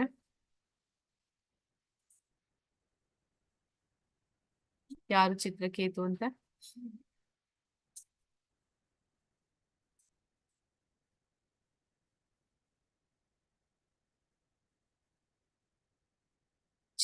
ಇಲ್ಲಿ ಚಿತ್ರಕೇತು ಅಂತಂದ್ರೆ ಅವರು ಮಹಾರಾಜ. ಅವನು ಅವನಿಗೆ ಅನೇಕ ಜನ ಪತ್ನಿಯರು ಇರ್ತಾರೆ. ಅಂದ್ರೆ ರಾಜರು ಅಂದ್ರೆ ಆ ಕಾಲದಲ್ಲಿ ಅನೇಕ ಪತ್ನಿಯರು ಇರ್ತಾ ಇದ್ರು. ಆದ್ರೆ ಅವನಿಗೆ ಮಕ್ಕಳಿರ್ಲಿಲ್ಲ. ಪತ್ನಿಯರಿದ್ದು ಮದ್ವೆ ಆಗಿ ಮಕ್ಕಳಾಗಿಲ್ಲ ಅಂತಂದ್ರೆ ಅದೊಂದು ದೊಡ್ಡ ದುಃಖ ಅಂತ ಹೇಳ್ತಾರೆ. ಹಾಗೆ ಅವನು ಯಾವಾಗ್ಲೂ ಶೋಕದಲ್ಲಿ ಇರ್ತಾನೆ. ಅವನ ಒಂದು ದುಃಖವನ್ನ ನೋಡಿ ನಾರದರು ಅವರಿಗೆ ಒಂದು ಯಜ್ಞವನ್ನ ಮಾಡೋದಕ್ಕೆ ಸಲಹೆ ಕೊಡ್ತಾರೆ. ಆ ಯಜ್ಞದ ಮೂಲಕ ಆಹ್ ಏನಾಗುತ್ತೆ ಅಂದ್ರೆ ಒಂದು ಪಾಯಸದ ಒಂದು ಬಟ್ಟಲು ಸಿಗುತ್ತೆ. ಅದನ್ನ ಅವನಿಗೆ ಇಷ್ಟವಾದ ಒಂದು ರಾಣಿಗೆ ಕೊಡ್ತಾನೆ. ಆ ರಾಣಿಯ ಮೂಲಕ ಅವನಿಗೆ ಒಂದು ಮಗು ಹುಟ್ಟುತ್ತೆ. ಆ ಮಗುವಿಗೆ ಅವನು ಹರ್ಷ ಶೋಕ ಅಂತ ಹೆಸರಿಡ್ತಾನೆ. ಹರ್ಷ ಶೋಕ ಅಂದ್ರೆ ಆ ಮಗುವಿನಿಂದಲೇ ಅವನಿಗೆ ಸಂತೋಷ, ಆ ಮಗುವಿನಿಂದಲೇ ಅವನಿಗೆ ದುಃಖ. ಆದ್ರೆ ಅವನು ಸದಾಕಾಲ ಆ ರಾಣಿ ಮತ್ತೆ ಆ ಮಗುವಿನಲ್ಲಿ ಎಷ್ಟು ಅನುರಕ್ತನಾಗಿ ಬಿಡ್ತಾನೆ ಅಂದ್ರೆ ಇತರ ಒಂದು ರಾಣಿಯರಿಗೆ ಅವನ ಮೇಲೆ ಅಂದ್ರೆ ಆ ಮಗುವಿನ ಮೇಲೆ ಅಸೂಯೆ ಅನ್ನೋದು ಬರುತ್ತೆ, ದ್ವೇಷ ಅನ್ನೋದು ಬರುತ್ತೆ. ಅದಕ್ಕೆ ಅವ್ರು ಏನ್ ಮಾಡ್ತಾರೆ, ಆ ಮಗುವಿಗೆ ವಿಷವನ್ನು ಕೊಟ್ಟು ಸಾಯಿಸ್ಬಿಡ್ತಾರೆ. ಆಗ ಅವನು ಮತ್ತೆ ದುಃಖದಲ್ಲಿ ಮುಳುಗಿ ಬಿಡ್ತಾನೆ. ತನ್ನ ಮಗನನ್ನು ಸದಾ ನೆನೆಸ್ತಾ ಇರ್ತಾನೆ, ಹುಚ್ಚನಾಗ್ ಬಿಡ್ತಾನೆ. ಆಗ ಏನ್ ಮಾಡ್ತಾರೆ, ನಾರದರು ಮತ್ತೆ ಅವರಿಗೆ ಅವನ ಮೇಲೆ ಒಂದು ಕರುಣೆ ಬಂದು ಅವ್ರು ಏನ್ ಮಾಡ್ತಾರೆ, ಒಂದು ಹೇಳ್ತಾರೆ, ನಿನ್ನ ಮಗನನ್ನ ನಾನು ಕೆಲ ಸಮಯಗಳವರೆಗೆ ನಾನು ಇಲ್ಲಿ ಕರೆಸ್ತೀನಿ, ಅವನ ಜೊತೆ ಮಾತಾಡು ಅಂತ. ಆಗ ಆ ಒಂದು ಮಗುವಿನ ಆತ್ಮವನ್ನ ಕಳಿಸ್ತಾನೆ ನಾರದರು. ಆಗ ಚಿತ್ರಕೇತು ಮಗನೇ ಅಂತ ಸಂತೋಷದಿಂದ ಅವನ ಹತ್ರ ಹೋದಾಗ ಆ ಮಗನು ಹೇಳ್ತಾನೆ, ನೀನು ನನ್ನ ತಂದೆನ ಯಾವ ಜನ್ಮದಲ್ಲಿ ತಂದೆ ಆಗಿದ್ದೆ, ನನಗೆ ಅನೇಕ ತಂದೆಗಳಿದ್ರು, ಅದರಲ್ಲಿ ನೀನು ಯಾವ ಒಂದು ತಂದೆ ಅಂತ ಕೇಳ್ತಾನೆ. ಆಗ ಅವನಿಗೆ ಒಂದು ಆತ್ಮದ ಜ್ಞಾನ ಸಿಗುತ್ತೆ. ಅಂದ್ರೆ ಪ್ರತಿ ಸತಿ ನಾವು ಬೇರೆ ಬೇರೆ ಜನ್ಮಗಳನ್ನ ಪಡಿತೀವಿ, ಆಗ ಬೇರೆ ಬೇರೆ ಸೆಟ್ ಆಫ್ ಫ್ಯಾಮಿಲೀಸ್ ನಮ್ಗೆ ಸಿಗ್ತಾ ಇರುತ್ತೆ. ಅಂದ್ರೆ ನಮ್ಗೆ ಬೇರೆ ತಂದೆ, ಬೇರೆ ತಾಯಿ, ಬೇರೆ ಪರಿವಾರ, ಮಕ್ಕಳು, ಗಂಡ ಹೆಂಡತಿ, ಈ ರೀತಿ ಬೇರೆ ಬೇರೆ ಒಂದು ಆತ್ಮಗಳ ಸಂಪರ್ಕ ಆಗುತ್ತೆ. ಹಾಗೆ ಇಲ್ಲಿ ಅವನು ಹೇಳಿದಾಗ ಹರ್ಷಶೋಕ ಆ ರೀತಿ ಕೇಳಿದಾಗ ಅವನಿಗೆ ಜ್ಞಾನ ಬರುತ್ತೆ. ಆಗ ಅವನ ಮನಸ್ಸು ನಿಯಂತ್ರಣಕ್ಕೆ ಬರುತ್ತೆ. ಆಮೇಲೆ ಚಿತ್ರಕೇತು ಭಕ್ತಿಯಲ್ಲಿ ತೊಡಗ್ತಾನೆ, ನಂತರ ಶುದ್ಧ ಭಕ್ತನಾಗ್ತಾನೆ. ಆಗ ಈ ಭಕ್ತರು ಏನ್ ಮಾಡ್ತಾರೆ, ಆಧ್ಯಾತ್ಮಿಕ ಜಗತ್ತಿನಲ್ಲಿ ಅವರಿಗೆ ಆದಂತಹ ಒಂದು ಪ್ರೈವೇಟ್ ವೆಹಿಕಲ್ ಅಂದ್ರೆ ಏರೋಪ್ಲೇನ್ ಇರುತ್ತೆ ಅಂತ ಹೇಳ್ತಾರೆ. ಹಾಗೆ ಅವರು ಒಂದು ವಾಹನದಲ್ಲಿ ಸಂಚರಿಸ್ತಾ ಇರ್ತಾರೆ. ಹಾಗೆ ಹೋಗ್ಬೇಕಾದ್ರೆ ಏನಾಗುತ್ತೆ, ಒಂದು ಕಡೆ ಅಲ್ಲಿ ಕೈಲಾಸದ ಕಡೆ ಹೋದಾಗ ಶಿವ ಮತ್ತೆ ಪಾರ್ವತಿ, ಶಿವ ತನ್ನ ಹೆಂಡತಿ ಪಾರ್ವತಿನ ತನ್ನ ತೊಡೆ ಮೇಲೆ ಕೂರಿಸಿಕೊಂಡು ಅಲ್ಲಿ ಭಾಗವತ ಪ್ರವಚನವನ್ನ ಮಾಡ್ತಾ ಇದ್ದಾನೆ. ಎಲ್ಲರೂ ಅಲ್ಲಿ ಆ ಭಗವಂತನಿಂದ ಅಂದ್ರೆ ಶಿವನಿಂದ ಭಾಗವತ ಪ್ರವಚನವನ್ನ ಕೇಳ್ತಾ ಇರ್ತಾರೆ.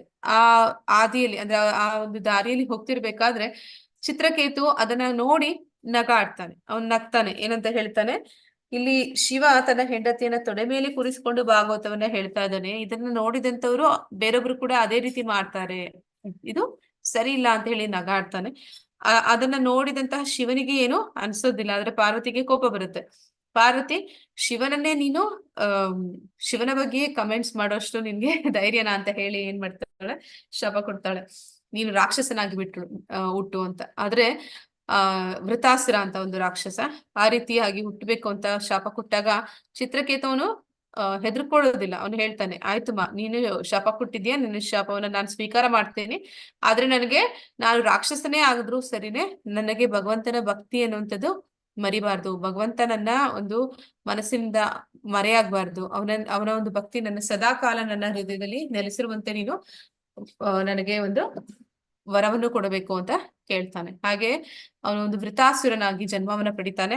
ನಂತರ ಆ ವೃತಾಸುರನನ್ನ ಕೊಲ್ಲೋದಕ್ಕೆ ಇಂದ್ರ ಅವನು ವಜ್ರಾಯುಧವನ್ನ ತಗೊಂಡು ಬರ್ತಾನೆ. ಆ ಸಂದರ್ಭದಲ್ಲಿ ಏನಾಗುತ್ತೆ ಅಂತಂದ್ರೆ, ಆ ವೃತಾಸುರನ ಮೇಲೆ ಅನೇಕ ವರ್ಷಗಳ ಕಾಲ ಇಂದ್ರನು ಯುದ್ಧವನ್ನ ಸಾರ್ತಾನೆ. ಆ ಯುದ್ಧದಲ್ಲಿ ಏನಾಗುತ್ತೆ, ವೃತಾಸುರ ಅವನು ಹೇಳ್ತಾನೆ, ಇಂದ್ರನಿಗೆ ಹೇಳ್ತಾನೆ, ಅಂದ್ರೆ ಅವನಿಗೆ ಇನ್ನೂ ಆ ನೆನಪಿದೆ, ಭಕ್ತಿಯಲ್ಲಿ ಅವನಿಗೆ ಇನ್ನೂ ಜ್ಞಾನ ಇದ್ದ ಕಾರಣ ಅವನು ಹೇಳ್ತಾನೆ, ನೀನ್ ನನ್ನನ್ನ ಆದಷ್ಟು ಬೇಗ ಕೊಂದು ಬಿಡು ಅಂತ. ಯಾಕೆಂದ್ರೆ ಆ ರೀತಿ ಅದು ಒಂದು ಶಾಪದಿಂದ ಅವನಿಗೆ ಸಿಕ್ಕಿರುವಂತಹ ಒಂದು ರಾಕ್ಷಸಿಯ ರೂಪ. ಆ ರೂಪವನ್ನ ಅವ್ನು ಕಳ್ಕೊಂಡಾದ್ರೆ ಮತ್ತೆ ಅವನ ಧಾಮಕ್ಕೆ ಹಿಂದಿರ್ಬೋದು. ಅದಕ್ಕೋಸ್ಕರ ಅವನು ಇಂದ್ರನಿಗೆ ಪ್ರೋತ್ಸಾಹ ಕೊಡ್ತಾನೆ, ಯುದ್ಧ ಮಾಡು, ನನ್ನನ್ನ ಕೊಲ್ಲು ಅಂತ. ಅವನ ವಜ್ರಾಯುಧದಿಂದ ವೃತಾಸುರನನ್ನ ಸಾಯಿಸ್ತಾನೆ. ನಂತರ ಏನಾಗುತ್ತೆ, ಇಂದ್ರ ಅವನು ಈ ಭೌತಿಕ ಜಗತ್ತಿನಲ್ಲಿ ಬರುವಂತಹ ಸ್ವರ್ಗಕ್ಕೆ ಹಿಂದಿರುಗ್ತಾನೆ. ಆದ್ರೆ ಪ್ರಭುಪಾದರು ಬರೀತಾರೆ, ಅಲ್ಲಿ ಇಂದ್ರ ಯುದ್ಧದಲ್ಲಿ ಗೆದ್ದು ಅವನು ವಾಸ್ತವದಲ್ಲಿ ಸೋತ. ಯಾಕಂದ್ರೆ ಅವನಿನ್ನ ಈ ಭವಸಾಗರದಲ್ಲಿಯೇ ಇದ್ದಾನೆ. ಆದ್ರೆ ವೃತಾಸುರ ಯುದ್ಧದಲ್ಲಿ ಅವನು ಸೋತಿದ್ದಾನೆ, ಆದ್ರೆ ಅವನು ವಾಸ್ತವದಲ್ಲಿ ಗೆದ್ದಿದ್ದಾನೆ. ಮತ್ತೆ ಅವನು ಭಗವಂತನ ಧಾಮಕ್ಕೆ ಹಿಂದಿರುಗ್ತಾನೆ. ಇದು ಚಿತ್ರಕೇತುವಿನ ಕತೆ.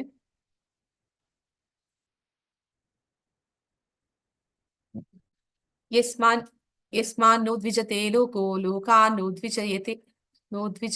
ದ್ವಿಜತೆ ಚ ಯಃ ಹರ್ಷಮರ್ಷ ಭಯೋದ್ವೇಗೈರ್ ಮುಕ್ತೋ ಯಾಸಾ ಚ ಮೇ ಪ್ರಿಯಃ. ಯಾವ ವ್ಯಕ್ತಿಯಿಂದ ಯಾರು ಉದ್ವೇಗವನ್ನು ಪಡುವುದಿಲ್ಲವೋ ಮತ್ತು ಆ ವ್ಯಕ್ತಿಯು ಯಾರಿಂದಲೂ ಉದ್ವೇಗವನ್ನು ಅನುಭವಿಸುವುದಿಲ್ಲವೋ, ಸುಖ ಮತ್ತು ದುಃಖಗಳಲ್ಲಿ, ಭಯ ಮತ್ತು ಆತಂಕಗಳಲ್ಲಿ ಸಮಚಿತ್ತನಾಗಿರುತ್ತಾನೋ, ಆತನು ನನಗೆ ಬಹುಪ್ರಿಯನಾದವನು.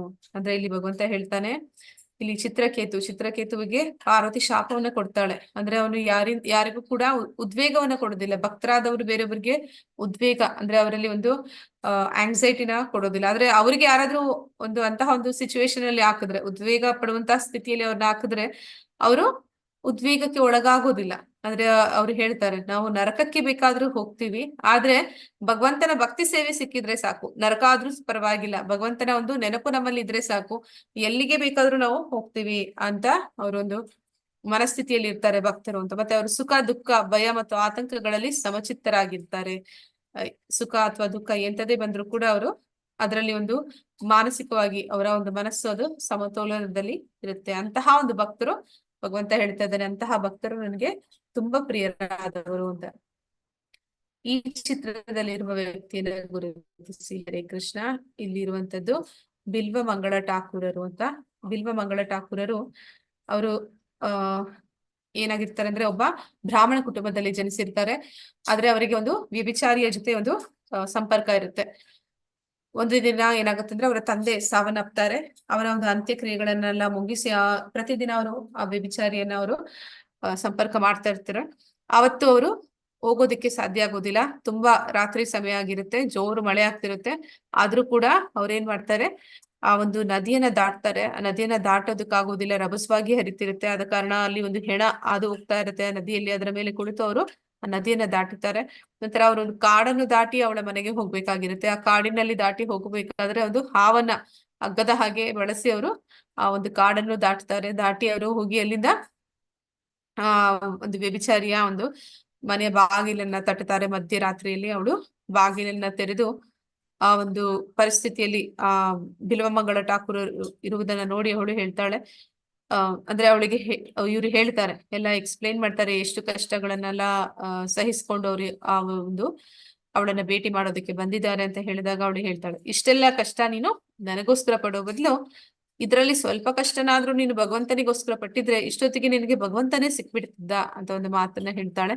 ಆ ಒಂದೇ ಒಂದು ಮಾತು ಅವರ ಒಂದು ಕೆನ್ನೆ ಮೇಲೆ ಬಾರಿಸಿದ ಹಾಗೆ ಇರುತ್ತೆ. ಅವ್ರೇನ್ ಮಾಡ್ತಾರೆ, ಅಲ್ಲಿಂದ ಹೊರಟು ಹೋಗಿ ಭಗವಂತನ ಭಕ್ತಿಯಲ್ಲಿ ತೊಡಗುತ್ತಾರೆ.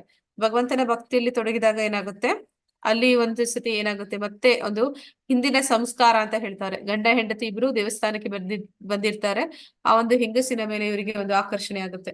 ಆಗ ಇವ್ರು ಏನ್ ಮಾಡ್ತಾರೆ, ಆ ಹೆಂಗಸಿನ ಹತ್ರ ಹೋಗಿ ಕೇಳ್ತಾರೆ, ತಾಯಿ ನಿನ್ನ ಅದು ತಲೆಗೆ ಹೇರ್ ಪಿನ್ ಹಾಕಿರ್ತಾರೆ, ಅದನ್ನ ಕೇಳ್ತಾರೆ, ಅದನ್ನ ಕೊಡಿ ಅಂತ. ಅದನ್ನ ತಗೊಂಡವರು ಅವರ ಕಣ್ಣುಗಳನ್ನ ಕಿತ್ತು ಬಿಡ್ತಾರೆ. ಅಂದ್ರೆ ಇದೊಂದು ಅನುಕರಣೆ ಮಾಡಬಾರ್ದು ಯಾರು ಅಂತ ಹೇಳ್ತಾರೆ. ಆದ್ರೆ ಇಲ್ಲಿ ಭಕ್ತರು ಆ ರೀತಿ ಮಾಡಿದ್ರು ಅಂತ. ಆ ಕಣ್ಣುಗಳನ್ನ ಕಿತ್ತು ಬಿಟ್ಟು ಹೇಳ್ತಾರೆ, ಈ ಕಣ್ಣುಗಳಿರೋದ್ರಿಂದ ತಾನೇ ನಾನು ಈ ರೀತಿ ಒಂದು ಕೆಟ್ಟ ಒಂದು ವರ್ತನೆ, ಆ ಒಂದು ಸಭ್ಯತೆ ಇಲ್ಲದ ಒಂದು ಜೀವನ ಕ್ರಮವನ್ನ ಮಾಡ್ತಾ ಇದ್ದೀನಿ ಅಂತ ಹೇಳಿ ಆ ಕಣ್ಣುಗಳನ್ನ ತೆಗೆದು ಬಿಡ್ತಾರೆ. ನಂತರ ಅವರು ಸದಾ ಭಗವಂತನ ಒಂದು ಕೀರ್ತನೆಗಳನ್ನ ಹಾಡ್ತಾ ಇರ್ತಾರೆ. ಭಗವಂತನ ಒಂದು ಭಕ್ತಿಯಲ್ಲಿ ತೊಡಗಿರ್ತಾರೆ. ಅವರ ಮನಸ್ಸನ್ನ ಭಕ್ತಿಯಲ್ಲಿ ನಿಲ್ಲಿಸ್ತಾರೆ. ಸ್ವತಃ ಕೃಷ್ಣ ಅವರ ಒಂದು ಸೇವೆಗೆ ತೊಡಗುತ್ತಾನೆ. ಅಂದ್ರೆ ಈಗ ಅವ್ರಿಗೆ ಕಣ್ಣು ಇಲ್ಲ, ಈಗ ಅವ್ರಿಗೆ ಏನ್ ಬೇಕು, ಆ ಸಮಯಕ್ಕೆ ಆಹಾರ ಬೇಕು, ಮತ್ತೆ ಏನೆಲ್ಲ ಅವಶ್ಯಕತೆಗಳಿದೆ ಅದೆಲ್ಲವನ್ನು ಕೂಡ ಪುಟ್ಟ ಬಾಲಕನಾಗಿ ಬಂದು ಕೃಷ್ಣ ಅವರ ಒಂದು ಅವಶ್ಯಕತೆಗಳನ್ನ ಪೂರೈಸ್ತಾ ಇರ್ತಾನೆ. ಹೀಗೆ ಬಿಲ್ವ ಮಂಗಳ ಠಾಕೂರರು ಅವರ ಒಂದು ಕತೆ.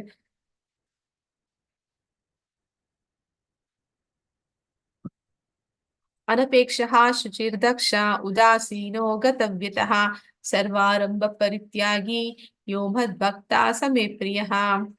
ಚಟುವಟಿಕೆಗಳ ಸಾಮಾನ್ಯ ನಡೆಯನ್ನು ಅವಲಂಬಿಸದಿರುವ, ಪರಿಶುದ್ಧನಾದ, ದಕ್ಷನಾದ, ಚಿಂತೆಯಿಲ್ಲದ, ಎಲ್ಲ ನೋವುಗಳಿಂದ ಮುಕ್ತನಾದ, ಯಾವ ಫಲಕ್ಕಾಗಿಯೂ ಶ್ರಮ ಪಡದ ಭಕ್ತನು ನನಗೆ ಬಹುಪ್ರಿಯನಾದವನು. ಅಂದ್ರೆ ಇಲ್ಲಿ ಬಿಲ್ವಮಂಗಳ ಠಾಕೂರರು ಯಾವ ರೀತಿ ಇರ್ತಾರೆ ಅಂತಂದ್ರೆ, ಅವರು ಎಲ್ಲವನ್ನು ಕೂಡ ಬಿಡ್ತಾರೆ. ಅಂದ್ರೆ ಅವರು ಚಿಂತೆ ಅನ್ನೋದಿಲ್ಲ ಅವ್ರಿಗೆ. ನಾನೀಗ ಕಣ್ಣು ಕಳ್ಕೊಂಡಿದ್ದೀನಿ, ನನಗೆ ಮುಂದೆ ಏನಪ್ಪಾ ಅನ್ನೋಂತ ಯೋಚನೆ ಇಲ್ಲ. ಭಗವಂತನ ಮೇಲೆ ಪರಿಪೂರ್ಣವಾಗಿ ಅವಲಂಬಿತನಾಗಿದ್ದೀನಿ. ಅಂದ್ರೆ ಅವರು ಭಗವಂತನಿಗೆ ಶರಣಾಗತಿನ ಹೊಂದಿರ್ತಾರೆ, ಪರಿಪೂರ್ಣವಾಗಿ ಹೊಂದಿರ್ತಾರೆ. ಭಗವಂತ ನನ್ನ ಒಂದು ಅವಶ್ಯಕತೆಗಳನ್ನ ಪೂರೈಸ್ತಾನೆ. ಆಗೊಂದ್ ವೇಳೆ ಪೂರೈಸಿಲ್ಲ ಅಂದ್ರೂ ಕೂಡ ನನ್ನ ದೇಹತ್ಯಾಗ ಆದ್ರೂ ಪರವಾಗಿಲ್ಲ, ನಾನು ಭಗವಂತನ ಒಂದು ಪಾದವನ್ನ ಸೇರ್ತೀನಿ ಅನ್ನುವಂತಹ ಒಂದು ಮನಸ್ಥಿತಿ ಇರುವಂತವ್ರು. ಅವರಿಗೆ ಯಾವುದೇ ಚಿಂತೆ ಇಲ್ಲ. ನಮಗಾದ್ರೆ ಯೋಚನೆಗಳಿರುತ್ತೆ. ನಮಗೂ ಈಗ ಒಂದು ಸ್ವಲ್ಪ ಫಿಸಿಕಲ್ ಏನಾದ್ರು ಒಂದು ಅಂದ್ರೆ ಹೆಲ್ತ್ ಇಶ್ಯೂಸ್ ಬಂತು ಅಂದ್ರೆ ನಾವೇನ್ ಮಾಡ್ತೀವಿ, ಇನ್ನ ಮುಂದೆ ಹೇಗಪ್ಪಾ ಅಂತ ತುಂಬಾ ತಲೆ ಕೆಡಿಸ್ಕೊಳ್ತೀವಿ. ಆ ರೀತಿ ಎಲ್ಲ ಭಕ್ತರು ಯೋಚನೆ ಮಾಡೋದಿಲ್ಲ. ಮತ್ತೆ ಎಲ್ಲಾ ನೋವುಗಳಿಂದ ಮುಕ್ತನಾಗಿರ್ತಾನೆ. ಅಂದ್ರೆ ಅವ್ರಿಗೆ ಯಾವುದೇ ಒಂದು ಅಂದ್ರೆ ನೋವು ಅಂತಂದ್ರೆ ನಾವು ಅನ್ಕೊಂತೀವಿ ಏನಾದ್ರೂ ನಮ್ಗೆ ಕಾಯಿಲೆ ಬಂದು ನೋವಾಯ್ತು ಅಂತಂದ್ರೆ ನಾವು ಅದನ್ನ ತುಂಬಾ ದುಃಖ ಅಂತ ಅನುಭವಿಸ್ತಾ ಇರ್ತೀವಿ. ಆದ್ರೆ ಭಕ್ತರು ಏನ್ ಹೇಳ್ತಾರೆ ಅಂದ್ರೆ ನೋವಾಯ್ತು ಅಂತಂದ್ರೆ ಅವ್ರು ಹೇಳ್ತಾರೆ, ನನ್ನ ಹಿಂದಿನ ಪೂರ್ವ ಜನ್ಮದ ಕರ್ಮಗಳು ಕಳೀತಿದೆ.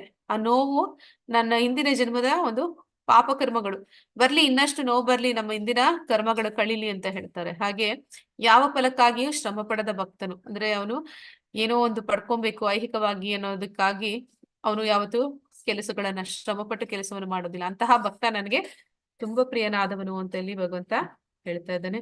ಇಲ್ಲಿರುವ ವ್ಯಕ್ತಿ ಯಾರು, ಅವನು ಯಾವ ಗುಣಗಳಲ್ಲೂ ತೋರಿಸಿದನು. ಹರೇ ಕೃಷ್ಣ.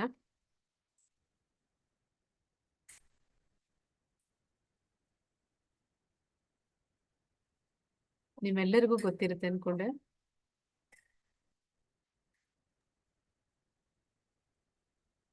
ಇಲ್ಲಿರುವ ವ್ಯಕ್ತಿ ಪ್ರಹ್ಲಾದ. ಪ್ರಹ್ಲಾದ. ಹೌದು ಪ್ರಭುಜಿ, ಪ್ರಹ್ಲಾದ.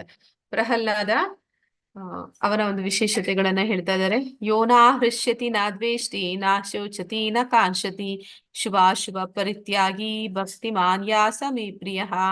ಯಾರು ಹರ್ಷ ಪಡುವುದಿಲ್ಲವೋ, ದುಃಖ ಪಡುವುದಿಲ್ಲವೋ, ಯಾರು ಶೋಕಿಸುವುದಿಲ್ಲವೋ, ಬಯಸುವುದಿಲ್ಲವೋ, ಯಾರು ಶುಭಾಶುಭಗಳನ್ನು ಪರಿತ್ಯಾಗ ಮಾಡಿರ್ತಾರೋ ಅಂತಹ ಭಕ್ತನು ನನಗೆ ಬಹುಪ್ರಿಯನಾದವನು. ಅಂದ್ರೆ ಇಲ್ಲಿ ಪ್ರಹ್ಲಾದ ತಾಯಿಯ ಗರ್ಭದಲ್ಲಿ, ಕಯಾದುವಿನ ಒಂದು ಗರ್ಭದಲ್ಲಿರ್ತಾನೆ. ಅವನ ತಂದೆ ಹಿರಣ್ಯಕಶಿಪು ಅವನು ತಪಸ್ಸಿಗೆ ಹೋಗ್ತಾನೆ. ಆ ಸಂದರ್ಭದಲ್ಲಿ ದೇವತೆಗಳು ಏನ್ ಮಾಡ್ತಾರೆ, ಅವನ ಹೆಂಡತಿಯ ಗರ್ಭದಲ್ಲಿ ಅಂದ್ರೆ ಪ್ರಹ್ಲಾದ ಇರ್ತಾನೆ. ಆ ಸಂದರ್ಭದಲ್ಲಿ ಅವ್ರು ಅಂತಾರೆ, ರಾಕ್ಷಸಿಯ ಹೊಟ್ಟೆಯಲ್ಲಿ ರಾಕ್ಷಸನೇ ಹುಟ್ಟುತ್ತಾನೆ ಅಂತ ಹೇಳಿ ಅವನನ್ನ ಕೊಲ್ಲಬೇಕು ಅಂತ ಪ್ರಯತ್ನ ಪಡ್ತಾರೆ. ಆಗ ಅವರಿಗೆ ಒಂದು ಆಶ್ರಯವನ್ನ ನಾರದರು ಕೊಡ್ತಾರೆ. ನಾರದರು ಕಯಾದವನ ತನ್ನ ಆಶ್ರಮಕ್ಕೆ ಕರ್ಕೊಂಡು ಹೋಗ್ತಾರೆ. ಹಿರಣ್ಯಕಶಿಪು ತಪಸ್ಸು ಮುಗಿಸಿ ಮತ್ತೆ ಬರುವವರೆಗೂ ಅವಳ ಒಂದು ಯೋಗಕ್ಷೇಮವನ್ನ ನೋಡ್ಕೊಳ್ತಾರೆ. ಆ ಸಂದರ್ಭದಲ್ಲಿ ಅವಳ ಗರ್ಭದಲ್ಲಿದ್ದಂತಹ ಪ್ರಹ್ಲಾದ ಅವನು ನಾರದರ ಒಂದು ಉಪದೇಶಗಳನ್ನ ಕೇಳ್ತಾ ಇರ್ತಾನೆ. ಹೀಗೆ ಅವರು ನಾರದರ ಸಂಪರ್ಕಕ್ಕೆ ಯಾರೇ ಬಂದ್ರು ಅವರು ಭಕ್ತರಾಗಿ ಬಿಡ್ತಾರೆ. ಹಾಗೆ ಕಯಾದು ಅವಳು ಅಷ್ಟು ಗಮನ ಕೊಡೋದಿಲ್ಲ. ಆದ್ರೆ ಆ ಗರ್ಭದಲ್ಲಿರುವಂತಹ ಪ್ರಹ್ಲಾದ ಪ್ರತಿಯೊಂದನ್ನು ಕೇಳಿ ಕೇಳಿ ನಾರದರಿಂದ ಅವನು ಜ್ಞಾನಿ ಆಗ್ತಾನೆ, ಮತ್ತೆ ಅವನು ಭಕ್ತನಾಗ್ತಾನೆ. ಹೀಗೆ ಅವನು ಭಕ್ತನಾದ್ಮೇಲೆ ಏನಾಗುತ್ತೆ, ಹಿರಣ್ಯಕಶಿಪುವಿಗೆ ಪ್ರಹ್ಲಾದನ ಮೇಲೆ ಅಸೂಯೆ ಬರುತ್ತೆ. ಅಂದ್ರೆ ಅವನಿಗೆ ಹರಿದ್ವೇಷಿ, ಅಂದ್ರೆ ವಿಷ್ಣುವನ್ನ ದ್ವೇಷಿಸ್ತಾನೆ. ಆದ್ರೆ ಅವನ ಮಗ ವಿಷ್ಣುವನ್ನ ಪ್ರೀತಿಸ್ತಾ ಇದ್ದಾನೆ, ಅವನ ಭಕ್ತಿಯನ್ನ ಮಾಡ್ತಾ ಇದ್ದಾನೆ. ಆದ ಕಾರಣ ಅವನಿಗೆ ಅವನ ಮೇಲೆ ಕೋಪ ಇರುತ್ತೆ. ಅದಕ್ಕೆ ಅವನು ಅನೇಕ ರೀತಿಗಳಲ್ಲಿ ಅವನನ್ನ ಕೊಲ್ಲುವಂತ ಪ್ರಯತ್ನ ಮಾಡ್ತಾನೆ.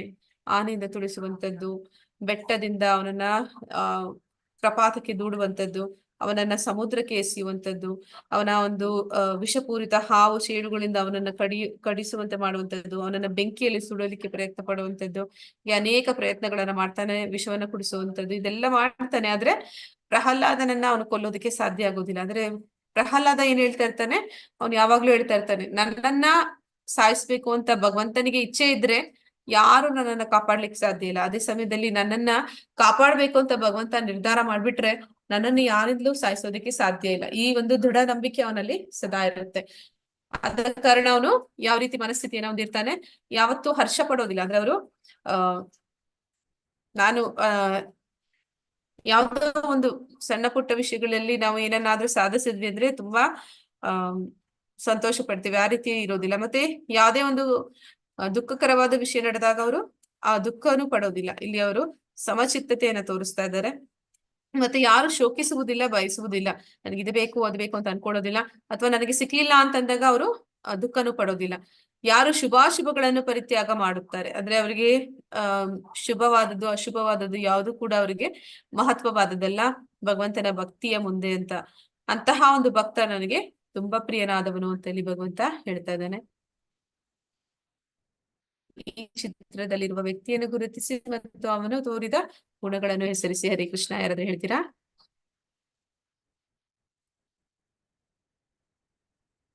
ಇಲ್ಲಿರುವಂತಹ ವ್ಯಕ್ತಿಯದು ಅಂಬರೀಷ ಮಹಾರಾಜ. ಅಂಬರೀಷ ಮಹಾರಾಜ ಅವರು ನವವಿಧ ಭಕ್ತಿ ಅಂತ ಹೇಳ್ತಾರೆ. ಅಂದ್ರೆ ನಾವು 9 ರೀತಿಯಲ್ಲಿ ಭಕ್ತಿಯನ್ನ ಮಾಡಬಹುದು. ಶ್ರವಣ, ಕೀರ್ತನ, ಸ್ಮರಣ, ಪಾದಸೇವನ, ಅರ್ಚನಾ, ವಂದನ, ಸಖ್ಯ, ದಾಸ್ಯ, ಆತ್ಮನಿವೇದನ ಅಂತ. ಹೀಗೆ 9 ರೀತಿಯಲ್ಲಿ ಯಾವ್ದಾದ್ರೂ ಒಂದು ರೀತಿಯಲ್ಲಿ ಬೇಕಾದ್ರೂ ಕೂಡ ನಾವು ಭಗವಂತನ ಒಂದು ಸಾಕ್ಷಾತ್ಕಾರವನ್ನು ಪಡಿಬಹುದು. ಅಂದ್ರೆ ಭಕ್ತಿಯ ಒಂದು 9 ವಿಧಗಳು. ಇದರಲ್ಲಿ 9 ವಿಧಗಳನ್ನು ಇಲ್ಲಿ ಅಂಬರೀಷ ಮಹಾರಾಜ ಮಾಡ್ತಿದ್ದ. ಅಂದ್ರೆ ಅವನು ತನ್ನ ಎಲ್ಲ ಇಂದ್ರಿಯಗಳನ್ನು ಸದಾ ಭಗವಂತನ ಭಕ್ತಿ ಸೇವೆಯಲ್ಲಿ ತೊಡಗಿಸ್ತಿದ್ದ. ಕಣ್ಣುಗಳ ಎಲ್ಲ ಇಂದ್ರಿಯಗಳು, ಕಣ್ಣನ್ನ ಭಗವಂತನ ರೂಪವನ್ನ ಕಾಣೋದಕ್ಕೆ, ಕಿವಿಗಳನ್ನ ಭಗವಂತನ ವಿಚಾರವಾಗಿ ಕೇಳಲಿಕ್ಕೆ, ಬಾಯಿಯನ್ನ ಭಗವಂತನ ಒಂದು ಪ್ರಸಾದ ನೈವೇದ್ಯ ಸ್ವೀಕಾರ ಮಾಡ್ಲಿಕ್ಕೆ, ಅವನ ಕೈಕಾಲುಗಳನ್ನ ಭಗವಂತನ ಒಂದು ದೇವಸ್ಥಾನವನ್ನ ಸ್ವಚ್ಛ ಮಾಡೋದಕ್ಕೆ, ಭಗವಂತನ ಒಂದು ತೀರ್ಥಕ್ಷೇತ್ರಗಳಿಗೆ ಸಂದರ್ಶನ ಮಾಡೋದಕ್ಕೆ, ಈ ರೀತಿ ಅವನು ಸದಾ ಭಕ್ತಿಯಲ್ಲಿ ತೊಡಗಿರ್ತಾ ಇದ್ದ. ಒಂದಿನ ಏನ್ ಮಾಡ್ತಾನೆ, ಅವನು ಏಕಾದಶಿ ವ್ರತವನ್ನ ಕೈಗೊಂಡಿರ್ತಾನೆ. ಅವನ ಭಕ್ತಿಯನ್ನ ನೋಡಿ ಇಲ್ಲಿ ದೂರ್ವಾಸ ಮುನಿಗಳಿಗೆ ಅವನ ಮೇಲೆ ಒಂದು ಅಸೂಯೆ ಅನ್ನೋದು, ದ್ವೇಷ ಅನ್ನುವಂಥದ್ದು ಬರುತ್ತೆ. ಅದಕ್ಕೆ ಅವ್ರು ಏನ್ ಮಾಡ್ತಾರೆ, ನಾವು ಏಕಾದಶಿ ವ್ರತವನ್ನ ಮಾಡಿದ್ರೆ ಮಾರನೇ ದಿನ ದ್ವಾದಶಿ ದಿನ ಪಾರಾಯಣ ಸಮಯ ಅಂತ ಕೊಡ್ತಾರೆ. ಆ ಸಮಯದ ಒಳಗಡೆ ನಾವು ಆ ಏಕಾದಶಿ ವ್ರತವನ್ನ ಮುಗಿಸ್ಕೋಬೇಕಾಗತ್ತೆ. ಮುಗಿಸ್ಲಿಲ್ಲ ಅಂತಂದ್ರೆ ನಾವು ಮಾಡಿದ ಒಂದು ಏಕಾದಶಿ ವ್ರತಕ್ಕೆ ಫಲ ಇರುವುದಿಲ್ಲ. ಆ ರೀತಿ ಒಂದು ಸಂದರ್ಭ, ದ್ವಾದಶಿ ದಿನ ಅವನಿಗೆ ಪಾರಾಯಣ ಸಮಯ ಮುಗೀತಾ ಇರುತ್ತೆ. ಅಂದ್ರೆ ಅವನು ನಿರ್ಜಲ ಏಕಾದಶಿ ಮಾಡಿರ್ತಾನೆ. ಏಕಾದಶಿಯಲ್ಲಿ ಬೇರೆ ಬೇರೆ ರೀತಿ ಇದೆ. ನಿರ್ಜಲ ಅಂದ್ರೆ ನೀರು ಕೂಡ ಕುಡಿದೆ ಮಾಡುವಂತದ್ದು. ಸಜಲ ಅಂತಂದ್ರೆ ಬರೀ ನೀರನ್ನ ಕುಡಿದು ಮಾಡುವಂತದ್ದು. ಯಾರು ಅದೆಲ್ಲ ಮಾಡ್ಲಿಕ್ಕೆ ಸಾಧ್ಯ ಇಲ್ಲ ಅಂತವ್ರು ಹಣ್ಣುಗಳನ್ನ ತಿಂದು ಅಥವಾ ಹಾಲನ್ನು ಕುಡಿದು ಉಪವಾಸವನ್ನ ಮಾಡ್ತಾರೆ.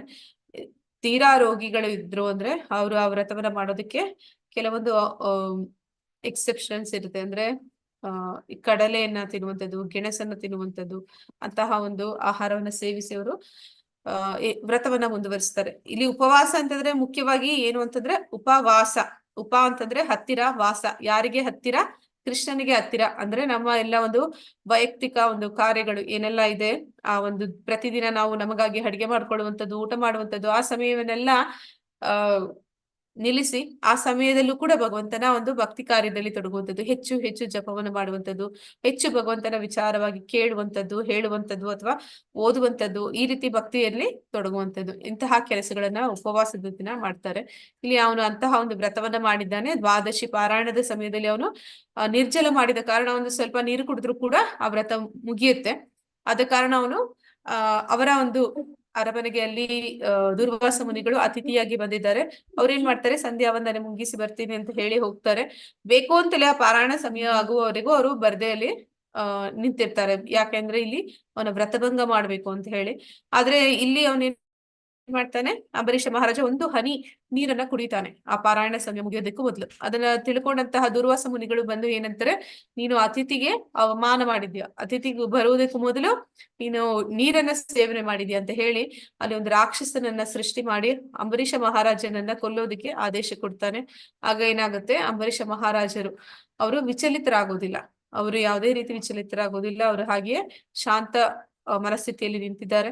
ಆಗ ಅಲ್ಲಿಗೆ ಸುದರ್ಶನ ಚಕ್ರ ಬರುತ್ತೆ. ಸುದರ್ಶನ ಚಕ್ರ ಏನ್ ಮಾಡುತ್ತೆ, ಆ ರಾಕ್ಷಸನನ್ನ ಕೊಂದು ನಂತರ ದುರ್ವಾಸ ಮುನಿಗಳನ್ನ ಅಟ್ಟಿಸ್ಕೊಂಡು ಹೋಗುತ್ತೆ. ದುರ್ವಾಸ ಮುನಿಗಳು ಬ್ರಹ್ಮನ ಹತ್ರ, ವಿಷ್ಣುವಿನ ಹತ್ರ, ಶಿವನ ಹತ್ರ ಎಲ್ಲ ಹೋಗಿ ಒಂದು ಸಹಾಯವನ್ನ ಬೇಡ್ತಾರೆ. ಆದ್ರೆ ಮಹಾವಿಷ್ಣು ಏನಂತ ಹೇಳ್ತಾನೆ, ನೀನು ಯಾರಿಗೆ ಅಪರಾಧವನ್ನ ಮಾಡಿದೀಯಾ ಅವರಿಂದ ಕ್ಷಮೆಯನ್ನ ಯಾಚನೆ ಮಾಡಿ ಅವರು ನಿನ್ನನ್ನ ಕ್ಷಮಿಸಿದ್ರೆ ನೀನು ಆ ಒಂದು ಶಿಕ್ಷೆಯಿಂದ ತಪ್ಪಿಸ್ಕೊಳ್ಬಹುದು, ಇಲ್ಲ ಅಂದ್ರೆ ನೀನು ಸುದರ್ಶನ ಚಕ್ರಕ್ಕೆ ಬಲಿಯಾಗ್ತೀಯ ಅಂತ ಹೇಳ್ತಾನೆ. ಆಗ ಏನ್ ಮಾಡ್ತಾನೆ, ದುರ್ವಾಸ ಮುನಿಗಳು ಅಂಬರೀಷ ಮಹಾರಾಜರ ಕಾಲಿಗೆ ಬಿದ್ದು ಕ್ಷಮೆಯನ್ನ ಕೇಳ್ಕೊತಾನೆ. ನನ್ ತಪ್ಪಾಯ್ತು, ನಾನ್ ನಿನಗೆ ವ್ರತಭಂಗ ಮಾಡ್ಲಿಕ್ಕಂತ ಬಂದೆ, ನಂತರ ನಾನೇ ನಿನಗೆ ಒಂದು ಕೊಲ್ಲುವ ಆದೇಶ ಕೊಟ್ಟು ಒಂದು ರಾಕ್ಷಸನನ್ನ ಸೃಷ್ಟಿ ಮಾಡಿದೆ, ಇದೆಲ್ಲ ನನ್ನದೇ ಒಂದು ತಪ್ಪು ಅಂತ ಹೇಳಿ ಒಪ್ಕೊಂತಾರೆ. ನಂತರ ಏನಾಗುತ್ತೆ, ಆ ಸುದರ್ಶನ ಚಕ್ರ ಅವರನ್ನ ಬಿಟ್ಟು ಬಿಡುತ್ತೆ. ಹೀಗೆ ಅಂಬರೀಷ ಮಹಾರಾಜರ ಒಂದು ಕಥೆ.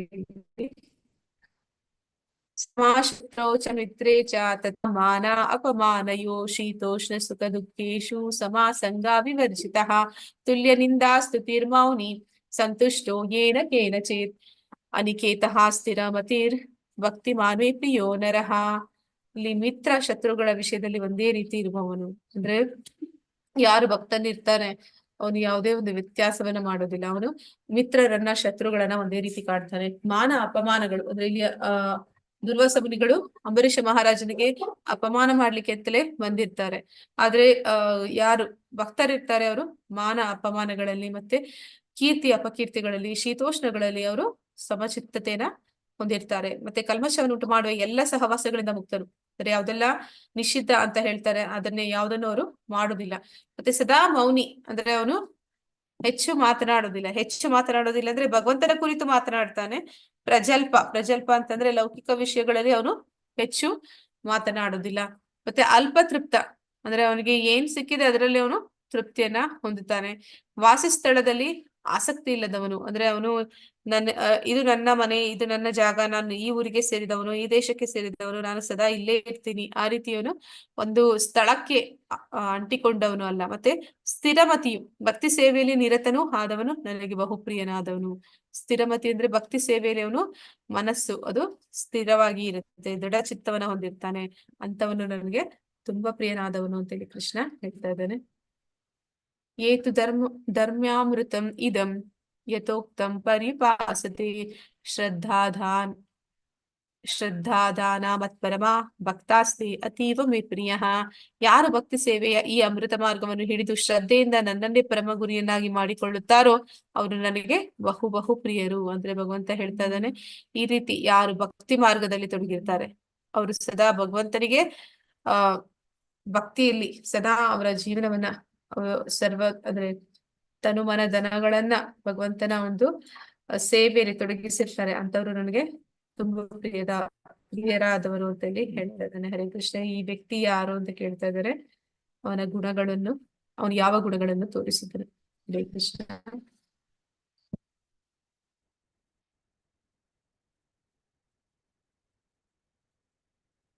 ಯಾರು ಈ ವ್ಯಕ್ತಿ?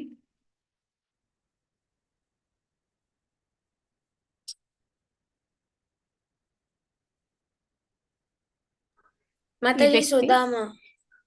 ಹೌದು ಮಾತಾಜಿ, ಈ ವ್ಯಕ್ತಿ ಸುಧಾಮ. ಸುಧಾಮ ನಿಮ್ಗೆ ಈ ಕತೆ ಗೊತ್ತಿರುತ್ತೆ. ಬಾಲ್ಯದಲ್ಲಿ ಕೃಷ್ಣ ಮತ್ತೆ ಸುಧಾಮ ಒಂದೇ ಗುರುಕುಲದಲ್ಲಿ ಅವರು ಓದಿರ್ತಾರೆ.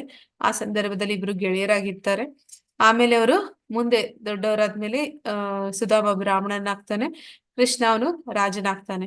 ಬ್ರಾಹ್ಮಣನಾದ್ರೂ ಕೂಡ ಇವನಲ್ಲಿ ಒಂದು ಆರ್ಥಿಕವಾಗಿ ಬಡವನಾಗಿರ್ತಾನೆ, ಆದ್ರೆ ಆಧ್ಯಾತ್ಮಿಕವಾಗಿ ಶ್ರೀಮಂತನಾಗಿರ್ತಾನೆ ಸುಧಾಮ. ಅವನ ಹೆಂಡತಿ ಹೇಳ್ತಾಳೆ, ನಿನ್ನ ಸ್ನೇಹಿತ ಅಂತ ಹೇಳ್ತೀಯ ಕೃಷ್ಣ, ಅವನು ರಾಜನಿದ್ದಾನೆ, ಅವನಿಂದ ಏನಾದ್ರೂ ಸಹಾಯವನ್ನ ನೀನು ಪಡಿಬಹುದಲ್ಲ ಅಂತ. ಆದ್ರೆ ಅವನು ಸುಧಾಮ ಹೇಳ್ತಾನೆ, ಅವನಿಗೆ ಯಾವುದೇ ಇಚ್ಛೆ ಇರೋದಿಲ್ಲ, ಅವನ ಸ್ನೇಹಿತನಿಂದಲೇ ಏನಾದ್ರೂ ಒಂದು ಧನ ಸಹಾಯ ಪಡಿಬೇಕು ಅನ್ನೋ ಇಚ್ಛೆ ಇರೋದಿಲ್ಲ. ಆದ್ರೂ ಕೂಡ ಅವನ ಮನಸ್ಸಿನಲ್ಲಿ ಆಸೆ ಹುಟ್ಟುತ್ತೆ, ನನ್ನ ಬಾಲ್ಯ ಸ್ನೇಹಿತ ಅವನನ್ನ ನೋಡಿ ಸುಮಾರು ವರ್ಷಗಳಾಗಿದೆ, ಈಗ ಅವನನ್ನ ಭೇಟಿ ಮಾಡ್ಬೇಕು ಅಂತ ಅವನಿಗೆ ಇಚ್ಛೆ ಆಗುತ್ತೆ. ಆಗ ತನ್ನ ಹೆಂಡತಿ ಕೊಟ್ಟಂತ ಅವಲಕ್ಕಿಯನ್ನ ಅವನು ಒಂದು ಬಟ್ಟೆಯಲ್ಲಿ ಸುತ್ತಿ ಕೃಷ್ಣನನ್ನ ಭೇಟಿ ಮಾಡೋದಕ್ಕೆ ಅರಮನೆಗೆ ಹೋಗ್ತಾನೆ. ಅಲ್ಲಿ ಹೋದಾಗ ಅವನು ಕೃಷ್ಣನಿಗೆ ಅವರ ಒಂದು ಬಾಲ್ಯದ ಒಂದು ನೆನಪುಗಳು ಎಲ್ಲ ಬರುತ್ತೆ. ನಂತರ ಅಲ್ಲಿ ಕೃಷ್ಣ ಅವನಿಗೆ ಯಥೋಚ್ಛವಾಗಿ ಸೇವೆಗಳನ್ನ ಸಲ್ಲಿಸ್ತಾನೆ. ಬ್ರಾಹ್ಮಣನಿಗೆ ಮಾಡುವಂತ ಎಲ್ಲ ಉಪಚಾರಗಳನ್ನ ಕೃಷ್ಣ ಮಾಡ್ತಾನೆ. ನಂತರ ಆ ಒಂದು ಪ್ರೀತಿಯಲ್ಲಿ, ಅಂದ್ರೆ ಅಲ್ಲಿ ಶ್ರೀಮಂತ ಕೃಷ್ಣ, ಅವನಿಗೆ ಆ ಅವಲಕ್ಕಿಯನ್ನ ಕೊಡೋದಕ್ಕೆ ಅವನು ನಾಚ್ಕೋತಾನೆ, ಸಂಕೋಚ ಪಟ್ಕೊಳ್ತಾನೆ. ಆಮೇಲೆ ಕೃಷ್ಣ ಸ್ವತಃ ಆ ಅವಲಕ್ಕಿಯನ್ನು ತಗೊಂಡು ಅವನು ಇಷ್ಟಪಟ್ಟು ಸೇವಿಸ್ತಾನೆ. ನಂತರ ಅವನು ಏನು ಕೇಳಿಕೊಳ್ಳೋದಿಲ್ಲ, ಭೌತಿಕವಾಗಿ ಅವನು ಏನನ್ನೂ ಕೇಳೋದಿಲ್ಲ, ಯಾವುದೇ ಸಹಾಯವನ್ನು ಕೇಳೋದಿಲ್ಲ. ಅಲ್ಲಿ ಕೃಷ್ಣನನ್ನ ಭೇಟಿ ಮಾಡಿ ನಂತರ ಅವನು ಮತ್ತೆ ಮನೆಗೆ ಹಿಂದಿರುಗುತ್ತಾನೆ. ಹಿಂದಿರುಗಿದಾಗ ಅಲ್ಲಿ ನೋಡ್ತಾನೆ, ಏನಾಗಿರುತ್ತೆ, ಅವನ ಒಂದು ಗುಡಿಸಲು ಇದ್ದಂತಹ ಜಾಗದಲ್ಲಿ ಒಂದು ಅರಮನೆ ಇದೆ. ತನ್ನ ಹೆಂಡತಿ ಮಕ್ಕಳು ಎಲ್ಲ ಒಂದು ವಜ್ರ ವೈಡೂರ್ಯಗಳು ಮತ್ತೆ ಅವರು ಒಂದು ಬಟ್ಟೆ ಆಭೂಷಣ ಎಲ್ಲವನ್ನ ನೋಡಿ ಅವನಿಗೆ ಆಶ್ಚರ್ಯ ಆಗುತ್ತೆ. ಕೃಷ್ಣ ಅವನೇನು ಕೇಳಲಿಲ್ಲ, ಆದ್ರೂ ಕೂಡ ಕೃಷ್ಣ ಅವನಿಗೆ ಎಲ್ಲವನ್ನೂ ಕೊಟ್ಟಿರ್ತಾನೆ. ಹೀಗೆ ಭಗವಂತ ಅವನ ಭಕ್ತರಿಗೆ ಭಕ್ತನಾಗಿ ಬಿಡ್ತಾನೆ.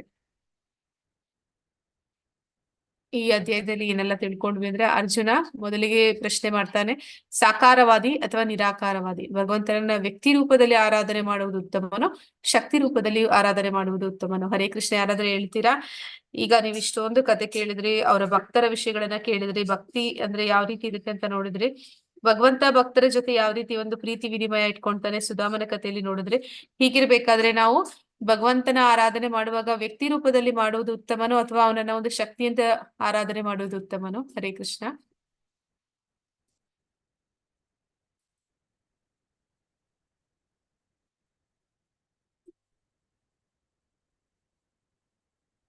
ಹರೇ ಕೃಷ್ಣ.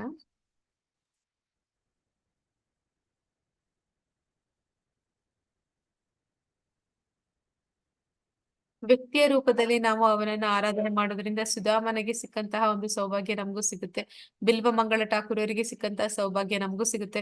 ಭಗವಂತನ ಜೊತೆ ನಮ್ಗೆ ಒಂದು ಸಂಪರ್ಕ ಏರ್ಪಡಿಸ್ಕೊಳ್ಳಿಕ್ಕೆ ಸಾಧ್ಯ ಆಗುತ್ತೆ. ಅವನನ್ನ ಶಕ್ತಿಯ ರೂಪದಲ್ಲಿ ನಾವು ಆರಾಧನೆ ಮಾಡಿದ್ವಿ ಅಂತಂದ್ರೆ ಅಲ್ಲಿ ಯಾವುದೇ ಒಂದು ಪ್ರೀತಿ ವಿನಿಮಯ ಅನ್ನುವಂಥದ್ದಾಗ್ಲಿ, ಅಲ್ಲಿ ಒಂದು ಸಂಬಂಧವನ್ನ ಏರ್ಪಡಿಸ್ಕೊಳ್ಳಿಕ್ಕೆ ಒಂದು ಸಾಧನವಾಗ್ಲಿ ಅಲ್ಲಿ ಏನೂ ಇರೋದಿಲ್ಲ. ಸಾಕಾರವಾದಿ ಮತ್ತು ನಿರಾಕಾರವಾದಿ ಇವೆರಡರ ಮಧ್ಯೆ ಭಕ್ತಿಯ ಶ್ರೇಷ್ಠತೆ ಅಂದ್ರೆ ಭಗವಂತನನ್ನ ಯಾರು ಅನನ್ಯ ಭಕ್ತಿ ಮಾಡ್ತಾರೆ ಅಂತವರನ್ನ ಸ್ವತಃ ಭಕ್ತನೇ ಅವನ ಎಲ್ಲ ಕಷ್ಟಗಳಿಂದ ಅವನಿಗೆ ಮುಕ್ತಿಯನ್ನು ನೀಡ್ತಾನೆ ಅನ್ನೋದನ್ನ ನಾವು ತಿಳ್ಕೊಂಡ್ವಿ. ಭಕ್ತಿಯ ಪ್ರಗತಿಶೀಲ ಹಂತಗಳು, ಭಗವಂತ ಅನೇಕ ಹಂತಗಳನ್ನ ಹೇಳ್ತಾನೆ. ಈ ರೀತಿ ಎಲ್ಲ ಅಂದ್ರು ಈ ರೀತಿಯಲ್ಲಿ ಒಂದಲ್ಲ ಒಂದು ರೀತಿಯಲ್ಲಿ ನೀನ್ ನನ್ನ ಹತ್ರ ಬಾ ಅಂತ ಭಕ್ತರಿಗೆ ಅಂದ್ರೆ ಒಂದು ಬದ್ಧಾತ್ಮರಿಗೆ ಭಗವಂತ ಹೇಳ್ತಾನೆ. ಮೊದಲಿಗೆ ಉತ್ತಮವಾದದ್ದು ಶ್ರೇಷ್ಠವಾದದ್ದು ಅನನ್ಯ ಭಕ್ತಿ, ಅದು ಮಾಡ್ಲಿಕ್ಕೆ ಸಾಧ್ಯ ಆಗಿಲ್ಲ ಅಂದ್ರೆ ಸಾಧನ ಭಕ್ತಿ, ಸಾಧನ ಭಕ್ತಿ ಮಾಡೋದಕ್ಕೂ ಸಾಧ್ಯ ಆಗ್ತಾ ಇಲ್ಲ ಅಂದ್ರೆ ನಿಷ್ಕಾಮ ಕರ್ಮಯೋಗ, ನಿಷ್ಕಾಮ ಕರ್ಮಯೋಗ ಮಾಡೋದಕ್ಕೂ ಆಗ್ತಾ ಇಲ್ಲ ಅಂದ್ರೆ ಸಕಾಮ ಕರ್ಮಯೋಗ, ಸಕಾಮ ಕರ್ಮಯೋಗ ಮಾಡೋದು ಕಷ್ಟ ಅಂತಂದ್ರೆ ಜ್ಞಾನವನ್ನ ಬೆಳೆಸ್ಕೊಳ್ಳುವಂಥದ್ದು. ಜ್ಞಾನಕ್ಕಿಂತ ಧ್ಯಾನ ಉತ್ತಮ, ಧ್ಯಾನಕ್ಕಿಂತ ಕರ್ಮಫಲ ತ್ಯಾಗ ಉತ್ತಮ ಅಂತೇಳಿ ಭಗವಂತ ಹೇಳ್ತಾನೆ. ಈ ಎಲ್ಲಾ ಹಂತಗಳು ಕೂಡ ಭಗವಂತನ ಒಂದು ಮಾರ್ಗ, ಅವನನ್ನ ಪಡೆಯೋದಿಕ್ಕೆ ಇರುವಂತಹ ಮಾರ್ಗಗಳು. ಅದನ್ನ ಅಲ್ಲಿ ಭಗವಂತ ನಮ್ಗೆ ಒಂದು ರಹಸ್ಯಗಳನ್ನ ತಿಳಿಸ್ತಾ ಇದ್ದಾನೆ. ನಂತರ ಶ್ರೀಕೃಷ್ಣನು ಪ್ರಿಯವಾದ ಗುಣಗಳು, ಆದ್ರೆ ಕೃಷ್ಣನಿಗೆ ಅವನ ಭಕ್ತರಲ್ಲಿ ವಿಶೇಷವಾದ ಗುಣಗಳನ್ನ ಅವನು ಹೇಳ್ತಾನೆ. ಆ ಗುಣಗಳು ಅವನಿಗೆ ಎಷ್ಟು ಪ್ರೀತಿ ಅನ್ನೋದನ್ನ ಅವನು ತಿಳಿಸ್ಕೊಟ್ಟಿದ್ದಾನೆ. ಈ ರೀತಿ ಅವನ ಎಲ್ಲ ಭಕ್ತರ ಬಗ್ಗೆ ನಾವು ನೋಡಿದೀವಿ. ಇಲ್ಲಿಗೆ ಇವತ್ತಿನ ಅಧ್ಯಾಯ ಮುಗಿದಿದೆ. ವಾಂಛಾ ಕಲ್ಪತರುಭಿಶ್ಚ ಕೃಪಾ ಸಿಂಧುಭ್ಯ ಏವ ಚ ಪತಿತನಾಂ ಪಾವನೇಭ್ಯೋ ವೈಷ್ಣವೇಭ್ಯೋ ನಮೋ ನಮಃ. ಅನಂತ ಕೋಟಿ ವೈಷ್ಣವರೊಂದಿ ಕಿ ಜೈ. ನಾಮಾಚಾರಿ ಹರಿದಾಸ್ ಠಾಕೂರ್ ಕಿ ಜೈ. ಇಲ್ಲಿ ನೆರೆದಿರುವಂತಹ ಎಲ್ಲ ಭಕ್ತರಿಗೂ ಜೈ. ಹರೇ ಕೃಷ್ಣ. ಯಾರಿಗಾದ್ರೂ ಪ್ರಶ್ನೆಗಳಿದ್ದಲ್ಲಿ ಕೇಳ್ಬೋದು. ಹರೇ ಕೃಷ್ಣ.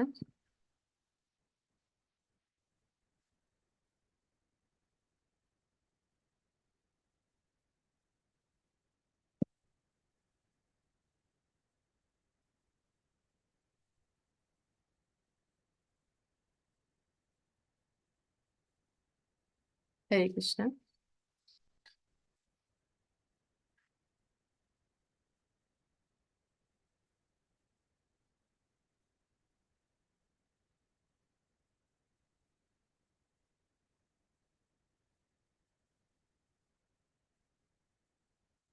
ಯಾರಿಗೂ ಪ್ರಶ್ನೆಗಳಿಲ್ಲ ಅಂದ್ರೆ ಇಲ್ಲಿಗೆ ಎಂಡ್ ಮಾಡೋಣ.